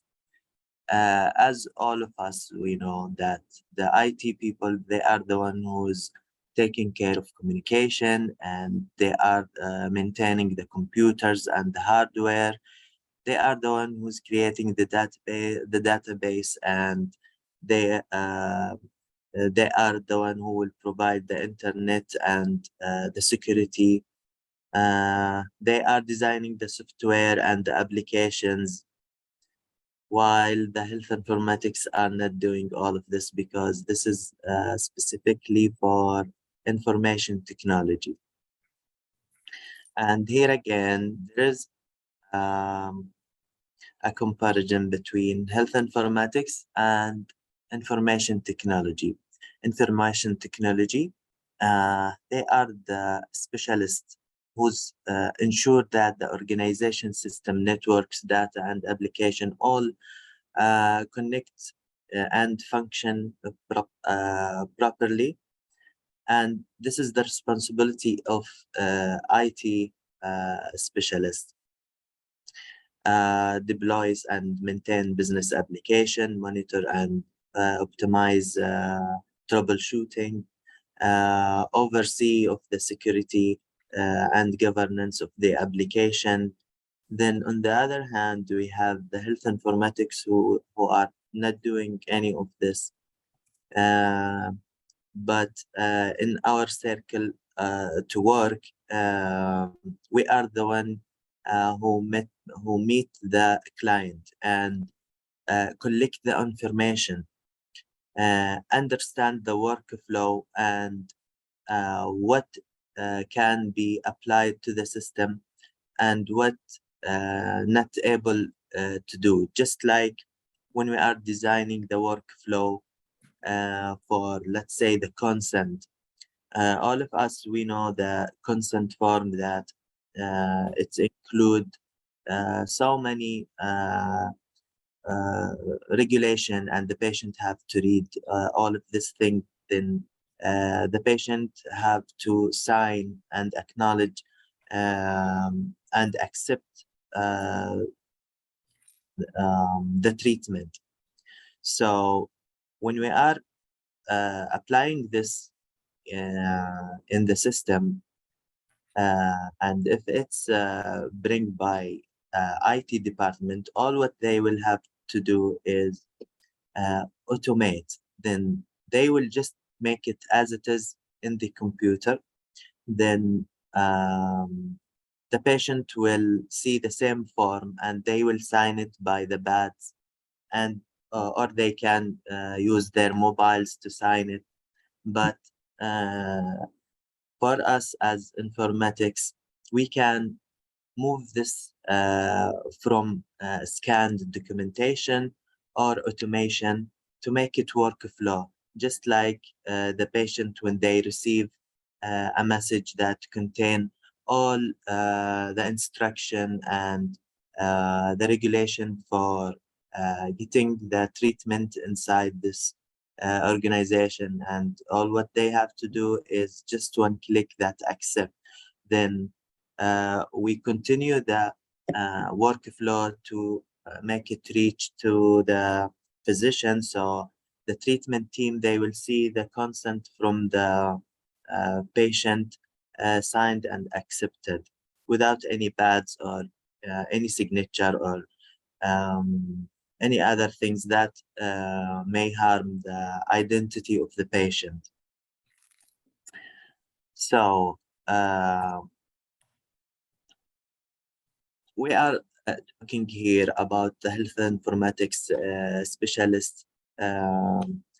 Whenever we have a digital transformation, the best staff, the best specialists that they make it easy for you, who are the health informatics, because they understand what can be applied in the system and with what not. So the team of IT, they may at the beginning provide so much promises for the organization that they will buy their software. But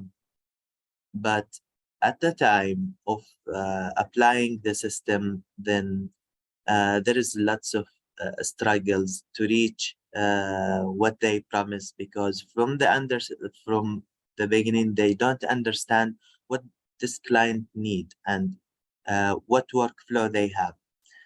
While the health informatics can work with any system and they can design it within the ability of this software with the system. And also in the same time, they have a good background about how the healthcare organizations should work, what report they should present, which is make the work for IT more easily, and also less contact with the client.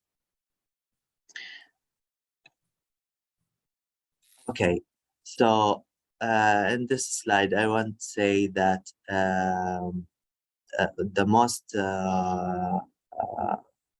most appropriate specialist to make the health organization obtain the international accreditation, just like HIMSS and JCI and SIBAHI. They are the health informatics specialists, because they are the one who will design the software or the system that the organization will use. Usually, when they evaluate the health services for any organization, they are looking for reports.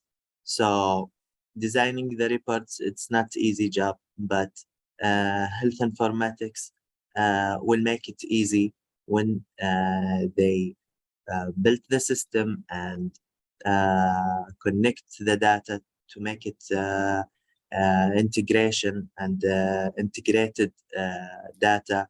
So the integration between the patient identity and also the medication and the procedure that the patient did, it's not easy. So if you have a good database, then this is the time for getting all the information, whatever it's mean or whatever it's display.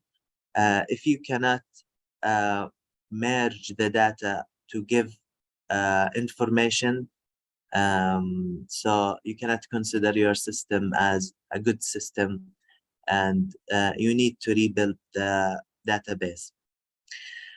Also, I want to talk about taking the consideration, the regulation and standards for transformational process.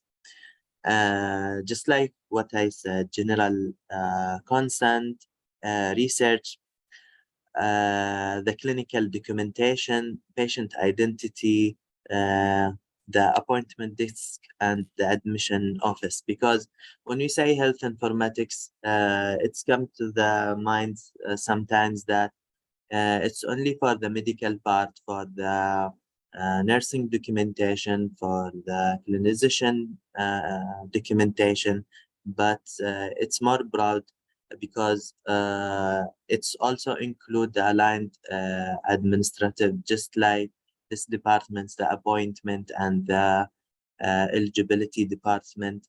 So health informatics actually the big umbrella for designing the system and for the digital transformation for any organization when they choose to move from the paper work or paper base to system base.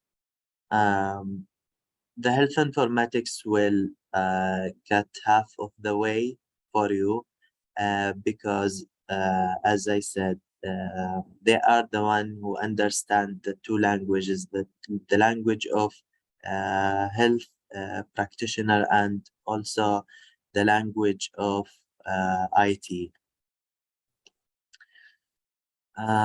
So this is the end of my presentation. If you have any questions.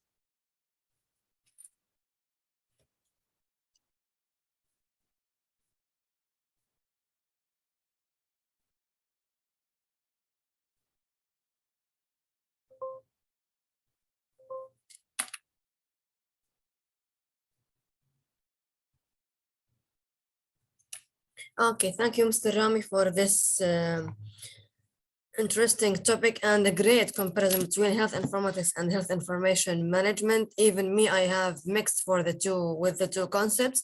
If there is any questions, please raise your hand or type it in the chat box.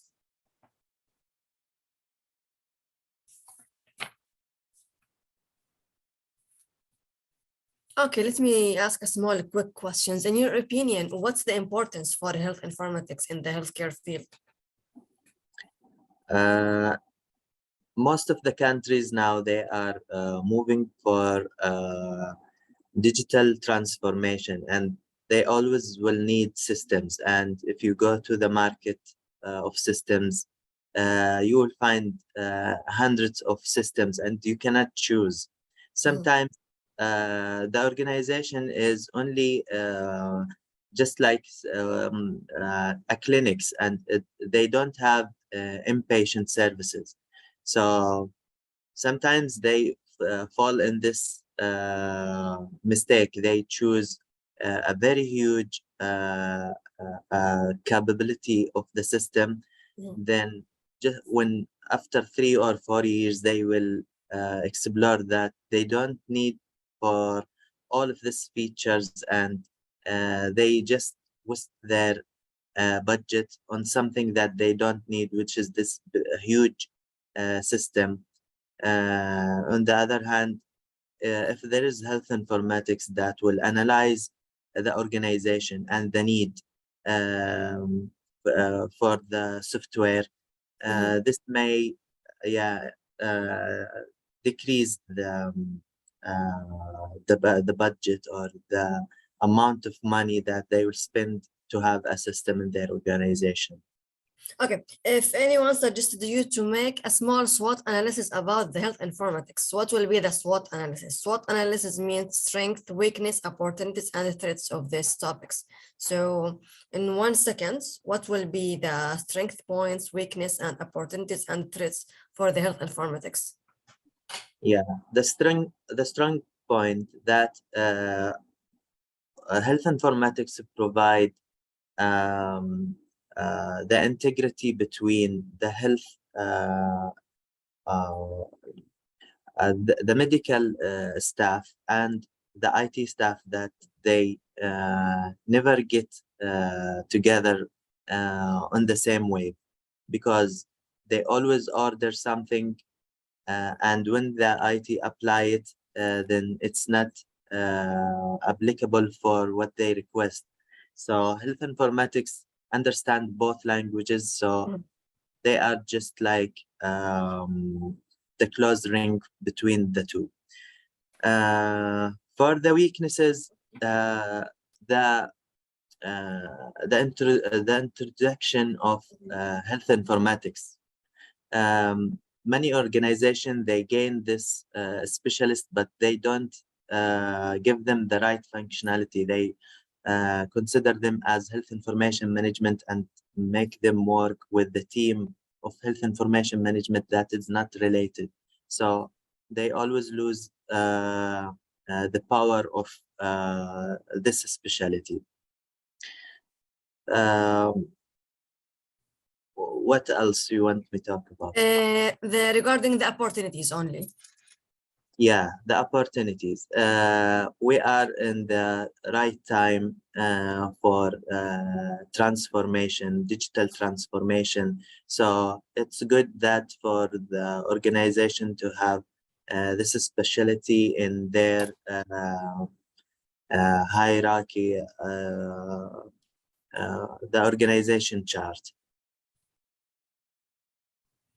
Thank you for the short SWOT analysis and your great presentation. I would like us to ask you to still staying with us. There is a lot of speakers with their informative speech will be next to your speak. Thank you very much, Mr. Rami. Our next speaker will be Dr. Noor Al-Khori from Qatar. I'm passing her the stage to deliver her speech on review and comparison of international breast cancer screening guidelines. Dr. Noor, the stage is yours. Can everyone hear me? Yes, we can hear you. You can start. So just give me a second. I just need to figure out how to share my screen. You can press the share screen, the green row icon. Okay, let me just find it. Mm-hmm. Okay. Sorry, I don't really use Zoom that much. It's next to the chat icon. Yes. Last big window, here it is. Okay. Mm-hmm. All right. And now they should see my screen. Is that good? Actually, we can't see it till now. Do you open the PowerPoint presentation? Yeah. How about right now?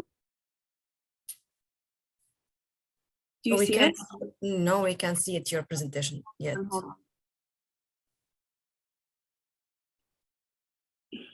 How about now? Yes, we can see it. Okay, great. All right, so just to jump in, basically, my name is Dr. Noor Al-Khori. I'm a radiologist. I work at Sidra Medicine in Qatar. And I'm primarily specialized in breast as well as pediatric imaging.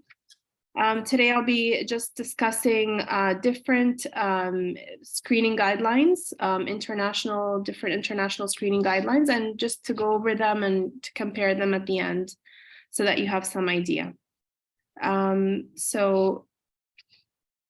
The objectives of this talk is basically just to introduce what is breast cancer screening, just to review it for you. I'll be touching upon national breast screening programs that are existent in many parts of the world. We'll be also going over some different guidelines from several countries. And then at the end, we'll just sort of come to a conclusion on different guidelines, comparing them to each other and what kind of factors go into deciding guidelines for a specific country. So first of all, what is screening? So screening is basically trying to detect early stage disease in a woman who's healthy. So a woman who doesn't have symptoms, doesn't have any issues, she's very healthy, and all we are trying to do is just to figure out if she has disease that hasn't really shown up yet. And the main screening strategy that we use is mammography, but I've listed some other ones. So CBE stands for clinical breast exam. So this is something that's done by the physician. And we also have self-breast examinations, and they're also another form of screening. Mammography, I mentioned, is the main thing that I'll be concentrating on in this topic. And there are some other imaging modalities such as ultrasound and MRI as well. Usually screening is based on guidelines according to a woman's age and according to her risk factors. For the purposes of this talk, it's mainly focused on average risk women, but there are some high risk groups, which we'll be also talking about later on. So basically, overview of national breast screening programs. We know that in many countries, there exist centralized or organized national breast cancer screening programs, where basically the government will, extend an invite to women, usually from a certain age, to come and do regular screening mammography, just to kind of help them ensure breast health. This is the case in many countries in the world, so many countries in Europe, Canada, Australia, Japan, and the Middle East. The United States is a bit different because it is not a national screening program. It is usually, there's no national centralized breast screening strategy. But in the US, it's very regulated, and it depends on really, since the US is primarily a private healthcare market, There isn't really a public health system in the US. I'm not talking about Medicare, Medicaid, but since it's primarily private based, you know, in the US, usually the woman will go to her primary care doctor and they then will refer her to a specific imaging center for breast imaging, and she'll undergo the mammogram. So the main difference is, you know, even though in the US it's very regulated among many different screening centers, it's not a national screening program like it is in other countries. And the reason why many countries establish these national programs is because mammography has been shown to reduce mortality. So based on data from very early clinical trials, you know, it has been shown to actually reduce mortality from breast cancer by about 20%, which is actually very significant. Here is an image showing kind of a summary on what women should be doing at different ages. So in her 20s, a woman is pretty healthy. In terms of breast health, mainly just do, you know, the routine monthly self-check that, you know, women are educated to do. And in her 20s, usually we advise that she have a conversation with her primary care doctor about risk, because sometimes she can be at higher risk and she might need additional or even earlier screening than you know, just the average risk woman. So this is the kind of time to be talking about your doctor with your doctor about risks, and, you know, maybe doing some sort of counseling, some sort of modeling to kind of model your risk, etc. In the 20 and 40 age group, continue self-examination, but we also advise to also do a clinical breast evaluation every 3 years by a doctor or by a nurse practitioner. And then starting at age 40, she should get a mammogram, and she should continue getting a mammogram usually every year or every 2 years. Based on the physician's advice. So this is very general. This is taken from the CDC. I think WHO recommends something very similar to this, just to show you an idea about, you know, a particular guideline and how it differs based on age. And, you know, all the different levels of screening that we add as the woman gets older, because as we know, the risk of breast cancer increases with age, and therefore it makes sense that we're doing something additional at every age group. So I mentioned there are some women who have higher than average risk. What does this mean? So usually, you know, there's different kinds of factors that confer high risk. Her lifetime risk could be 20% or more based on specific modeling that she will be doing. So there are certain computer models that will estimate a woman's risk based on many factors. And if this is 20% or more on any of the models, there are several, then that would constitute a higher risk. There are certain genetic mutations, like the most famous are BRCA1, BRCA2, and I've listed, you know, the percentages there. So you can see that it actually really makes the woman high risk if she has one of these mutations. And actually, the American Cancer Society even recommends chemo prevention and even prophylactic mastectomy in these patients. If a woman has a strong family history, now strong family history is advised is basically defined as more than 3 first or second degree relatives with breast cancer, and usually the relative would have developed cancer at an age earlier than 50 years old. So that would constitute some, you know, a strong family history. If a woman had prior radiation to the chest, for example, if she had lymphoma as a child and she had to have chest radiation, that would increase her risk. If she has any high risk breast lesions on biopsy, so these are not really cancer per se, but they are sort of findings on pathology that will to indicate to us that the woman is at high risk of getting cancer or even having cancer in some cases. So I've listed here some different guidelines. Now, the guidelines differ basically based on the age at which they start screening, and the age at which they end screening, and also the frequency. So how frequently do we screen women? Is it every year? Is it every 2 years? Is it every 3 years? So you can see here, I've listed some guidelines. So the first actually 3 columns are from the US. So you can see even in the US, the guidelines are different. Some of them start screening at 40, for example, ACR, which is the American College of Radiology. they recommend screening at age 40 and continuing every year, and also to continue as long as the woman is healthy. But American Cancer Society, in contrast, says we should start screening at 45 years of age and do it every 2 years, or annually until the age of 54, and then after that every 2 years, and to continue as long as her life expectancy is predicted to be more than 10 years. So that means she doesn't have any comorbid conditions. The US PSTF, which is another institution in the United States, also has different guidelines. So they say start screening at 50 and continue every 2 years until she's 74 years of age.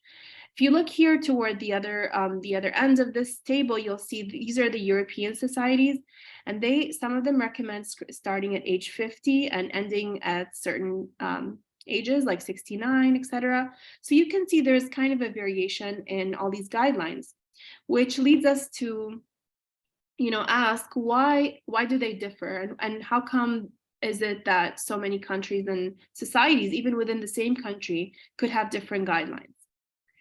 And again, remember, I'm talking about average risk women here. I'm not talking about high risk because they have their own separate guidelines, which I didn't mention in this talk.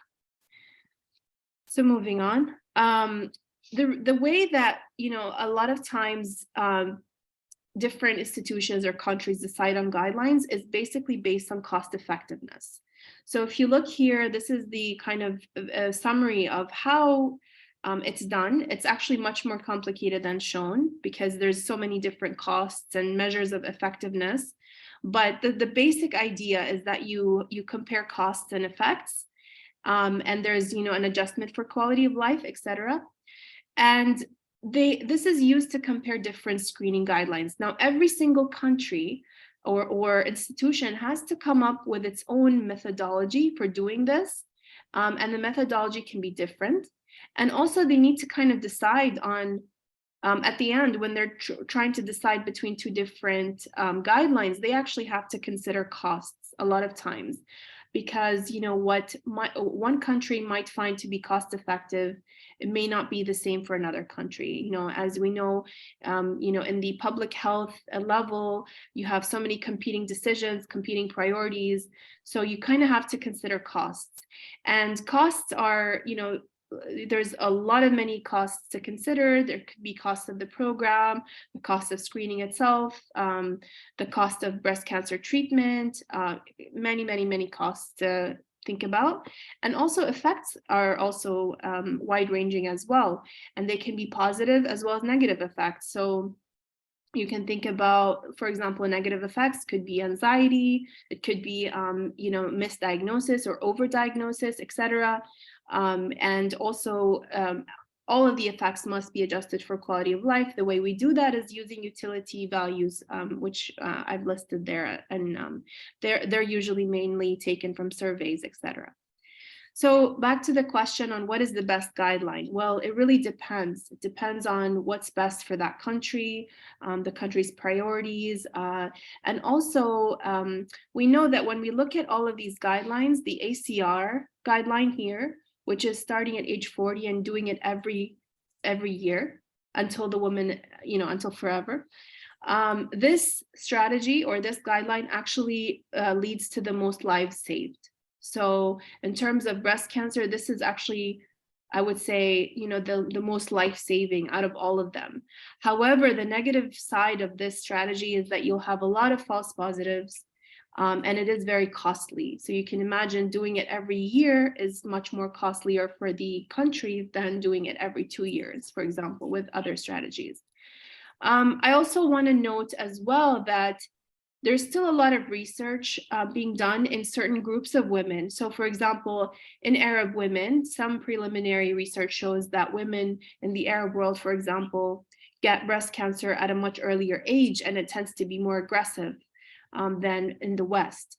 So in this case, perhaps it is more advisable to have a more aggressive screening strategy, such as the ACR one, and even maybe to start screening at an earlier age, maybe less than 40. So you kind of have to target your strategy or your guideline to certain populations in that country. So there are many factors involved in this decision. In conclusion, I went over, some aspects of the screening mammography in terms of how they came about and, how the data does actually show that screening mammography does reduce mortality. We talked a little about different screening guidelines, and we talked about different factors that played, into consideration when deciding on a guideline. And the ACR screening guideline does save the most lives. This is the one that I personally advocate for. But again, you have to consider the population that you're dealing with and the country that you're in, as well as, the age of the woman and her risk factors as well. So that's the conclusion of my talk, and I'm happy to take any questions if there are any.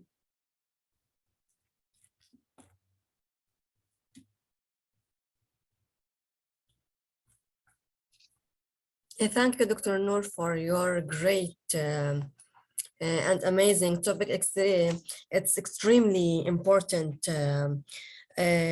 topic. Can you please give me more information about Qatar experience about the breast cancer screening during the last 5 years?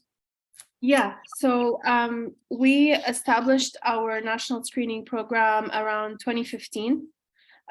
In summary, we don't really have an amazing participation rate, so that's something we're still working on.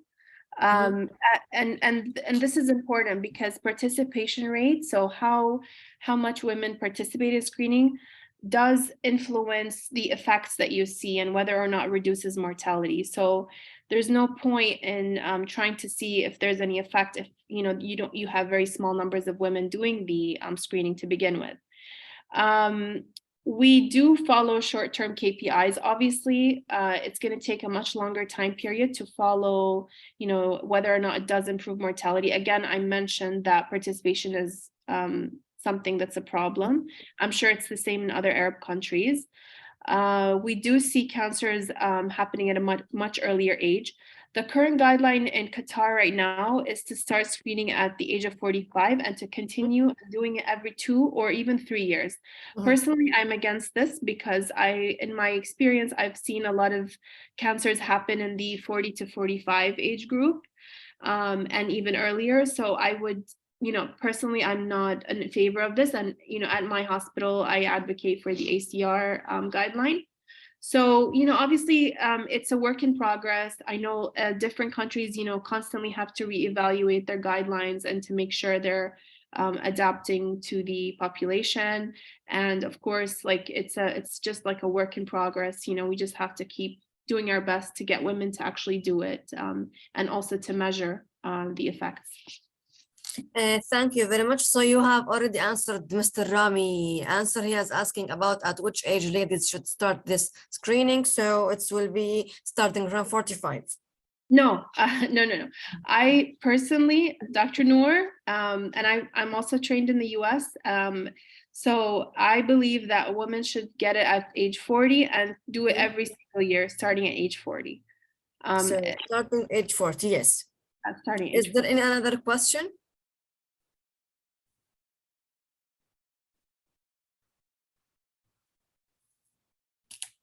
It seems like there is no more questions. Thank you, Dr. Noor, for this informative topic. Yes, and Mr. Rami is saying, thank you, Dr. Noor. Thank you for all of the speakers. Let's move to our next speaker. She will be with us within 1 second. Our next speaker is Miss Asma Al-Qabalani from Qatar. I am passing her the stage to deliver her speech on rehabilitation efficacy for chronic diseases. She will be with us within 1 second.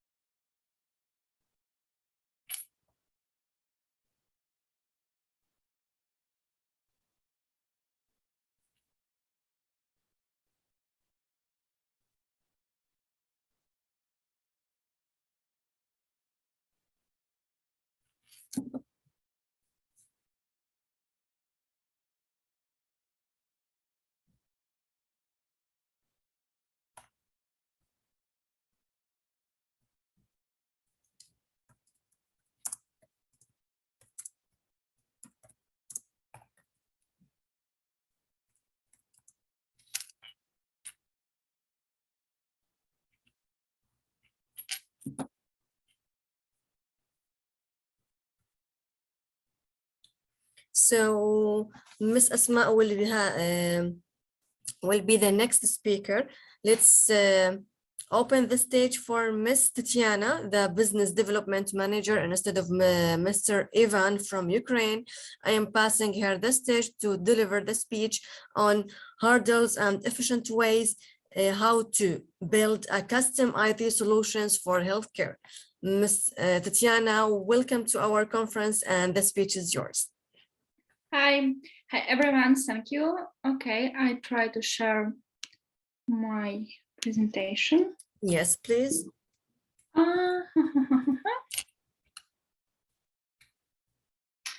Okay, do you hear me? Yes, we can hear you. Okay, thank you. So, hello everyone. It's really a pleasure to be here. My name is Tatiana Krishnay, and I'm going to tell you what a healthcare company should do if you decide to build custom software to achieve business goals. Also, I would like if you interact with me and send me questions or some reactions, or maybe you can share with your thoughts. By the way, we at the conference, and I think it's a good place to get contact and to communicate with each other. Mm-hmm. So firstly, who I am, I'm a business development manager at Delegates. It's a software development and staff augmentation company from Ukraine.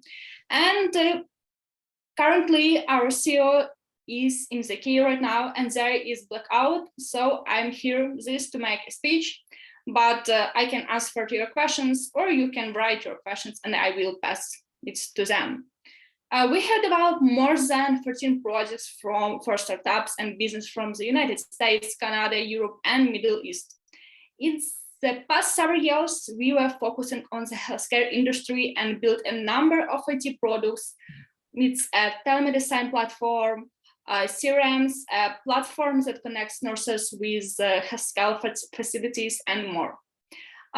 Also, by the way, we run a podcast, Health Tech Beat, where we invite health tech enterprises, tech leaders from health tech startups and companies to reveal technology implementation challenges and real life solutions in healthcare. And you can find this podcast at our website, and just enjoy and listening, also write your feedback to us. Also, like how we now, first of all, I don't talk about company, I don't talk about some products and something else. Firstly, I talk about people who like deliver all the stuff and create these products. And you can see like part of our team, like these people who create these beautiful products. We have more than 35 developers at our company. It's senior and middle level. So it's like really interesting, and I really enjoy about this photo. So, and firstly, when we start, like we should understand who needs custom software for healthcare and exactly why. So most of you here are from the healthcare space, and there is questions. Why do you even need to build custom software? Like why? And we listed different types of companies with list of reasons why they need to consider building custom solutions. And first one is health tech startups. Usually, a software solution is the core of their business. Also, in most cases, a health tech startup wants to do something like different on the markets, so their solution may be different from the existing one. This reason for building a startup, like, right?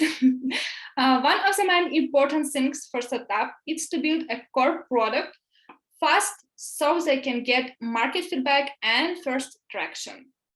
Another one is healthcare providers.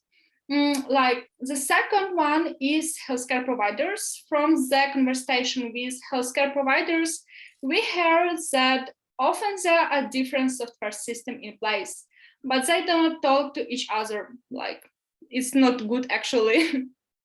That leads to the situation that staff need to reconcile data in different systems, and this process becomes cumbersome. When providers use off-the-shelf solutions, there might be a situation that provides adapt their processes to software, not software to operations. A lot of existing systems are quite old, and their user interface and user experience could be far from ideal. Software needs to help to do work better, faster, and sub-optional software can create an even additional burden of doing day-to-day operations. Also, the software can have basic functionality, but do not have the ability to get insights from data from provider may have, and additional analytics modules or software could be costly, actually. Next one is insurance companies.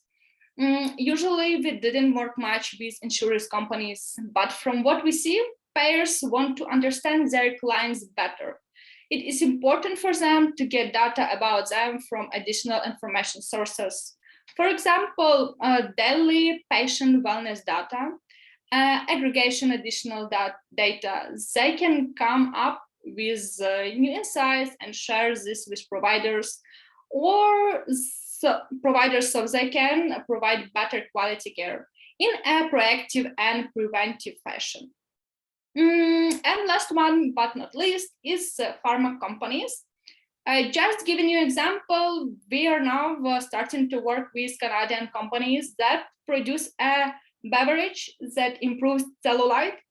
They finished their clinical trials and now want to build a mobile app which allows their clients to take a photo of their legs to detect if cellulite is reduced. Like if here is a woman, I think you understand how useful this application is.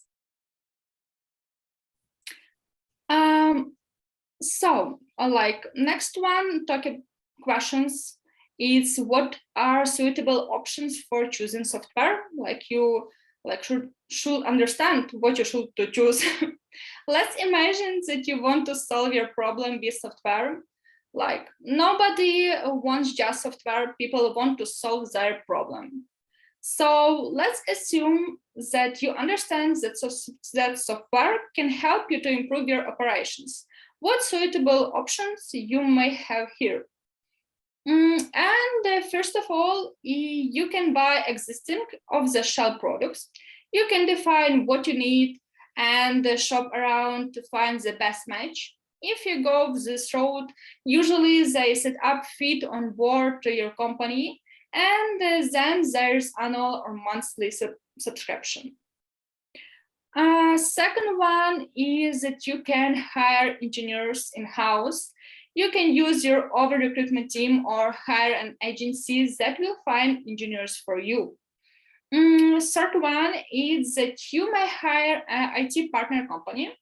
And there are three models on how you can work with them. First one is staff augmentation. You might have, what is mean? Is that you may have your core team and hire more engineers from partners team or using their network. Next one is dedicated team. It means that it's similar to staff augmentation, but you hire full-time dedicated team. The team can comprise of 2-3 backend engineers, 2-3 front-end engineers, designer, product manager, and QAs. And the last one is end-to-end product development. In this case, you don't hire full-time engineer or dedicated team, but hire a partner to develop a product on time and materials basis. And the next one is modulus comparison. Sorry.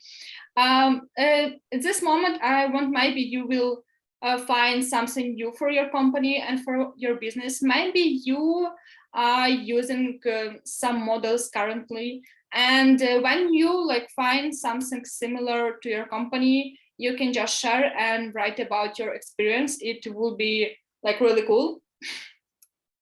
And the first model, it's off the shelf. It's a great option if you have pretty standard use cases, and a lot of people already solve this it's a problem. For example, you want to have a basic CRM system. By the way, we have developed a custom CRM system for home health agency from California, because they wanted to make it HIPAA compliant and adapt it to exist business processes. Also is great options if you want to keep your cost low and software and don't want to spend a lot of time and resources on it. Of course, it may happen that exist software won't cover all your needs. It can solve your problem, but the user experience could be bad. Usually, if you want to change something or make any improvements, it is hard to do because the software company, the developers of the shell software, has its own roadmap, and it's difficult to change it, or you can wait very long. Also, they may store all the data on their servers, so in this case, technically, they own your data. And the next one is in-house. It's a great option. If you want to keep all your experience, keep all your expertise and know-how within the company. For example, you work with very sensitive data and can't or do not want to involve third-party companies. In this case, in-house is a good option. Also, it's a great option if you want to nurture talent related to some specific technology inside your company. At the same time, there are some disadvantages. First of all, it might be time-consuming to assemble the required team, especially if you have tight deadlines. The talent pool could be also limited. In addition, an in-house option is more expensive as salaries in the United States are higher than, for example, in Europe. Plus, you need to cover additional costs on recruiters, pay employee benefits, and may bear other administrative costs. Another one is staff augmentation. In this case, you have your core technical team, but need more engineers, but you don't want to employ them when sometimes it happens. This option is great when you need more people, but have no time or no recruitment team to hire them. In general, it may cost you more than 20% less than in-house model. A staff augmentation is also an option that can help you to hire more people faster. But there are some disadvantages. The onboarding and working processes could be more challenging than in-house model because of the time difference. You also need to manage engineers yourself since they become a part of your team. Next one is dedicated team. In this case, you hire a dedicated team that works full-time on your product or takes responsibility for some part of your project. This model will suit you if your speed and cost matter to you. In other words, you don't have time on hiring a full in-house team, but want to see results fast. However, the main downside is that you need to manage the team yourself or have to hire a product manager for this task. If you have your internal and external developers working on the same product, you will also need to set up the same development and deployment processes for both teams, for sure. On top of that, it's important to integrate external and internal team. I will tell you how you can do this later. And finally, to keep your dedicated team updated, you need to set up code review and transfer knowledge processes. Next one is end-to-end product development. You may use end-to-end product development model if you want to develop a specific product, but you don't want to hire full-time engineers or dedicated team. That is a great option if your software development partner has the experience you lack. If you choose end-to-end product development, you pay only for hours that the team actually spent on your project. You won't be as involved in the processes as in the previous two models, so you won't need to manage external engineers or dedicated team yourself. At the same time, there are some drawback. Since your partner takes a lead, you have less control over the development. Also, your internal team doesn't get knowledge on how the product is actually built, so you need to set up code review and transfer knowledge processes. Also, maybe at this stage, maybe someone can share what models they prefer in their company. If you want, you can like write down, or you just can share by speak or voice. They can write whatever they want via chat box. Oh, what I do? Can you press the green button? Okay.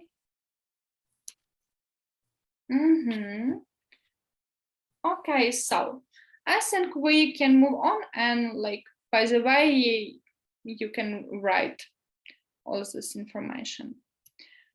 Also, I want to tell a little bit about our like previous experience about our company. Like one of the projects on demand, it's on demand staffing platform.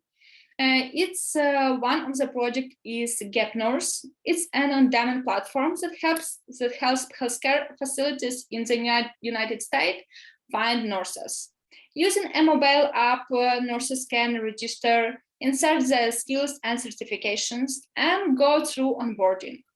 On the other hand, healthcare facilities can use a web platform to create segments and hire nurses with the most appropriate skills. The solutions is HIPAA compliant. They have hundreds of nurses in the database, and now they onboard a company with 30 hospitals across the United States. Next one is the telemedicine platform. We have developed this platform for the Kuwait market. The system allows patients and doctors to have video and audio calls.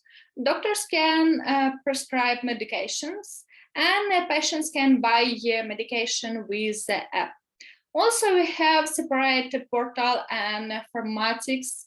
Doctor can set up their schedule and manage appointment. The app was launched in one of the Kuwait clinic, and they want to take the app to the all GCC region. Now I want to give you like a little bit like several tips on how you can move forward with the models I mentioned above. Like tip one, like I think it's really important. At the first stage, it's set specific expectation on what you want from software. It's like really important. Maybe like someone just missed this stage, but you should all time remember about this. As I said, nobody wants just software. Every decision maker wants result. Whether that's spending less time on operations, growing revenue, or reducing cost. You need to determine what you want to get from building your software. And if you move forward with a software partner, they need to know it too and look at development from the perspective. Second tip is actually choose a reliable partner. If you choose to build a custom software, it could be along a business critical collaborations. So I believe it is important to have a match on both business and personal levels with your partner.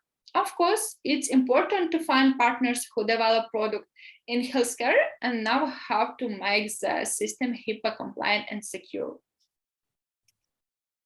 And next tips is work as one team and build one team. It's always great when all team members understand what is the company's missions and vision. I believe that for better productivity, external engineers need to be on the same page on what they are building. So we just like you explain, why are you creating your product to your internal team? You should explain the same to your external team. Remember, they are your team now. Next tip is evaluate their performance. You need to set up processes for how you evaluate your partner's performance. We recommend having a processes where the team describe what they plan to deliver and show you a demo of what they have accomplished on a regular basis. For example, at the beginning or at the end of each sprint. You should also keep track of estimates and compare them with the actual effort spent. And finally, you can involve your internal team and external experts in the review of technical solutions, documentations, and source code. Next one, I want to talk about the cooperations model we offer, like a little bit more information. Basically, we can offer the three models I explained earlier. It's staff augmentation. At this stage, we can help you extend your existing software development team by hiring full-time engineers from our team. Next one is dedicated team. It's when you hire a dedicated full-time team to work on new product from your roadmap or as extension of your existing team. Like, for example, it could be a team of 2-3 backend developers, 2-3 front-end developers, 1 business analytics, 1 product manager, 1 UI UX designer. Or it can be also an end-to-end option when you don't want to have full-time engineers or a team, but hire us to build a product from scratch. In this case, we will help you to clarify the product requirements. We will also design wireframes and create system architecture.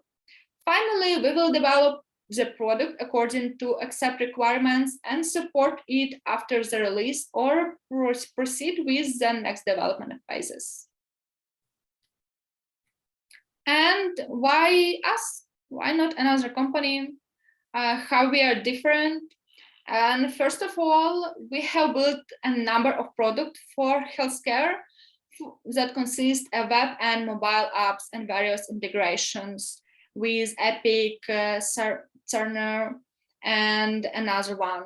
We have experience working with wearables and IoT device using the MQTT protocol, and we can make solutions HIPAA and GDPR compliant, receiving uniformly positive feedback after third-party audits. On top of that, we have experience delivering more than 14 projects. And if you don't have an experience working with a company like ours, or don't have an established development process yet, we can help you set it up and integrate the work of your external and internal teams. And maybe, do you have any questions? How I previously told, our CEO is in the Kyiv, but you can send me like any questions, or you can write down. I will pass it to him, and we will answer your all questions. Like maybe a few seconds. But it's any case, here is my contact, and it's contact of CEO of my company, Delegates, and you can find us in LinkedIn, or you can just write via mail, and we will answer all your questions.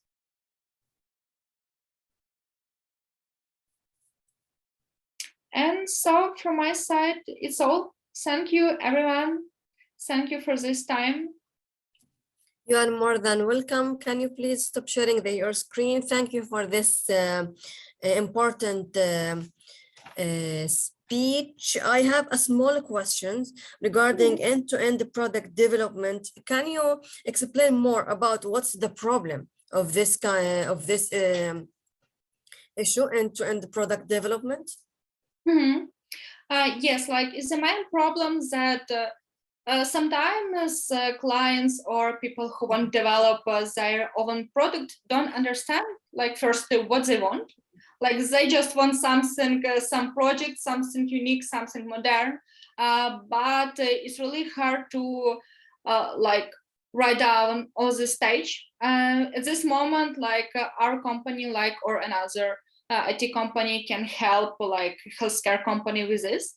And another one is that they need all time like to keep progress, and they need to automate all the processes. And at this stage, they need all time have support from some developers or from some IT company and be modern. So how to deal with this kind of clients? This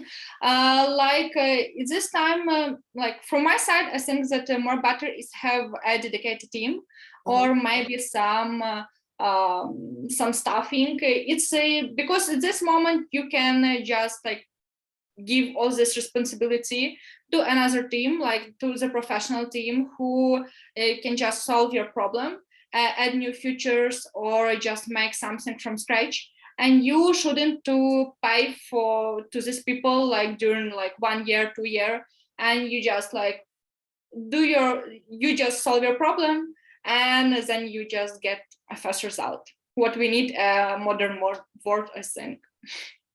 Great. Thank you very much for your time and for being with us. I would like to ask you to stay because our next 4 speakers have a great and informative speech. Thank you very much. Let's move to our next speaker is Ms. Asma Qabalani from Qatar. I'm passing her the stage to deliver her speech on rehabilitation efficacy for a chronic disease. Ms. Asma, the stage is yours. Assalamu alaikum. Alaikum assalam. First, I am Asma Qabalani, occupational therapy at Hamad Medical Corporation in Qatar.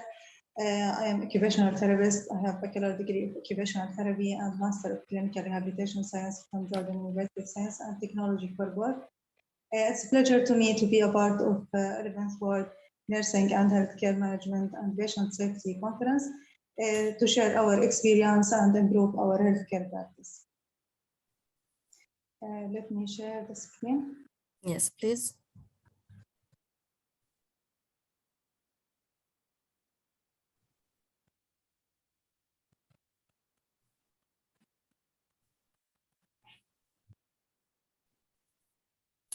Okay. Yes. As an occupational therapist and as a part of rehabilitation team, and also according to one of main our concern in rehabilitation, I will present with you the rehabilitation efficacy for patients with a chronic disease. First, what is a chronic disease? There is a various description and definition of a chronic disease throughout the healthcare institution and healthcare policies around the world. Also, some institutions describe it as a condition in case of the disease is eliminated, but the side effect of the disease is still with the patient in their long life, like in spinal cord injury and traumatic brain injury survivors. Some of these institutions define chronic disease as a human health. Okay, I just want to this. A human health condition or disease that it's resistant or otherwise long-lasting in its effect. The term chronic is often applied when the course of the disease lasts for more than 3 months. Chronic diseases generally cannot be prevented by vaccine or cured by medication, and it's described as conditions when that last a year or more and require ongoing medical attention and or limited activity of daily living. The Australian Institution of Health and Welfare includes the following as a common feature of chronic diseases. It's multiple comorbidities, progressive and can initiate it silent without symptoms, affect prolonged lifespan with increased complication, and cause functional impairment or lead to disability. So we can make a major definition according to the main criteria to describe this disease as a chronic if it's permanent and caused by non-reversible pathological alteration, require rehabilitation and long-term care. There is most common known diseases in healthcare facilities and described as a chronic disease, which is heart disease, stroke, cancer, diabetes mellitus, obesity, arthritis, Alzheimer's disease, and depression, and HIV. Whereas some medical organization doesn't involve HIV in chronic disease classification because it's describe it as a communicable disease because it's transmitted from one to another. The available prevalences for chronic disease in the developmental country, more than half of adults diagnosed with one chronic condition and 27% of adults had a multiple chronic condition in USA, while in Europe, 87% of all deaths occurred due to chronic disease. People aged over 65 in Europe represented 17% of the death cases, about all ages from the whole population in 2010. And hypertension was the most common chronic disease affecting women than men, more in women than men. And in Canada, heart disease, stroke, cancer, chronic respiratory disease, and diabetes accounted for 62.7% of all deaths in 2011. Nearly half of Australians of all ages had one or more chronic condition, and most of 1 in 5 had 2 or more chronic condition. In 2005, the World Health Organization estimated that chronic illness accounted for half of the total global burden of diseases. People aged 30 and above estimated high risk to develop chronic disease, as we can see on the chart.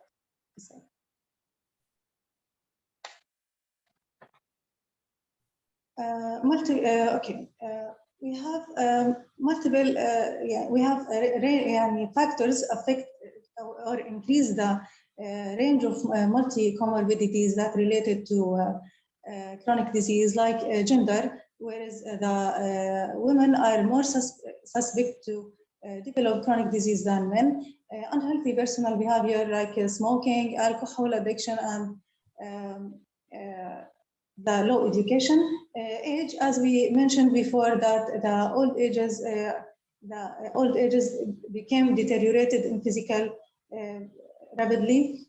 Occupational status, the person with low grade of occupation are more suspected to develop chronic diseases or chronic pain. Physical activity, there is evidence supported that child and adolescents who are practice physical activity are less suspected to develop cardiovascular or endocrine disease. Overweight have high impact to develop chronic diseases, and low income, because people with low income already get the low education and the low grade of occupation. Complication of a chronic disease reduce patient quality of life, develop depression and anxiety, and there is evidence supported that relation between physical illness and stress and anxiety disorder, and the impact of this psychological issues to the outcome of rehabilitation or medical care for patients with a chronic disease. And it affects physical activity and limit function, limit engagement in specific occupation, affect social participation, and increase risk of a premature death. Also, these high prevalences and wide range of comorbidity of chronic disease affect the community through increased healthcare cost and complexity of care, greatest number of days of absence from work, increase in physician visit and hospitalization, and the use of the drug.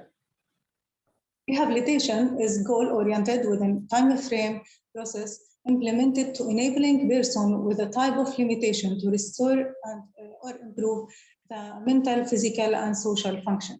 Rehabilitation is an important part of a professional multidisciplinary team for comprehensive care. Rehabilitation also have evidence demonstrated that rehabilitation is successful in supporting and management of chronic diseases, and for patients develop limitation or disability are require complex intervention. This complex intervention included occupational therapy, physiotherapy, speech therapy, social worker, and etc. Rehabilitation for a chronic condition applies to restore and maintain an optimal level of one's functional ability. The benefit of rehabilitation: reduce admission to hospital and subsequent length of stay, reduce comorbidities and mortalities, improve functional exercise capacity, improve psychological well-being, and reduce stress, improve the quality of life for patients. Rehabilitation for a chronic disease have a multiple steps or have a procedure started from screening. Screening this step to address patient's need, limitation, and complaint, to refer them to the specific rehabilitation discipline. Development rehabilitation plan. This step preferred to be with a multidisciplinary team and the client center within a client center group, and build the plan according to the patient's priorities and needs. Evaluation, initial, progressive, and discharge to assess patient current status and the progression on his health status. Self-management support, including education, education with the nutrition, with exercise, physical activity, how to deal with his physical status, and how to cope any problem or any limitation. I will discuss it on details last. Psychological and social support done by social worker and psychologist, supervised exercise training by physical therapy, and advanced care planning. This related about the specific health issues of medical care. Maintenance and follow-up. Efficacy of rehabilitation: evidence support the utilization of physical activity to prevent chronic diseases and improve health. Improvement of hemodynamic responses like blood pressure, lung capacity, heart capacity, and decrease pain for patient. Rehabilitation intervention for low vision in older adults improve the quality of care and improve the quality of life for patients also. Evidence reported that participation in cardiac rehabilitation program reduce cardiovascular mortality and rate of hospitalization. Occupational therapy. OT intervention assist the symptoms, applied to assist the symptoms caused by chronic condition and to address the limitation and abilities. Main concern of occupational therapy is to improve functional ability and maintain participation in social and increase the quality of life for patients. This increase of functional abilities by applying some technique or strategies like dividing tasks or big tasks to subtasks to reduce fatigue or reduce pain, provide assistive devices, maintain participation and society by including or engaging the patient in group activity, or modify the context around them to be accessible to them to engage to the community. Occupational therapy for chronic disease. Evidence supported the efficacy of occupational therapy to improve functional ability in stroke and rheumatoid arthritis patient, improve functional ability, participation and well-being, and decrease the incidence of fall for elderly people, while sensory stimulation intervention as a type of occupational therapy intervention is effective to improve behavioral problem with patients with dementia. And there is a heterogeneous study reported that occupational therapy effective in increased functional ability, social participation, quality of life, and balance for CV patients. Here, the self-management as a part of rehabilitation is a process to learn individuals with chronic diseases how to cope with their health condition in home, community, by adapt with the recent status and change in behavior.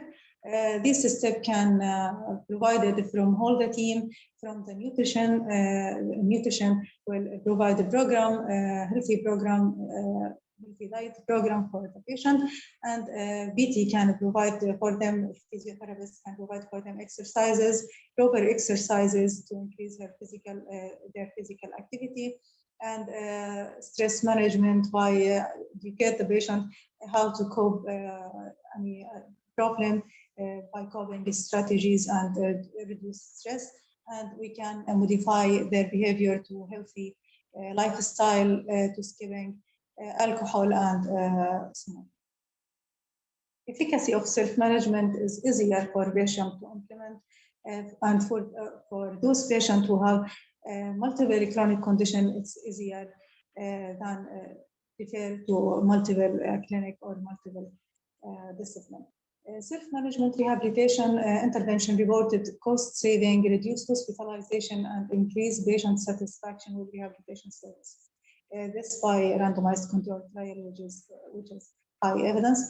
Patient can monitor his or her condition and make changes are needed to maintain a satisfactory lifestyle or quality of life. Evidence confirm the efficacy of behavioral-based intervention in COPD, which is the chronic obstructive pulmonary disease. Final message, in the context of an aging society and large number of people living with a chronic disease, is essential to understand psychological adjustment and rehabilitation needs to chronic diseases. Client-centered, community-based, and multidisciplinary team are more beneficial for a chronic disease, as recommended by World Health Organization of using ICF model. ICF model is the International Classification of Functioning and Disability. Its model is the clinical based for comprehensive care and provide proper understanding of interaction between the person, environment, and health status. Thank you, and don't hesitate to give me any questions.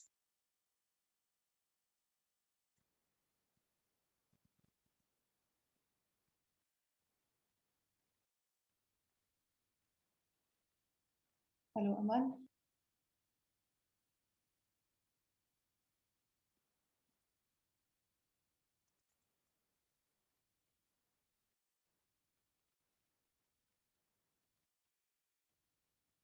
Hello, Amal. I finished.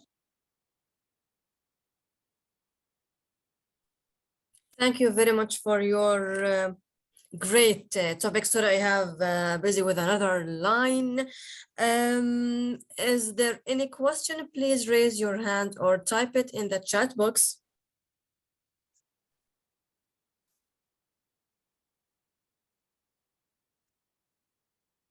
Okay, I would like to ask about the chronic diseases. What is the most not important, what is the most famous chronic disease in Qatar and in Hamad Medical City, how they can deal with the patients with the chronic diseases?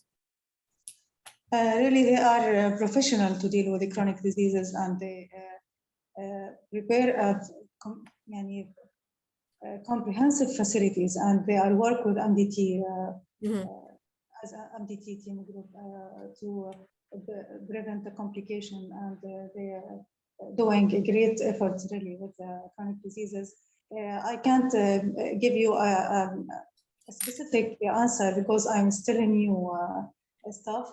I don't know the evidence or real numbers about the statistics about the highest level of chronic disease, but there is doing well, and there's a good effort with them, and there is facilities prepared to deal with the chronic diseases, and they are work on MDT. Great. Thank you very much for being with us, and I would like to ask you to keep staying with us with the our last speaker for today, Dr. Hala Al-Kout from UAE. Hala or Hala, she will pronunciate it correctly. Now I'm passing her the stage to deliver her speech on pharmacist role in rehabilitation program in the care of patient with chronic pain. Dr. Hala, the stage is yours. Hala or Hala, you will pronunciate your name now. It is Hala actually. Hala, okay. Hala Abdullah Al-Kout. Hi, good morning or good evening, but for Dubai timing, it is good morning. And I'm so happy to have this time with you today. And Just giving me, actually. I'll try to share the screen. Yes, please.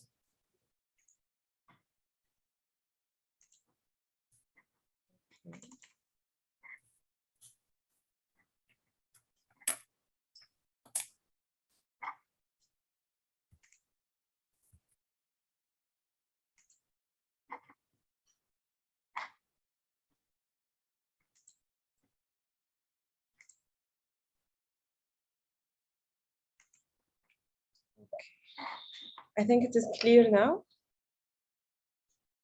Yes, it's clear now. Okay.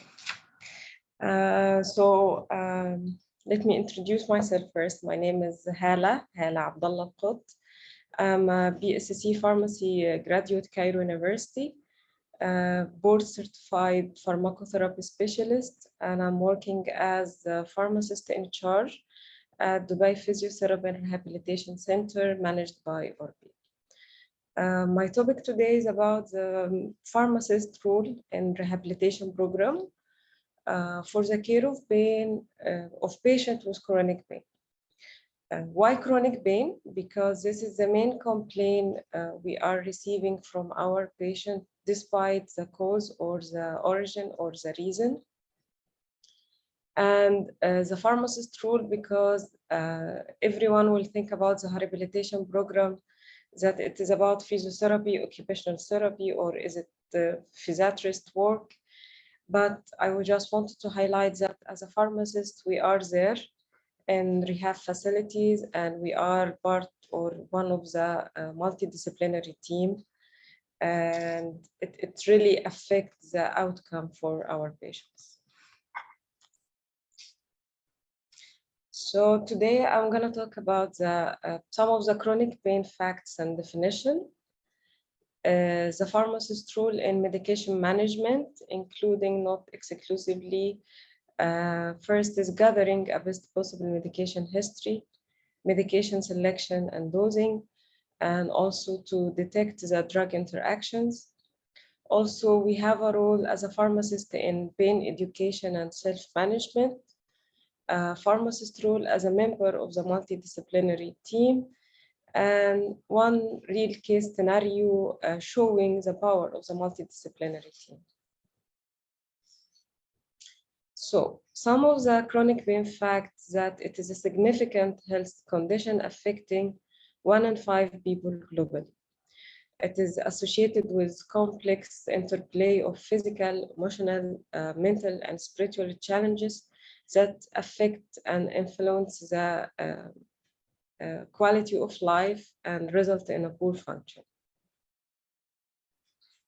So to get closer, because we are going to treat later on, we will have some pain terms and definition. First is allodynia, which is the pain due to stimulus that doesn't normally provoke pain. Next is the hyperalgesia, which is increased pain from a stimulus that normally provoke pain. Central sensitization is increased responsiveness of nociceptive neurons in the central nervous system to their normal or subthreshold afferent input. Next is the nociceptive pain. Is the pain that arises from actual or threatened damage to non-neural tissue and due to the activation of the nociceptors. And neuropathic pain, which is the main complaint or the main type of pain we are facing or seeing daily. It is the pain caused by a lesion or disease of the somatosensory nervous system. And last is the nociplastic pain, which is the pain that arises from altered nociception despite no clear evidence of actual or threatened tissue damage, causing the activation of the peripheral nociceptors or evidence for disease or lesion of the somatosensory system causing the pain. So coming to the pharmacist role in the medication management, our first role is we help in gathering a best possible medication history. As we know, many people, they self-medicate their pain with OTC medications and substances, but usually they don't remember their name while seeing the physician. So the pharmacist can gather the information from the patient, the details about the amount, the time of last substance use, how long they have been using, frequency, route, source, and reasons for use these substances and medication. It should also include the drug allergies and all current prescription and non-prescription medications, including pills, patches, sprays, topical products, and focus on those of pain. So also one of the second rule in medication management is the medication selection and dosing. The choice of the medication should be guided by evidence for their use in a specific pain diagnosis, as we mentioned previously, the pain type and diagnosis. And for sure, the medication selection must be individualized with consideration for the patient past trials and preferences. So this is the graph showing the pain pathway. So we have the medication or the drugs that facilitate the descending pain modulation. We have the anti-epileptics, gabapentinoids, sodium channel agents. We have the antidepressants, tricyclic antidepressant, and selective serotonin norepinephrine reuptake inhibitors.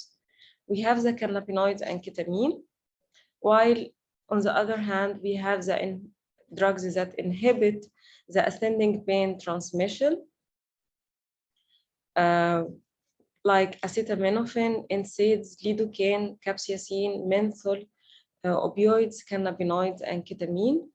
If we notice that the cannabinoids and ketamine, they work on both pathways, they facilitate the descending pain modulation and they inhibit the ascending pain transmission. So as we mentioned, depending on the type of pain, we have a first-line therapy. So for nociceptive pain, NSAIDs coming as a first-line therapy. For neuropathic pain, antidepressants, tricyclic antidepressant, or serotonin norepinephrine reuptake inhibitors, or anti-seizures medication, they act as the first-line therapy.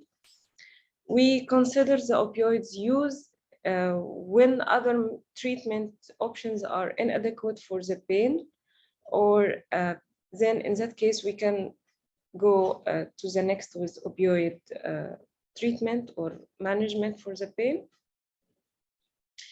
And that's why most of the patients were in neuropathic pain while giving them their medication or dispensing them their medication.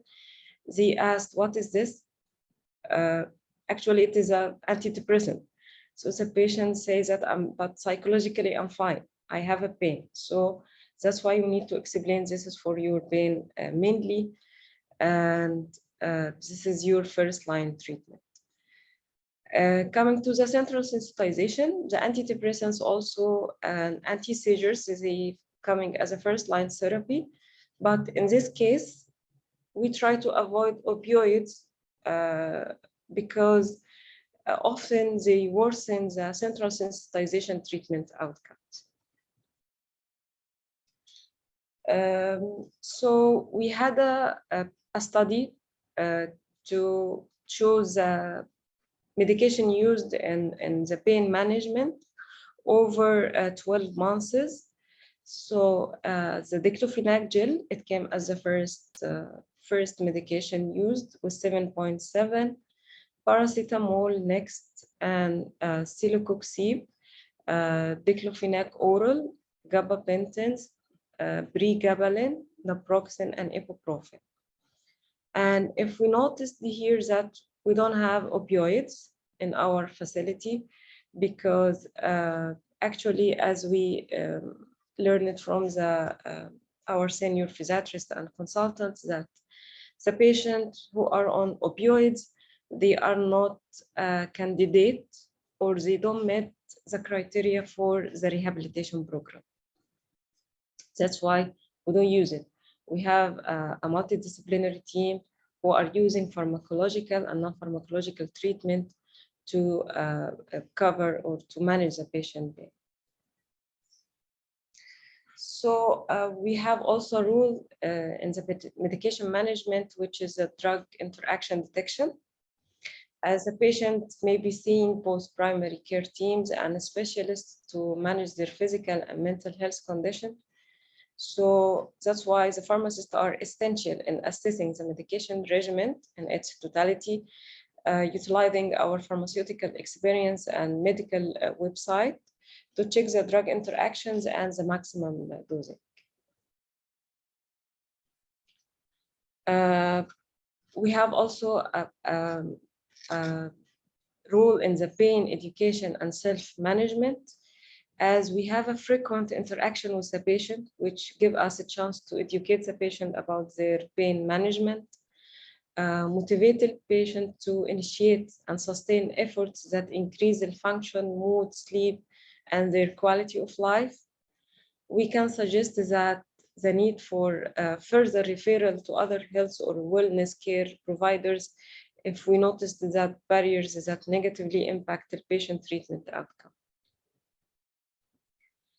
So we act also as a member of the multidisciplinary team for inpatient rehabilitation program. Especially we have, after each case, we conduct a multidisciplinary team conference with the following team members: with the physical medicine specialists, which we are calling physiatrists, physiotherapist, occupational therapist, pharmacist, nurse, dietitian, psychologist, speech therapist, internal medicine specialist, and clinical patient coordinator.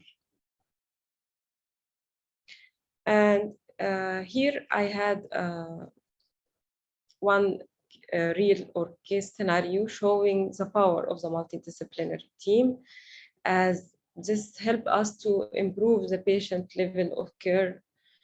For example, we have a case history with a male.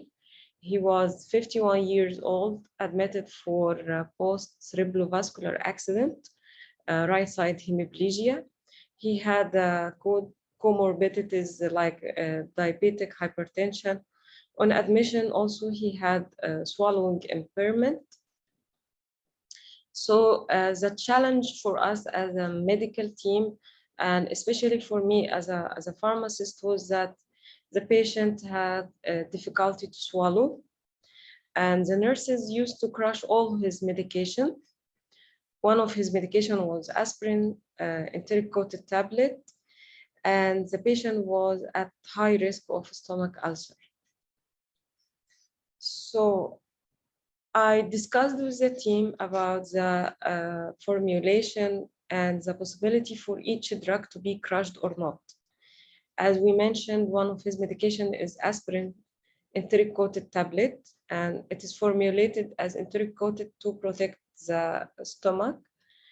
But we have to crush all the medications. So to overcome this, we added PPI, esomeprazole, to protect the patient's stomach. And we also, under the supervision of the speech therapist, we try to work with the patient to swallow the small tablets, then the bigger one to cut it to portions or half.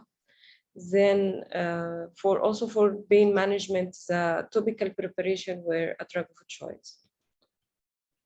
As output or by the patient discharge, his medication intake became more easier and safer, and the patient discharged with remarkable improvement in mobility, cognition, and self-care.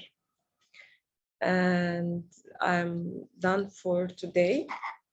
Hope to see you with the next year, inshallah, or with the next conference or summit. And I hope it will be face-to-face, not only online. And if you have any questions. I hope so. Thank you very much for your great topic. If you have any question or comments, just raise your hand or write it in the chat box.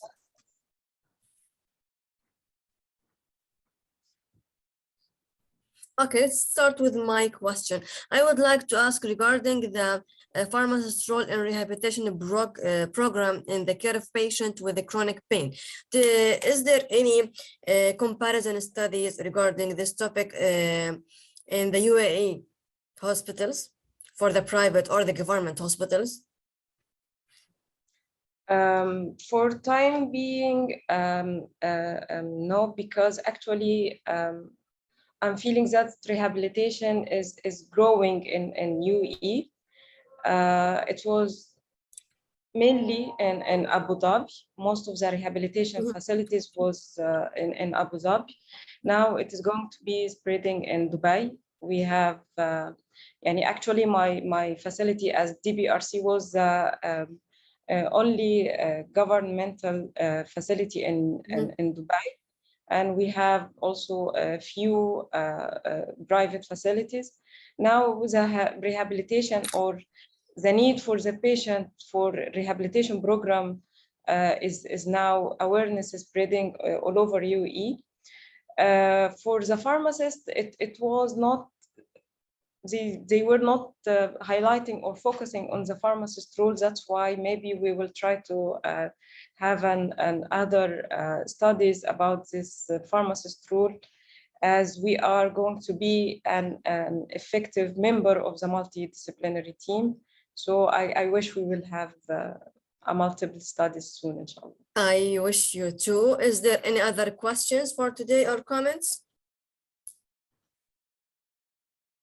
It seems look like there is no more questions. I would like to thank everyone for joining us for today, and I would like to announce that tomorrow we will start at 7 or 7:30 a.m. San Francisco time to start the online sessions with a great, amazing speakers from all over the world, and the certificates will be distributed on November 20 for all of the online participants.